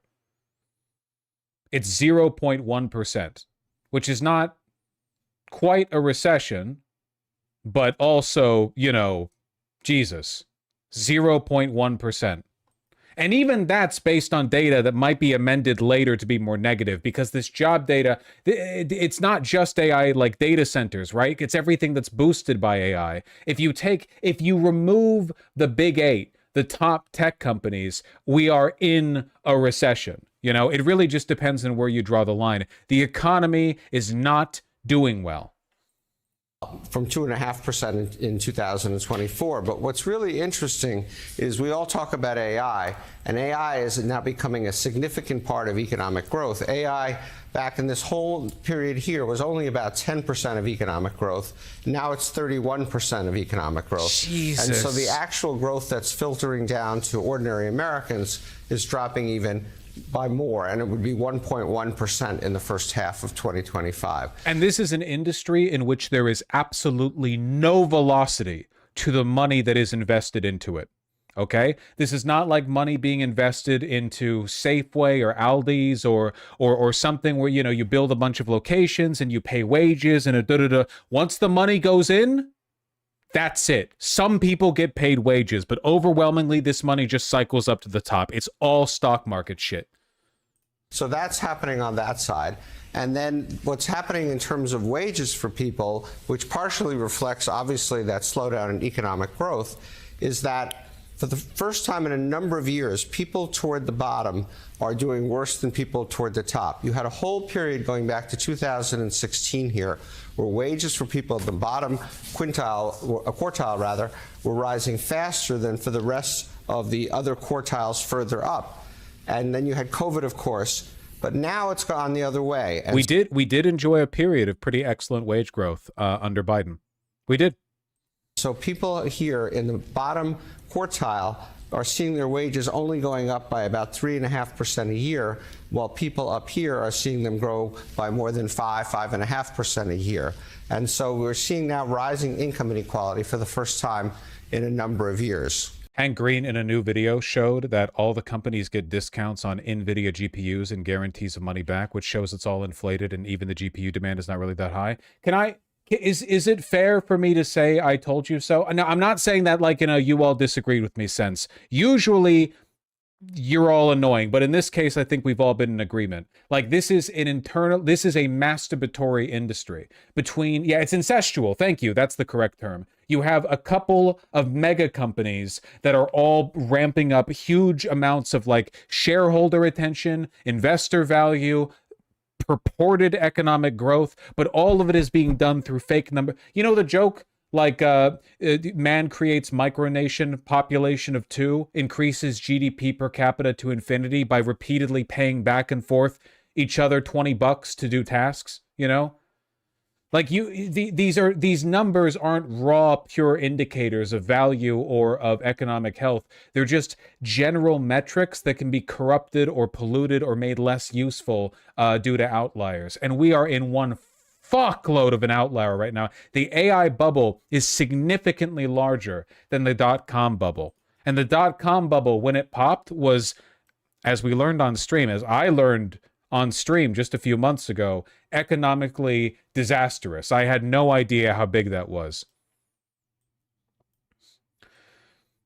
Yeah, I've seen this chart. This was a chart made by one of these companies. I don't know if it was Nvidia, but it's an indicator of how much of the money that leads to this inflated GDP growth is just circulating in these same companies, you know, back and forth and back and forth. It's not touching the economy. Like, it's not, this money isn't reaching the parts of the economy that allows regular people to make transactions to support their regular lives.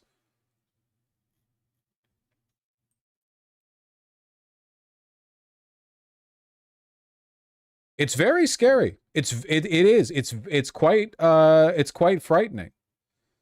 Many times larger than the dot-com bubble. 17 times the dot-com bubble. And 4 times the size of the subprime bubble.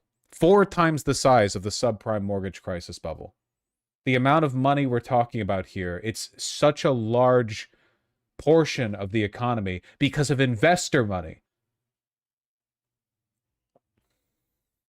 I'm telling you, and I've had this position for a long time, the stock market should not exist. It just shouldn't. It should. Listen, it's great in the abstract, okay? It's a way of assigning value to corporate ventures and allowing them to get funding. I get it, okay? But in the long run, the problem we keep running into is that you build systems where more of the money ends up floating in investor value and equity and blah, blah, blah, rather than circulating, having high velocity. More and more of the economy becomes about investment and debt. Investment, debt, investment, debt, investment, debt. When does it turn into a fucking Crunchwrap Supreme? Money isn't worth shit unless it turns at some point into poop.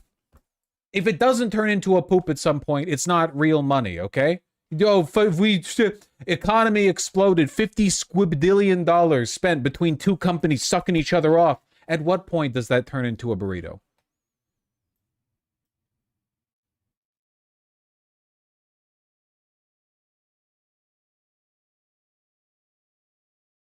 At the end of the day, you have to understand that economics as a system, very broad, I mean, just all economics, right? It exists at the behest of, and it serves the interests of people who have the ability to shape the economic systems, right? Like the people who have the ability to make the decisions about how the economy is arranged are the ones in the long run, like most likely to benefit from it.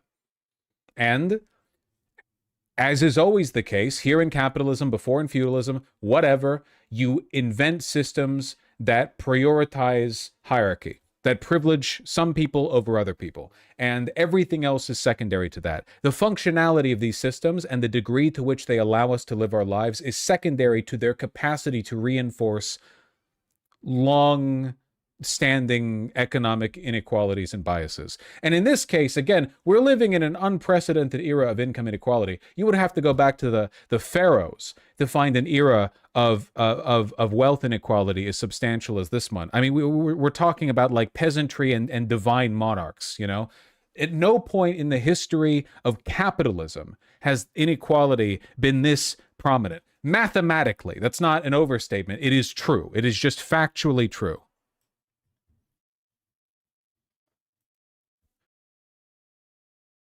Can you briefly explain the dot-com bubble? In Silicon Valley, there were 10 million startup companies, and every one of them had a cute domain name, and we're going to do a quirky like e-market business. And it turns out a lot of them were really good at selling their pitch to investors and really bad at actually making money. And when people realized that, it all fell through. Basically, it's like a smaller version of what's happening right now.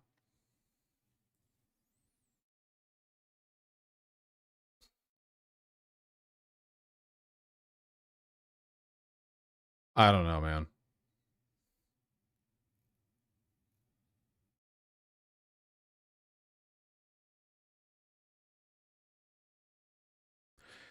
Is there any hope? How fucked are we? Quit with your annoying ass questions. Bubbles pop. So how does the AI bubble pop? Do people just realize one day AI is shit? When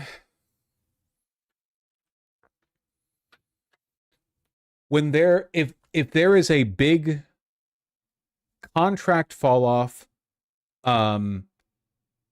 market like sell off or an undercut, that might be the beginning of the end. Like a bubble doesn't pop when people realize that investors have been irrational. Everyone already knows investors have been irrational.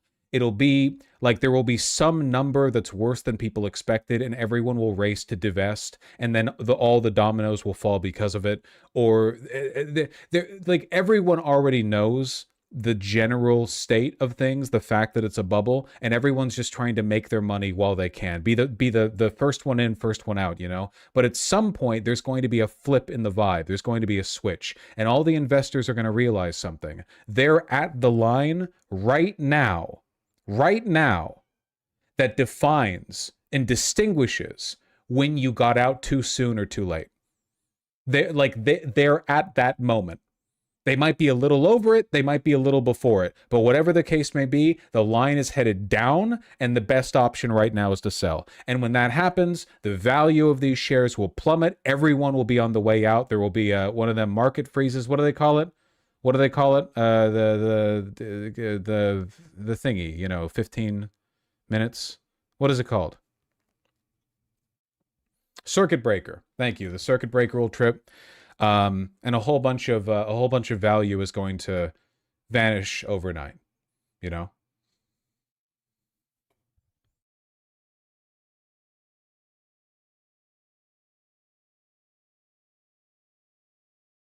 JP Morgan has been relatively conservative with regard to the AI bubble for a while now. And it's one of the things I actually kind of respect the messaging from their firm for. Not the firm itself, but the messaging.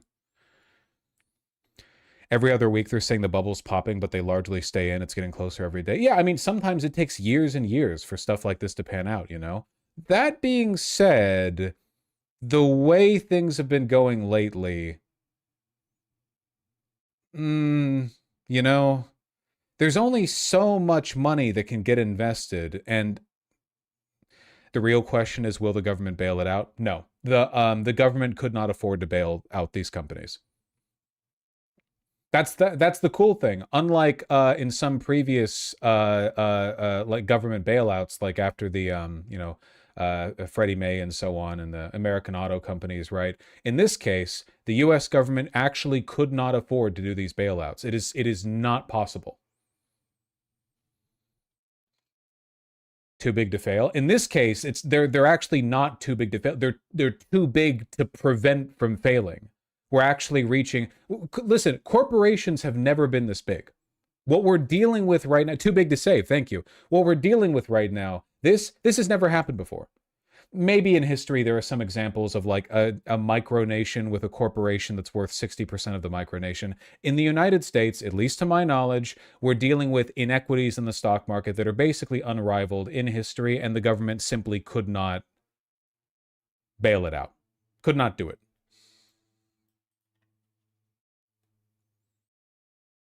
East India type shit. I would have to learn more about it. I'd have to learn more about it. Albanian government fell for a Ponzi scheme in the 90s and it imploded the economy. That sounds about like them, yeah. I'm sure Serbia had a great laugh.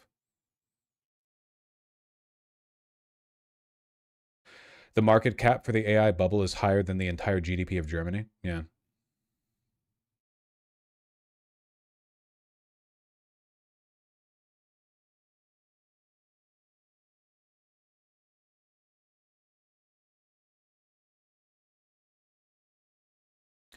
Misallocated capital exceeds the 2008 peak. Well, that looks scary.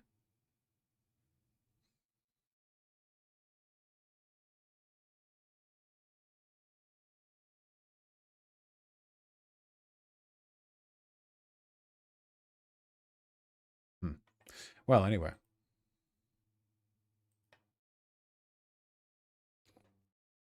I just hope it doesn't hit when I'm at retirement age. Buddy, are you like 62? It's not going to take that long. And your second chart, Steve, gets at why that is. A lot of it is to do with the explosion of the stock market in the last 5 or 6 years, with the wealthy getting much, much wealthier. Yeah, we've had this extraordinary period in the stock market where you've had in 5 out of the last 6 years, you've had the stock market go up by 15% or more, as much as 30%, 25%. Obviously, huge increases, way above what the average American is going to get. And this year, while the year is not quite over yet, we're also on track for a year where the stock market is likely to go, it's not over, likely to go up by 15% a year again. So that's created an enormous amount of wealth. And that's helped. It's not the only thing, but that has helped fuel this purchasing power, huge rise in purchasing. There was an article about how, Masaiga, you got to link that, about how a guy did some research into the ROI and how long it takes for data centers to make a return, giving a generous time-year frame for how long hardware lasted before it broke, and was shocked to find out it barely broke even. When he published, he got hundreds of calls and emails from people in the industry who were panicking because none of them had actually bothered to check. I think the smart people, the smart investors in on this bubble, are completely aware of the fact that it's just a big speculative blob. It's like Bitcoin, basically. I can't imagine how stupid you would have to be to buy into OpenAI or Nvidia with the assumption that any of these companies are going to be like the valuation of these companies is in some way going to come down to their actual, like, the returns on their products, you know? That's crazy. Like, if you're that naive, way more respect for the people who know that it's all just a fucking bubble. Oh, this just came out. How do you have time to read all of these, Masaigo? You're always pretty, what do they say, Johnny on the spot when it comes to the news? Is it Ground News? Should I get a Ground News subscription?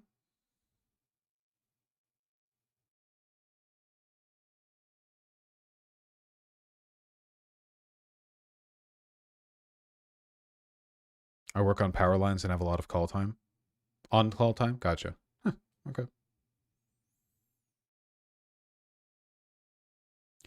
Using math for my prior post, you need approximately 1 trillion in revenue to hit break even, with trillions more to earn an acceptable return on the spending.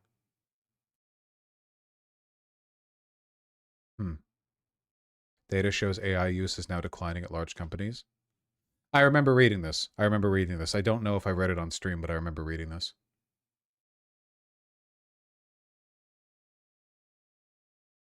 Turns out that all of this was a fucking waste of time, obviously. After disastrous ChatGPT 5, Sam Altman pivots to hyping up ChatGPT 6. Yeah, it's all just speculator value. It's the only thing that matters to these people. It doesn't matter how much food you produce or how many widgets you produce or whatever.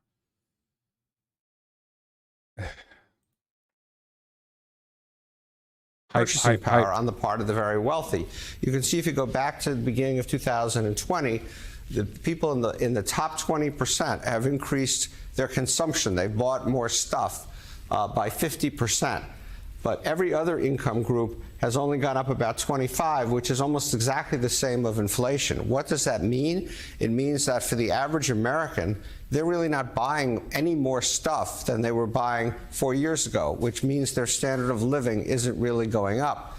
This group here, actually not this group, the top 10% of Americans account for 50% of everything that's bought in this country today. So think about that. The top 10% of Americans get 50% of the consumption. The bottom 90% of Americans get the other 50% of consumption. And your third chart is very jarring, especially if you're looking for a job right now. The job market looks rough. Yeah, the job market is clearly getting rough, and that is unusual when you have an economy that's still expanding. It is worth noting, and I apologize for doing the hackneyed socialist both sides thing, but neither Republicans nor Democrats have an answer to what's happening here.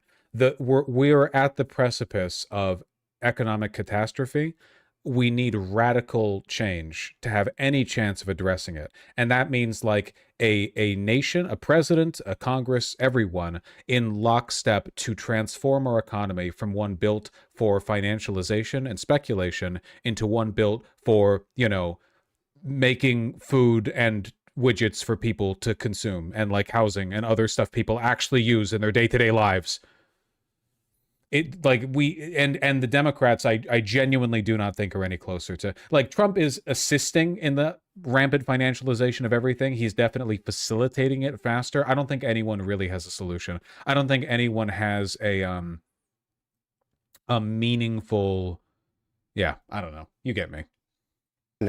But we have a number of things going on. We have tariffs going on. We have economic uncertainty going on. We have AI going on. And all those things together have led to a significant slowdown in the jobs market. We even had 1 month, this last month, where jobs may have declined. We don't have those official. There is no future for this country if you do not take, if the government does not take an enormous amount of wealth out of the hands of the uber wealthy and the speculators and so on. There is no future for this country. The debt crisis on its own, the amount we're paying year over year just on the interest that we're paying on our debt, it's too much to handle.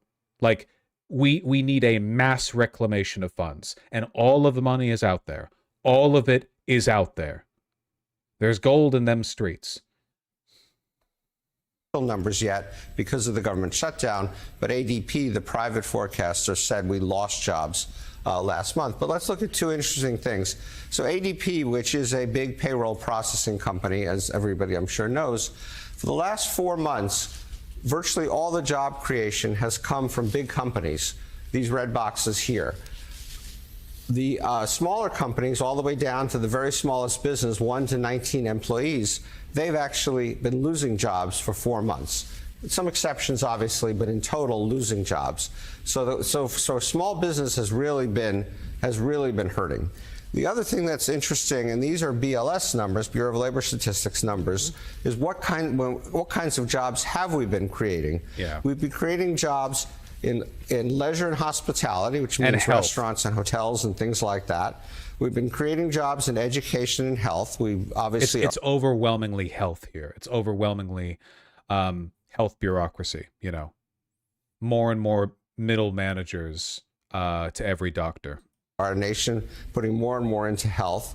But everything else, we've basically been losing jobs. So whether it's finance or even information technology, notwithstanding AI, or the profession. But the thing is, the whole bring back jobs thing doesn't really work. You just make the job. The government can make the jobs.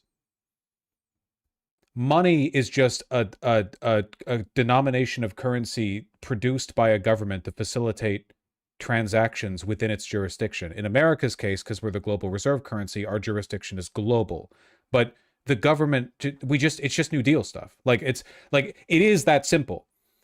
There's this like economically illiterate argument that jobs produced don't matter if the government is the one doing, like, providing the job, to which the answer, of course, is why not? Why not? The government pays the wage, and then they have money to spend and so on, and then the money gets taxed, sales tax, income tax, so on, back to the government, and the cycle continues exactly as it would if a private corporation was doing it. The only difference is that the initial money comes out of the government, but if you take a look at the amount the government spends on like corporate subsidies, you just need to tax more. You could afford to do it. You can make these jobs. And we need these jobs, man. Do you have any idea how many people we need to hire just to work on U.S. infrastructure? You could hire, and I'm not exaggerating here, 500,000 young people across this country on an enormous government, make work program. And you could employ them for decades just working on existing infrastructure. You could keep them permanently employed. That's just the most basic idea. That's just maintenance.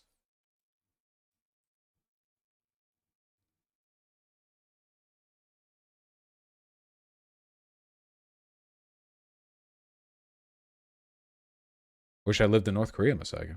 Like law or business, we're losing jobs at the moment, and we're only creating jobs in these sectors. And so what does all that amount to? It amounts to the fact that more and more Americans are being unemployed for longer and longer. We define long-term unemployment as being unemployed for 27 weeks or more. Yeah. And that percentage is now up to just over a quarter of all the unemployed are now considered long-term unemployed. Put aside COVID, that is the highest percentage since back here in 2016, and it is rising. And so you have more and more people in the long-term. And the unemployment rate is higher, so it's more people who have been unemployed for longer. From unemployed ranks. So it's not surprising when you look at these polls that you still find huge percentages of Americans who think the economy is getting worse, not better. The New Deal was good, but the issue with those public work jobs is that after they ended, unemployment would just rise again. They just don't end them. You don't have to. Again, from a financial perspective, you just need the currency to flow. You just need a high flow rate of currency. Right now, we're going in the opposite direction because every private company has realized the best way to make money is to hype yourself up in the stock market, get massive speculator attention, and then like be the first one to leave with the bag. That's like there's more money to be made in borrowing and investing than there is to be made in producing anything. But the government doesn't need to get involved in that bullshit. We can cut out the middleman. We can cut out the private sector entirely. We don't need to end those jobs. And with the money that we made by taxing people properly, we could have a UBI. We could easily do a UBI. Oh, God, do you have any idea how much money there is out there? Tens of trillions of dollars that could be taxed every year. There's so much money. Tens of just floating out there. We did the math before with the total money supply and stuff. The different levels of money supply where like if you count in all the money held in speculative value, we wouldn't have to start by taxing an extra 10 trillion. We could keep it moderate if we just taxed an extra $2 or $3 trillion a year. And that would still be a big shift. But if we could do that, we could reshape our economy and enjoy a level of domestic production and economic health we have not enjoyed since the 1950s. We could exceed it. Who think that we're on the wrong track, not the right track, because when you look at the average, ordinary, everyday Americans, they are simply not getting better off at the moment. Putting your first and third charts together, the explosion of AI costing some of those jobs as well. So big picture, Steve, we were just talking briefly in the break about this idea of a bubble right now in the stock market. And the fears, as Andrew Ross Sorkin, our friend, is writing about in this new book, 1929, and has been talking about, but he's not alone in this, that there may be some kind of a crash coming. What's your sense of You mean it was the unions, not the racism, that made 1950s better? The unions were part of it, but I really do think it comes down to the velocity of money. The more money, the more percentage of a currency, the greater a percentage of any given currency is moving around freely and being spent and used by regular day-to-day people on regular day-to-day purchases, the healthier the economy. I think for me, that's the number one indicator. And you can see in the post-war America an almost direct correlation between, and all the stuff we've done, quantitative easing, stock buybacks, all the stuff that we've allowed, which on its own seems like, whatever, but in a cumulative sense has contributed more and more and more to a ton of the money in our country just sitting unused in a bubble. Elon Musk isn't spending his $250 billion. It's not getting used on anything. It's just a gigantic mass, a dragon's hoard of wealth that grows and shrinks based on evaluated value, like estimation. It's not being used on anything. It's not, even when he bought Twitter, he didn't buy Twitter. He leveraged his wealth to get a loan to buy Twitter, because when you have that much money, you never spend it. You just leverage your wealth as collateral to borrow more money to spend it on something else. Why spend your money when you can just use your existing dragon's hoard to justify borrowing more? It's insane. How big the bubble is and how painful the burst might be. Stocks are very, very expensive. But one huge reason the U.S. did so well in the 50s was due to the fact the entire world was fucked by World War II. That can't be replicated. That produced a market for our production. And I agree, that was unique. But nowadays, with the efficiency both of modern industrialization and of the global economy, our ability to meet people's needs and the demand for those needs is greater now than ever. The worth of our currency, the value of US commerce, of what our economy can produce and can consume, is greater now than it was then. I agree that back then there was an asymmetrical demand structure that we took advantage of. But at the end of the day, I do think this comes down to the velocity. Analogy I use for money velocity is the bloodstream. If you have no blood or money, you're done. If you have a lot but it's not flowing, you're done. Yeah, you don't want all the blood in your body to pool in your brain. They're as expensive as they've almost ever been when you look at it relative to earnings and things like that. There's no question about that. A lot of what's been driving the stock market, as you know, has been what we call the Magnificent Seven, the big technology, mostly big technology companies that are involved in the AI boom. But other stocks are up as well. Look, predicting the stock market is honestly a fool's game. I don't try to do it. I don't think any good investor tries to do it. I personally would be very surprised if we had a crash along the lines of 1929.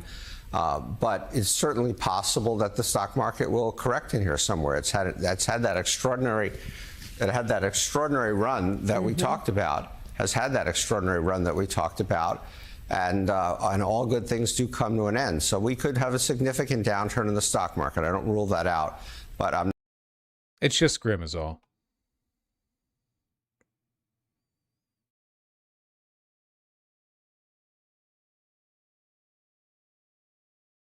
Bernie Sanders talked about the AI bubble. Thanks very much for joining me.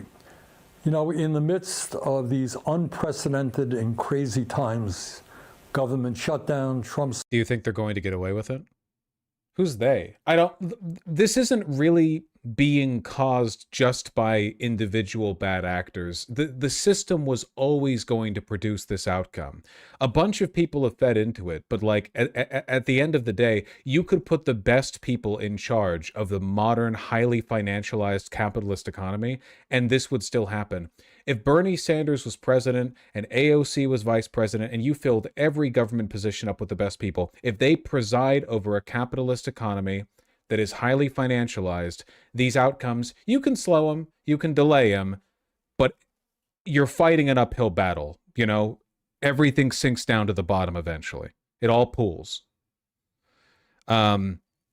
Radical reform is needed here. And I'm not saying that in a cringe revolution, yeah, like, you know, wave your flags kind of way. I mean, like, mathematically, this is unsustainable. Worth noting, by the way, this is what Marx said. Marx's arguments against capitalism were somewhat moralistic, but for the most part were rooted in the argument that there are fundamental design flaws that will lead to ruin, you know, inevitably. A tendency for the rate of profit to fall, et cetera, et cetera. Of course, Marx couldn't really have imagined how this would all play out, but he wasn't Nostradamus. He was just like a cool fat guy, you know. Devastation of healthcare in America, climate change, the move toward authoritarianism, the horrific war in Gaza, the growth of oligarchy, etc., etc., etc. I want to take a few minutes talking about another issue of enormous consequence that just doesn't get formative impact on our country and the world. So here is my take. Some of the very wealthiest people in the world, including Elon Musk, Larry Ellison, Mark Zuckerberg, Jeff Bezos, and others, are now investing hundreds and hundreds of billions of dollars into these revolutionary, transformative technologies. Now, why is that? Why are they doing that? Is it because they want to improve the standard of living of the 60% of our people who... I think I'm probably familiar with the general rhetoric that he's going to provide here. Hold on, I'm curious what the Adam Conover bit was. So considering that OpenAI is now the most valuable private company on the planet, it's kind of weird that lately they've been flailing around like a tube man in a used car lot. The super secret hardware device they've been working on is on ice due to technical difficulties, and after enormously hyping GPT-5 as the coming of AGI, whatever that means, when GPT-5 was finally released after multiple delays, it was met with scorn and disappointment by its... I like Adam Bugatti, so Reddit. Well, yeah, he's literally that guy. I mean, that's his brand, you know? I don't know. I think the real interesting question is, what do we do when the bubble pops, right? That to me is because I could look it because, and I hope you all agree, this is guaranteed to happen. We basically get, like, sometimes these economic forces take months and years and so on to build to a point, but like we know there's too much inertia in this direction. Nothing's saving this. There's too much money in the bubble. There's no way this slowly deflates in a rational and non-destructive way. It is going to pop. I have no idea what that would even look like. The erasure of so much wealth.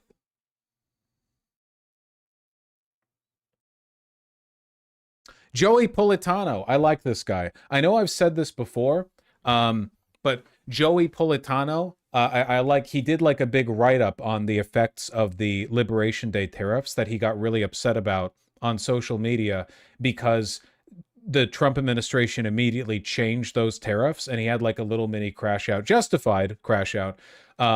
Like, oh my God, what's the point of doing any data analysis on tariffs if they're going to change it like every fucking time I write anything up on it, you know? Yeah, he spent a really long time on it.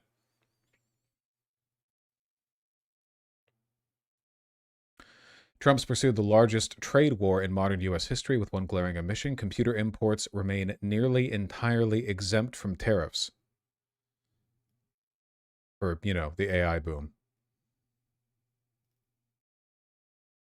Exempt from Trump's tariffs, origin, country, product category, computers and parts are right up there on top. U.S. computer investment record highs. The tariff exemption for computers is now so large that it's shifting the entire makeup of the economy. AI companies contributed roughly 0.71% to the 3.8% pace of GDP growth in quarter two, which is likely an underestimate given how official data struggles to capture investment in parts.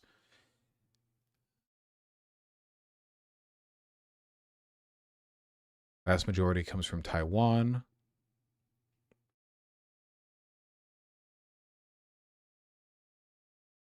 Electricity use.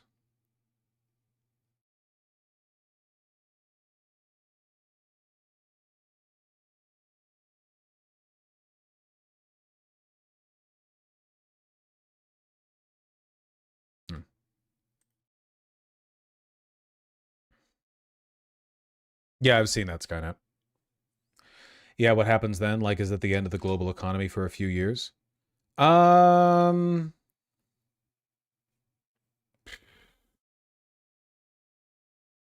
If there's a big bubble pop, well, the first thing that would happen for sure would be everyone's retirement funds would go to shit. Would go to absolute dog shit. And that would be bad. It would annihilate a bunch of wealth for a bunch of industries that have held in there. It would lead to, I don't know, honestly. It's kind of so big, it's difficult to think about. You know?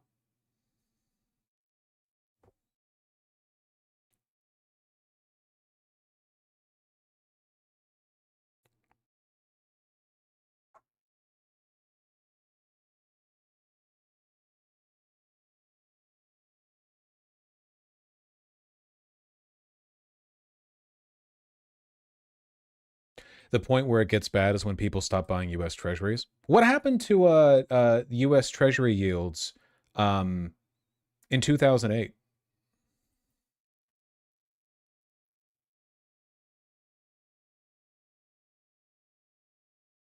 I actually don't know. U.S. Treasury yields during subprime mortgage crash.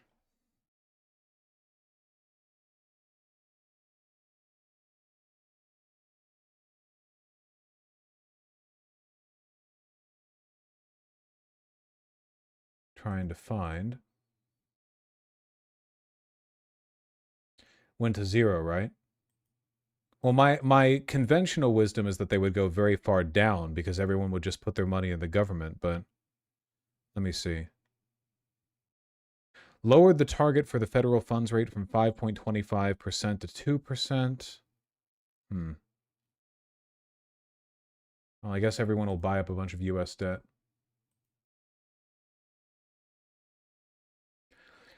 Ed Zitron thinks the effects will stay rather localized because of the actual low contribution of AI companies to the real economy. Yeah, but isn't it going to end up being like, look, the same thing happened with Bitcoin, where like the people who made bank were usually the big investors, the whales. And the people who got left holding the bag were like regular people, regular investors. The same thing happened with NFTs and GameStop as well. So I'm thinking, if anything, this just ends up furthering the wealth inequality. You know, the entire market crashes, everyone's 401ks go down, but all the ultra wealthy people still have a fuck ton of money to pull around. Probably still, you know, most of the people who presided over the AI bubble, you know.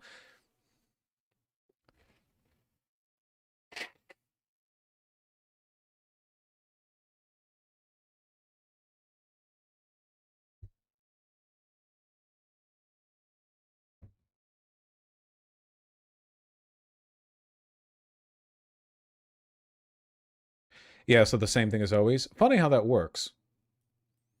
Okay, last video that I'll look at before I read donos.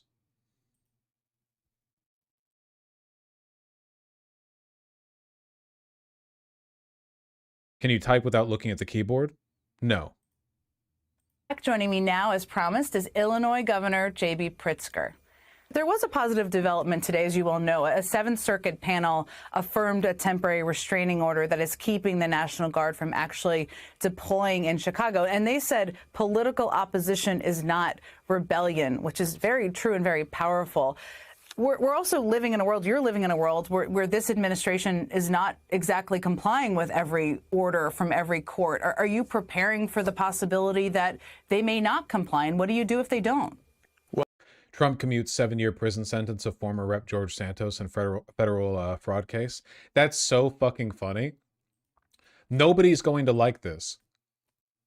Trump probably likes George Santos because he's a sycophant grifter and a showman. But nobody, the MAGA movement doesn't like George Santos. Nobody likes George Santos. If anything, this is an action that has no effect on the broader world, except contributing to the impression that Trump cares about loyalty more than anything.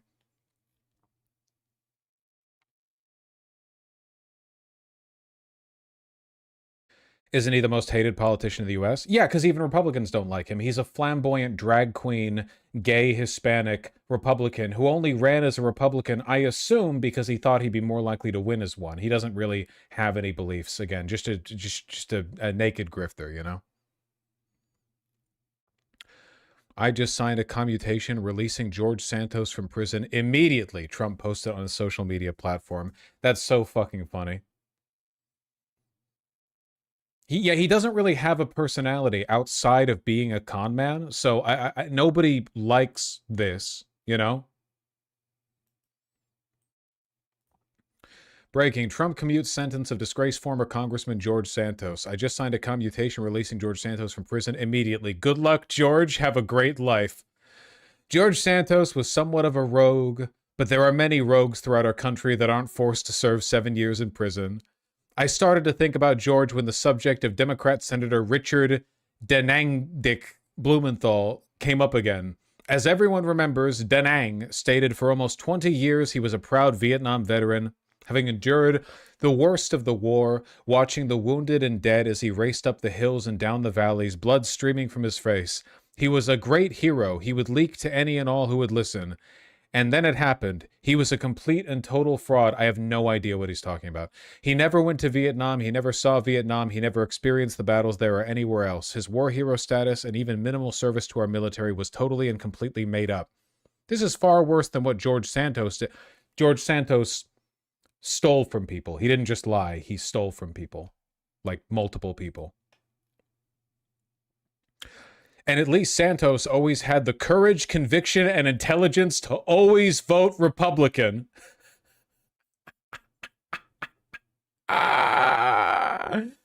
George has been in solitary confinement for long stretches of time and by all accounts has been horribly mistreated. Therefore, I just signed a commutation releasing him from prison immediately. Good luck, George. Have a great life.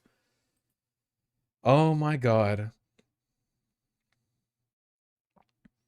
Yeah, he stole from Republican donors. Do you think this was just like one person pitched this at Trump? Like this was one guy around Trump had this as a pet issue and thought it would be funny to get Trump to do this? Again, nobody likes Santos. People on the right don't like Santos either. So it's not... Wasn't it MTG? MTG isn't that close to Trump. But yeah, MTG and Santos like each other because they're both like just... Honestly, they're a match made in heaven. Can't you feel it?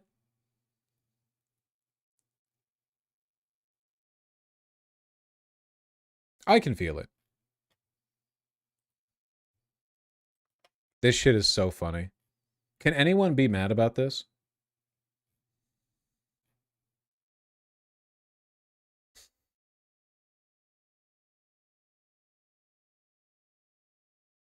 Santos used his one phone call on this and it worked.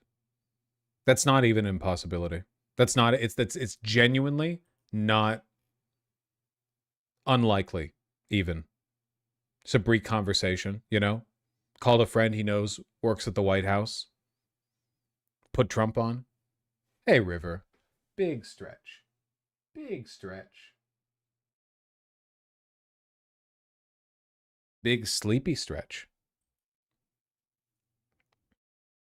Is George less liked than Chuck Schumer? Serious question. Oh, I don't know. Different reasons. Different reasons. I want George Santos back in the good graces of the Republican Party. You know, he's a lol cow. He's bad for them, and he's funny. You know.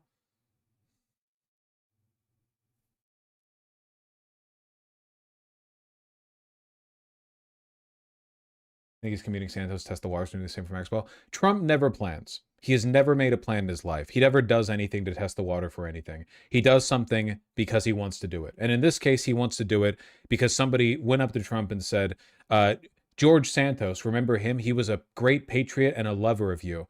And he's been imprisoned just for the fake crime of exaggerating. And then Trump commuted his sentence. That's it. Somebody else did the work, wrote the paperwork. Trump just signed it. That's it. You know, there's no planning on his part. But also, if Trump commutes Ghislaine Maxwell's sentence, that's just like, but we sure, do it.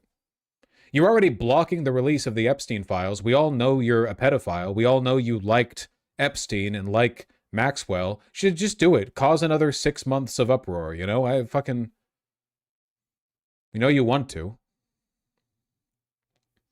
What's the difference between a commutation and pardon? A pardon annuls the verdict, effectively. A commutation just ends the sentence. So in this case, you know, records will still show that George Santos committed the crime and was guilty of it, and then served a sentence of, I don't know, a couple months, however long it's been.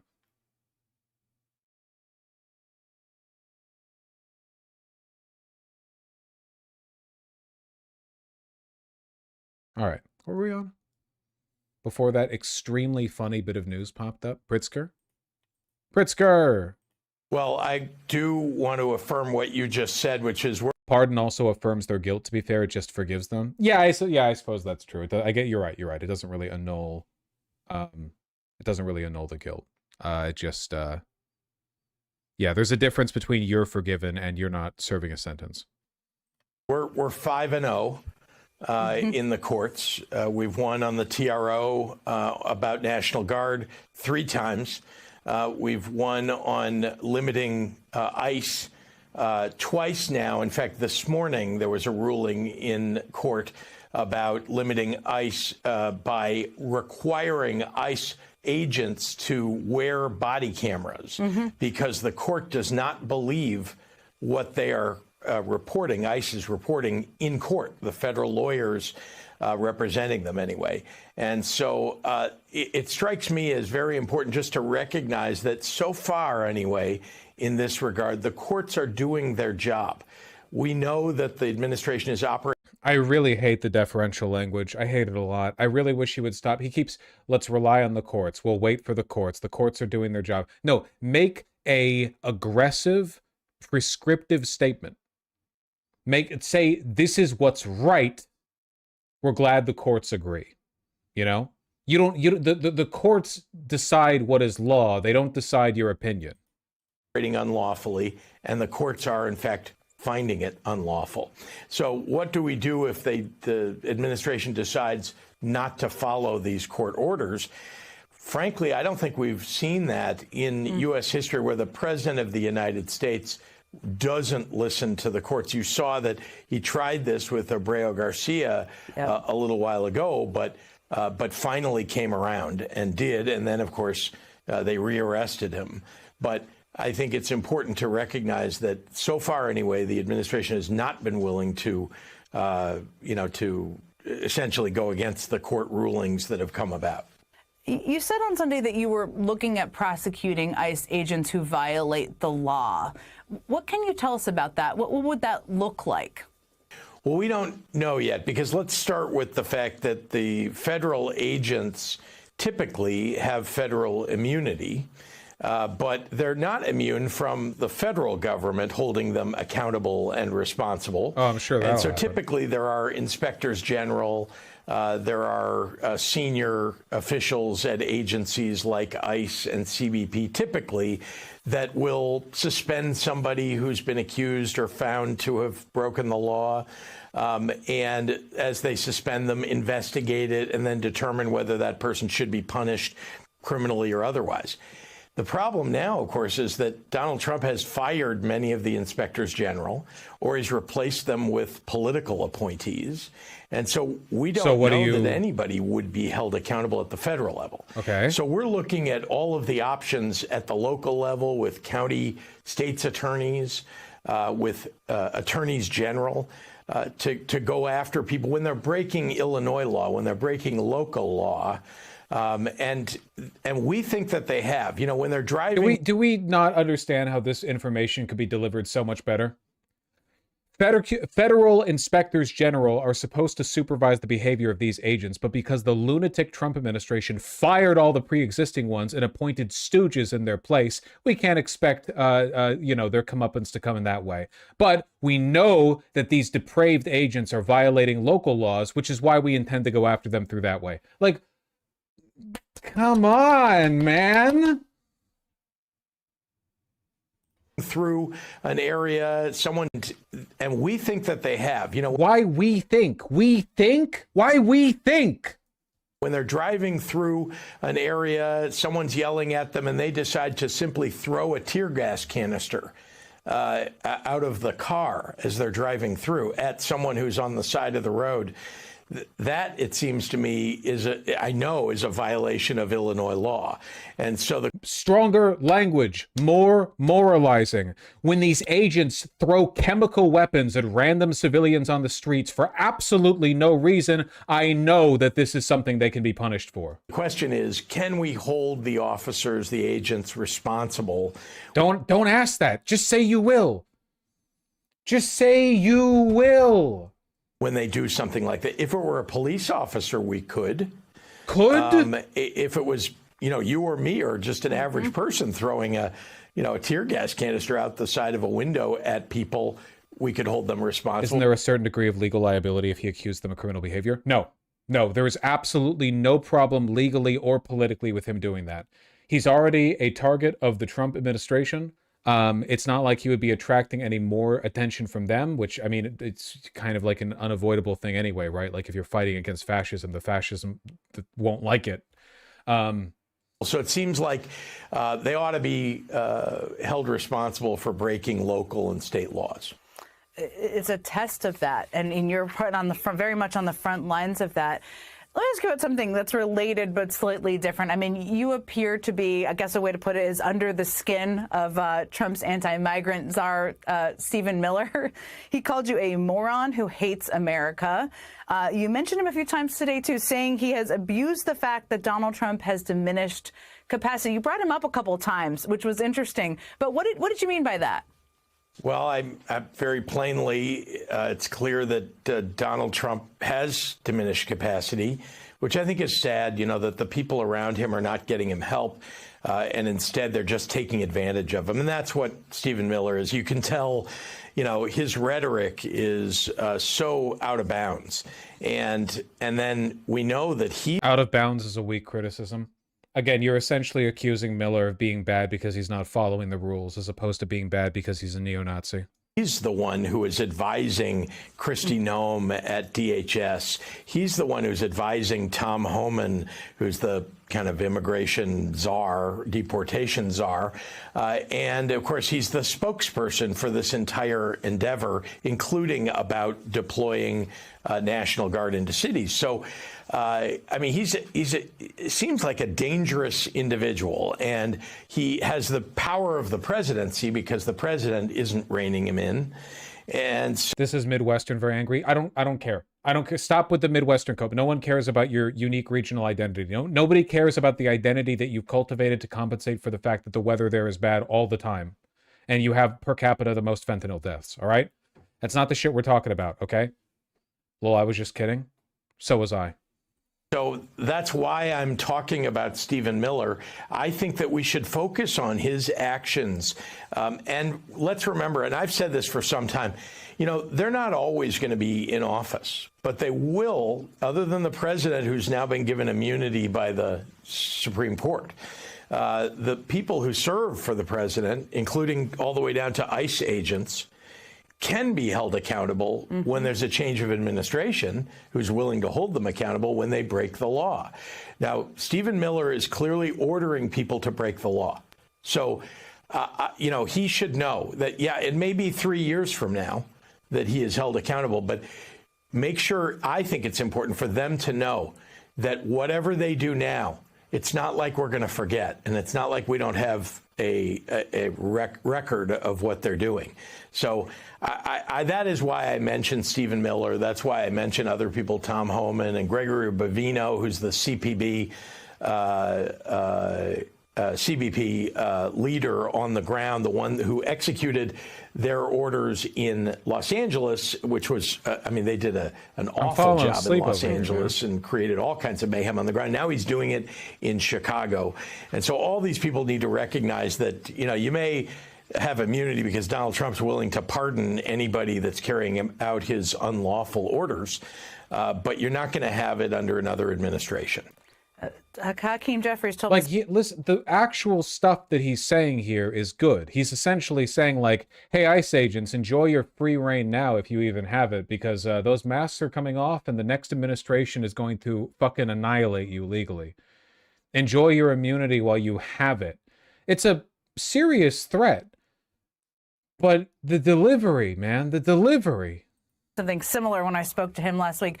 Before I let you go, I had to ask you about this story. When I saw it, I thought, I wonder what Governor Pritzker thinks about this. I'm going to ask you about it. I mean, Politico released leaked text from a group chat. I'm sure you saw this, of a young Republicans group that included completely violent those texts were out of praise line for Hitler. I mean, calls to put political opponents in gas chambers. The members were ages 18 to 40. One works in the Trump administration. One's a state senator. The 41-year-old vice president has brushed this all off as what kids do. You're one of the most prominent Jewish politicians in the country. What's your Pritzker's Jewish? I had no idea. Message to the vice president? Well, he's become such a sycophant for this president that he's unwilling to condemn these kinds of remarks. Remember, this is the man who just a few years ago, before he got chosen U.S. Senator, a Republican U.S. Senator, before he got chosen for vice president, just a few years ago, this is someone who called Donald Trump America's Hitler. That's a long way to go when he's now... Okay, that's enough. JB Pritzker, please toughen up. No more of this. Before I read donos, what's on the tabs? Graham Plattner put out a video, apparently, addressing the old Reddit comments. Hey, all, it's Graham here. Jesus Christ. Okay, I know that's not what his voice sounds like when he's talking to his wife and kids. As you've probably seen, there's a story that's broken about comments I made on Reddit in an earlier part of my life. As I read through them, I read things that I absolutely do not agree with. I read through and I see things that, words and statements that I abhor. I also see the trajectory of my life. When I got back from Afghanistan in 2011, I stayed in the Army for another year. I got out in 2012. Some of the worst comments I made, the things that I think are least defensible, that I wouldn't even try to defend, come from that time. Yeah. My own context video was better. What the fuck is this? Nick Fuentes crashes out on a super chatter for saying he likes Lord of the Rings better than Game of Thrones and doubles down on why Game of Thrones is And Nick Fuentes thinks Game of Thrones is better than Lord of the Rings? Spoiler sent $20. You call me an idiot for asking a regular ass question. Your solutions are just a variation of lol, go to college or something. But at least I'm not a Game of Thrones enjoyer fag. Preferring that slop over LOTR is a crazy self-report. Yeah, self-report that I'm awesome.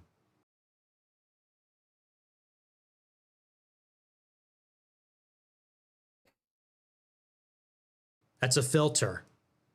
That's a filter. If you like Lord of the Rings more than Game of Thrones, that is a self-report that you're a LARPer. You like gay little hobbits?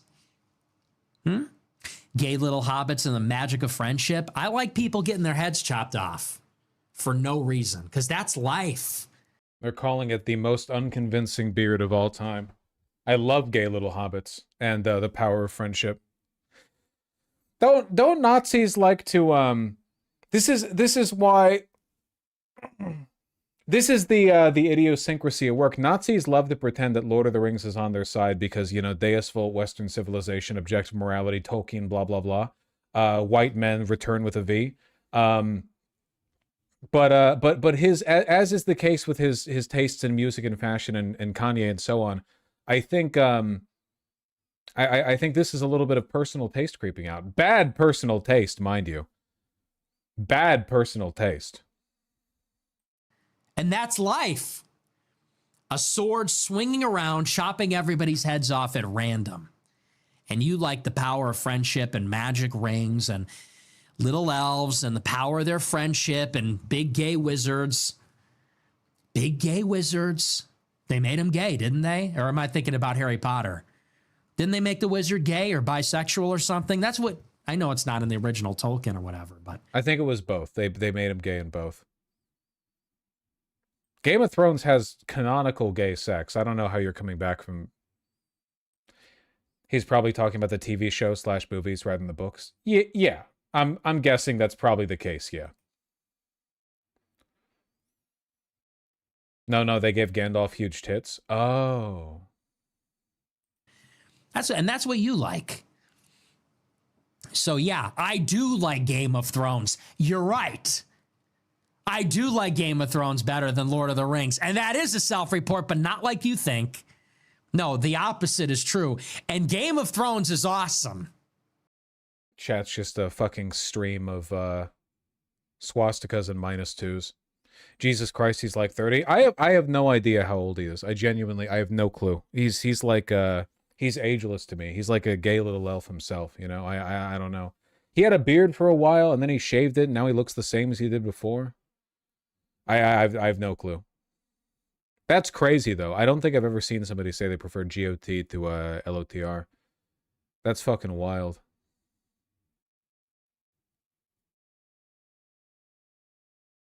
You would think a Nazi wouldn't like Game of Thrones because it's about like moral ambiguity, morality is shades of gray. You know, you've got like different kingdoms. It humanizes the brown people. I don't know. I feel like a pure racist would prefer Lord of the Rings, but then again, Game of Thrones would have been coming out right around the time that Nick Fuentes was the age where you form like permanent synaptic connections, right? You know. You see something when you're 14, it's the coolest thing in the world. I don't know. I have no idea when Game of Thrones started airing. I have no clue. 100% same with Euphoria. Are you suggesting that Nick Fuentes is a big fan of Euphoria? Because I could believe that easily. I could believe that so easily. Here. Oh, really? You look great. Yep.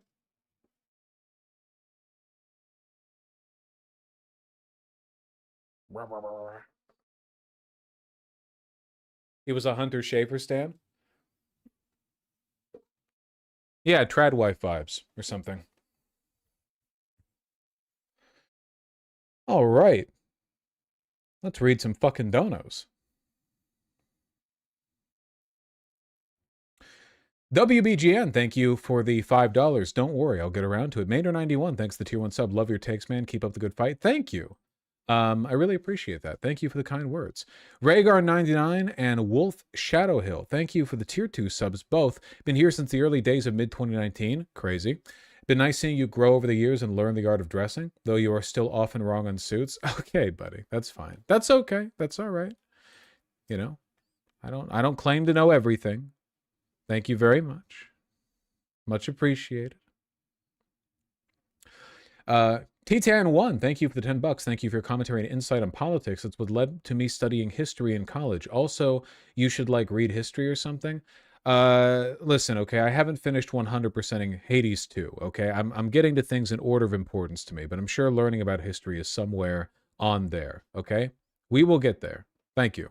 Buster Cluck, thank you for the $50. Very kind of you. Social ostracization and relentless shaming of all Trump supporters, even after his presidency, is a big part of the path to healing in this country. 100%. Yeah, absolutely. Can't let this all be water under the bridge. You know, this has to be a moral stain that you have to answer for forever.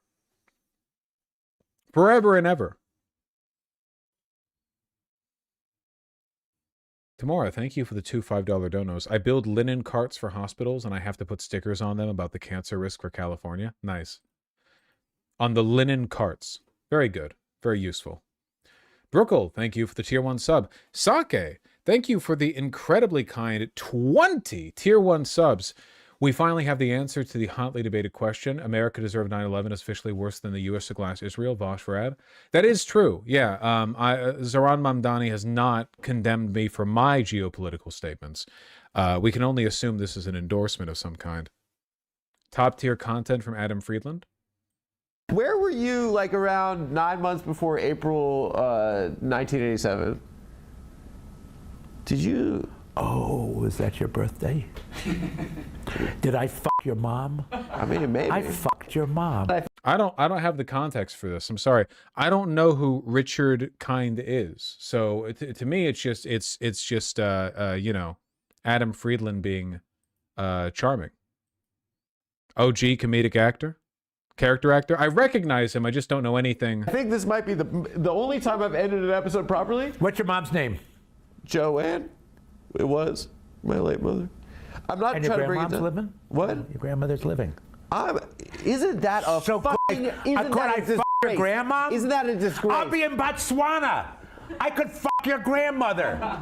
Please let me fuck your grandmother. This please. could be like my dog. And the way she the sun. talks, she doesn't talk like a Jew. She doesn't talk like a Jew. She talks with talks, the. she I talks know. like a. I could fuck that. She's a. I mean, she just got a hip, so. Perfect. It's fucked up that Jewish people get to keep all the funny jokes themselves. That's the real JQ, you know? It's not Jewish people waging economic war on the Western world by like hoarding money with banks or whatever. It's Jewish people waging comedic war in the Western world by hoarding all the good bits. And it's a real problem. It's a real problem. Perifera Proficient, thank you for the $5. Enjoy your Mariners game. Really appreciate that. Brutus, thank you for the $10. I hate to say it, but I think Hassan won this debate with regards to yesterday. Yeah, I'd say I agree.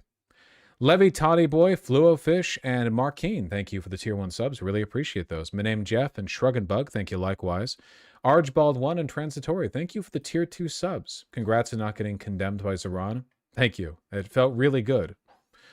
Geoffrey Epstein, Elenita Express, and Björnhof Verts, thank you for the $5 all. Really appreciate that. Enjoy Deep Space Nine, Björnhof. Usher of Destruction, or Disruption, thank you for the tier 3 sub. Really appreciate that. Thank you, thank you. Brookle, thank you for the $20 from yesterday. Hey, Vosh, finally found the stream after watching you for 18 months on YouTube. Was working on OPT at UCLA until 7 months ago. Much love from Vienna. Oh, what's OPT? OPT. Optional practical training, a U.S. program for F1 students. What does that mean? F1 students' major area to study.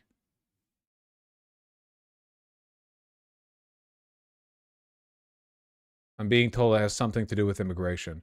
And now you're in Vienna. For a little while, I thought it might have to do with, yeah, F1 racing, which would have been way cooler. But now you're just like an immigrant or something, so that sucks. I'm sorry. Hopefully one day you get to drive the Zoom Zoom go-kart.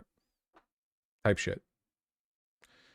Felicitation 100, thank you for the $10. Happy birthday yesterday. Hell yeah. Sake, thanks the 5 tier 1 subs. No Nothing Attorney, thank you for the incredibly kind $50 dono. Always happy to support your work. Curious, when do we start talking about an Article 5 convention as the only path forward, bypassing the federal government? Shit's not happening. It's just not happening. It is more likely that our problems get solved by Trump having a near-death experience that turns him into a communist than an Article 5 convention. Like that's I just don't think that's gonna even potentially fix anything. Cosmic Anomaly, thank you for the tier 2 sub. Really appreciate that. Happy to hear you've been enjoying for so long. Harold, thank you for the $5. And Jordan I99, thank you for the incredibly kind $25. Your point on how resilient American institutions are despite the Trump regime. A great research stream would be on the Roman administration from Augustus to 1453 CE. Really? Just from Augustus to 1453 CE, huh? Oh, you know, just a casual research stream. That's a lot. That's a lot to go over. People have probably written books on the subject. Still, would probably be fun to go over. Why do armpits smell? To give annoying gay people online something to talk about. Manic, thank you for the tier 4 sub. For our favorite FBI agent, thank you very much. I really appreciate it. Thank you, thank you. Flochu, thank you for the tier 1 sub. MRL2H2, thank you for the $10. Hey Vosh, I'm the guy who traveled to Morocco from Sweden for my girlfriend and it went so well. I truly feel she's the love of my life. Wonderful. I'm really happy to hear that. In lovely Morocco as well. Beautiful weather down there, I hear. Really happy to hear that it worked out. Sake, thank you for the 5 gifted tier 1 subs. Really appreciate that. Thank you, thank you. Kowalski, thank you for the $5. Check out this little known YouTuber talk about farmers. And it's me. The farmer rant from the Vosh pit 1 year ago. Damn, I was on that shit a while ago. I've been consistent. Lord Wormeye, thank you for the $10. Playing Hades for the first time. Any tips? It's not really. I'm trying to think. You just have to find whatever variant of every weapon. You have to find the play style that works for you and then lean the fuck into it, you know? Lean the fuck into it. Usually I think with the build you don't even use all of your tools. You don't use the cast, the special, and your weapon. Usually you just use 2 of the 3. Because that's enough. You end up satisfying all of your needs with just those. I don't know. It's there's so many ways to play the game. It's kind of hard to give any general tips. But yeah, focus on meta progression for sure. Iron Pawn, thank you for the $5. Was reading D&D lore and are Lolth sworn drow just stupid? Literally seems like a net negative following Lolth due to her randomly backstabbing her followers. Well, but that's how it works in real life too. People support political movements where they occasionally get purged. The societies in the drow cities, they're all Lolth sworn. They're all cults. You can't really abandon Lolth without putting yourself in danger. You know? But also the power she gives is real. There's a fuck ton of Lolth sworn priestesses, you know? It's a real, like the god's real, you know? Why follow this god? They'll betray you. Okay, what happens if you don't follow her? Torak45, thank you for the extremely kind $25 dono. Really appreciate that. Before I knew you existed, you posted a video about Innuendo Studios' The Cost of Doing Business. Can you do the same for Rage Against the Machine X Uma Chroma Killing in Thy Name, preferably without the skips that you... Huh? Innuendo Studios, The Cost of Doing Business. That's a political analysis video. It's a video essay on political analysis. What does that have to do with a Rage Against the Machine song? Uma Chroma Killing in Thy Name. I have no idea how I could do that, or how it would be possible for me to do that.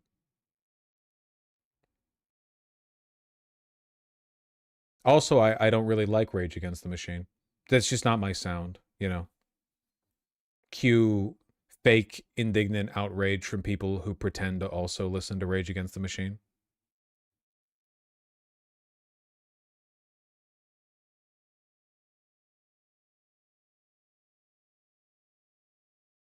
Rhaegar99, thanks for the $5. All this talk regarding the AI bubble is too depressing. Talk about the demographic crisis instead. Well, with that one, people get mad at me, is the problem, because you can't talk about the demographic crisis and low birth rates without everyone accusing you of laundering Nazi talking points. I'm misunderstood in my time.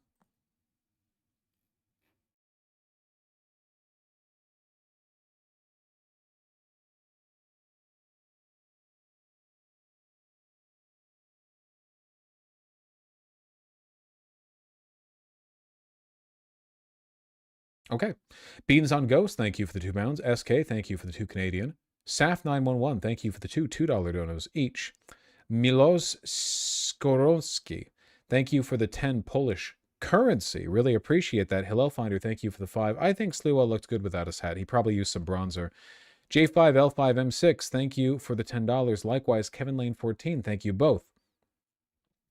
I'm 40. As a kid, the Black and Latino communities in Denver were absolutely frightened by the guardian angels in the Denver branch, as it was wholly infiltrated by white supremacists. For everyone, Oh, 100%. He literally does, like, brown shirting stuff, for sure. Sliwa, 100%. Though, I don't know how, like, conscientiously white supremacist he is. Probably to some extent, but he is a weird character. Not really a defense. Stop the Madness, thank you for the $2. Saf911, thank you for the $5. Kevin Lane, I'm gay. I was almost attacked on the train. Went to the cops on the platform. They looked me up and down like I was the bad one. Yes, many cops are homophobic and bigots. Never heard of that. Never heard of that in my life. J5L5 and Zach, thank you for the $10 both. Really appreciate that. Denver story again. We implemented the Support Team Assisted Response, or STAR, for the Denver PD in 2020. Program was so successful, citizens voted to continue its budget as an annual part of public safety. Yeah, articles have been written on that. It's actually like I knew about that one. It was popular enough that that people have spoken about it broadly. You know, shame more cities haven't implemented those lessons.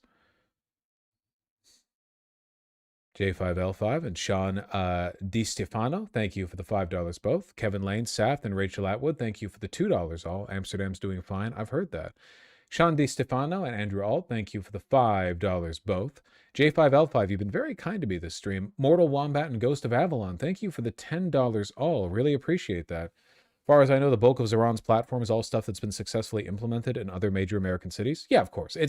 We always do this, right? Socialism is one thing, but social democratic reform any individual reform can almost always, be justified by pointing to a city that has done it and done it correctly,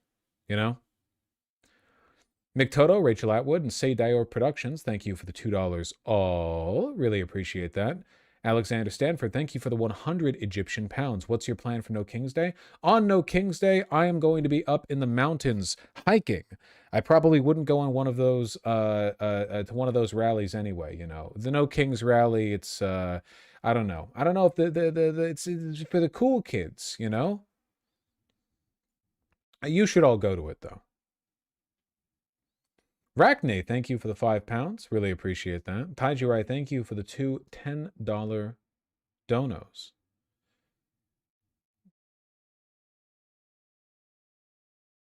This is Russian vote an even level.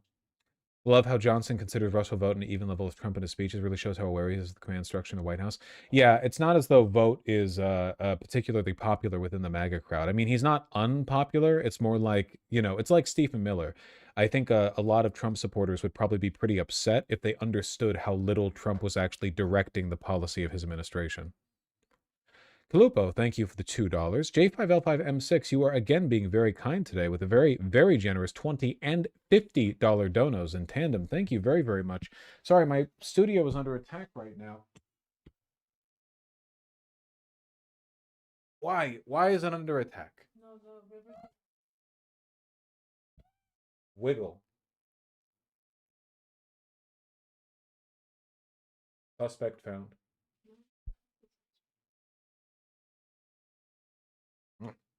Be free.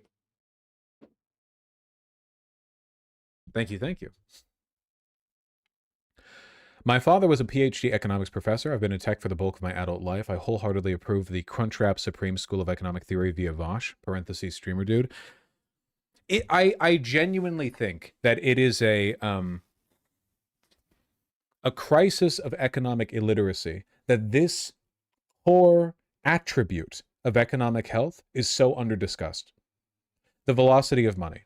Like, who talks about it outside of, like, wonky econ circles? How often does it even come up in the news? But it's a huge, huge part of the health of an economy, you know?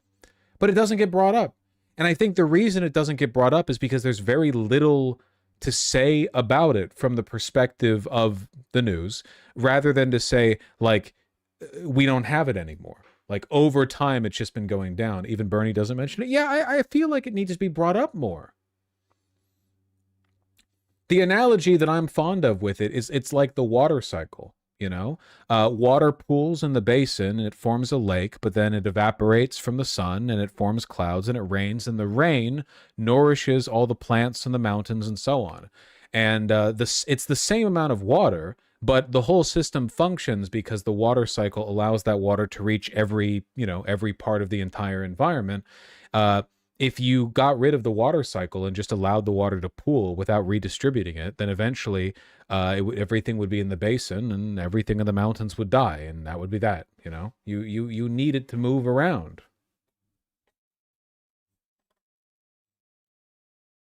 And Neo Miker, thank you for the $5.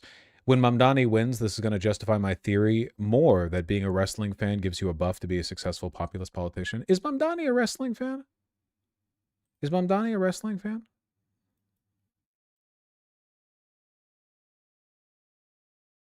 You mean like this? Hey, I talked about this before you made this this graph, not the one. But I acknowledge. Oh, you probably made this because of me, because you're a known fan of mine. It's a leftist meme.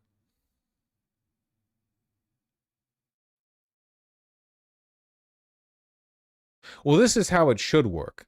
Right now in the economy today, the water is the capital accumulation. But yeah, this is true. Quarterly taxation. This is that shit they're gonna make me do in a month and a half.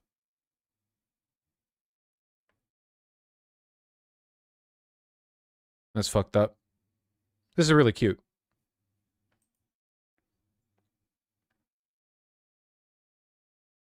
Kevin Norton 84, thank you for the $5. Yeah, we saw the Santos freeing. It's pretty funny.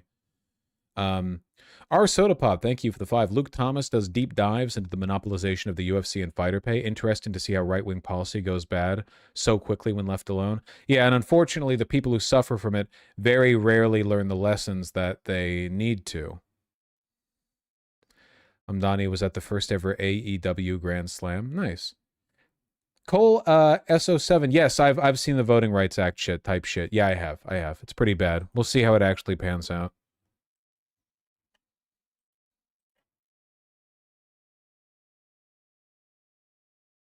Yeah, Luke Thomas is like the only non-Hitlerian fucking wrestling social media personality. Tragic stuff. All right, folks.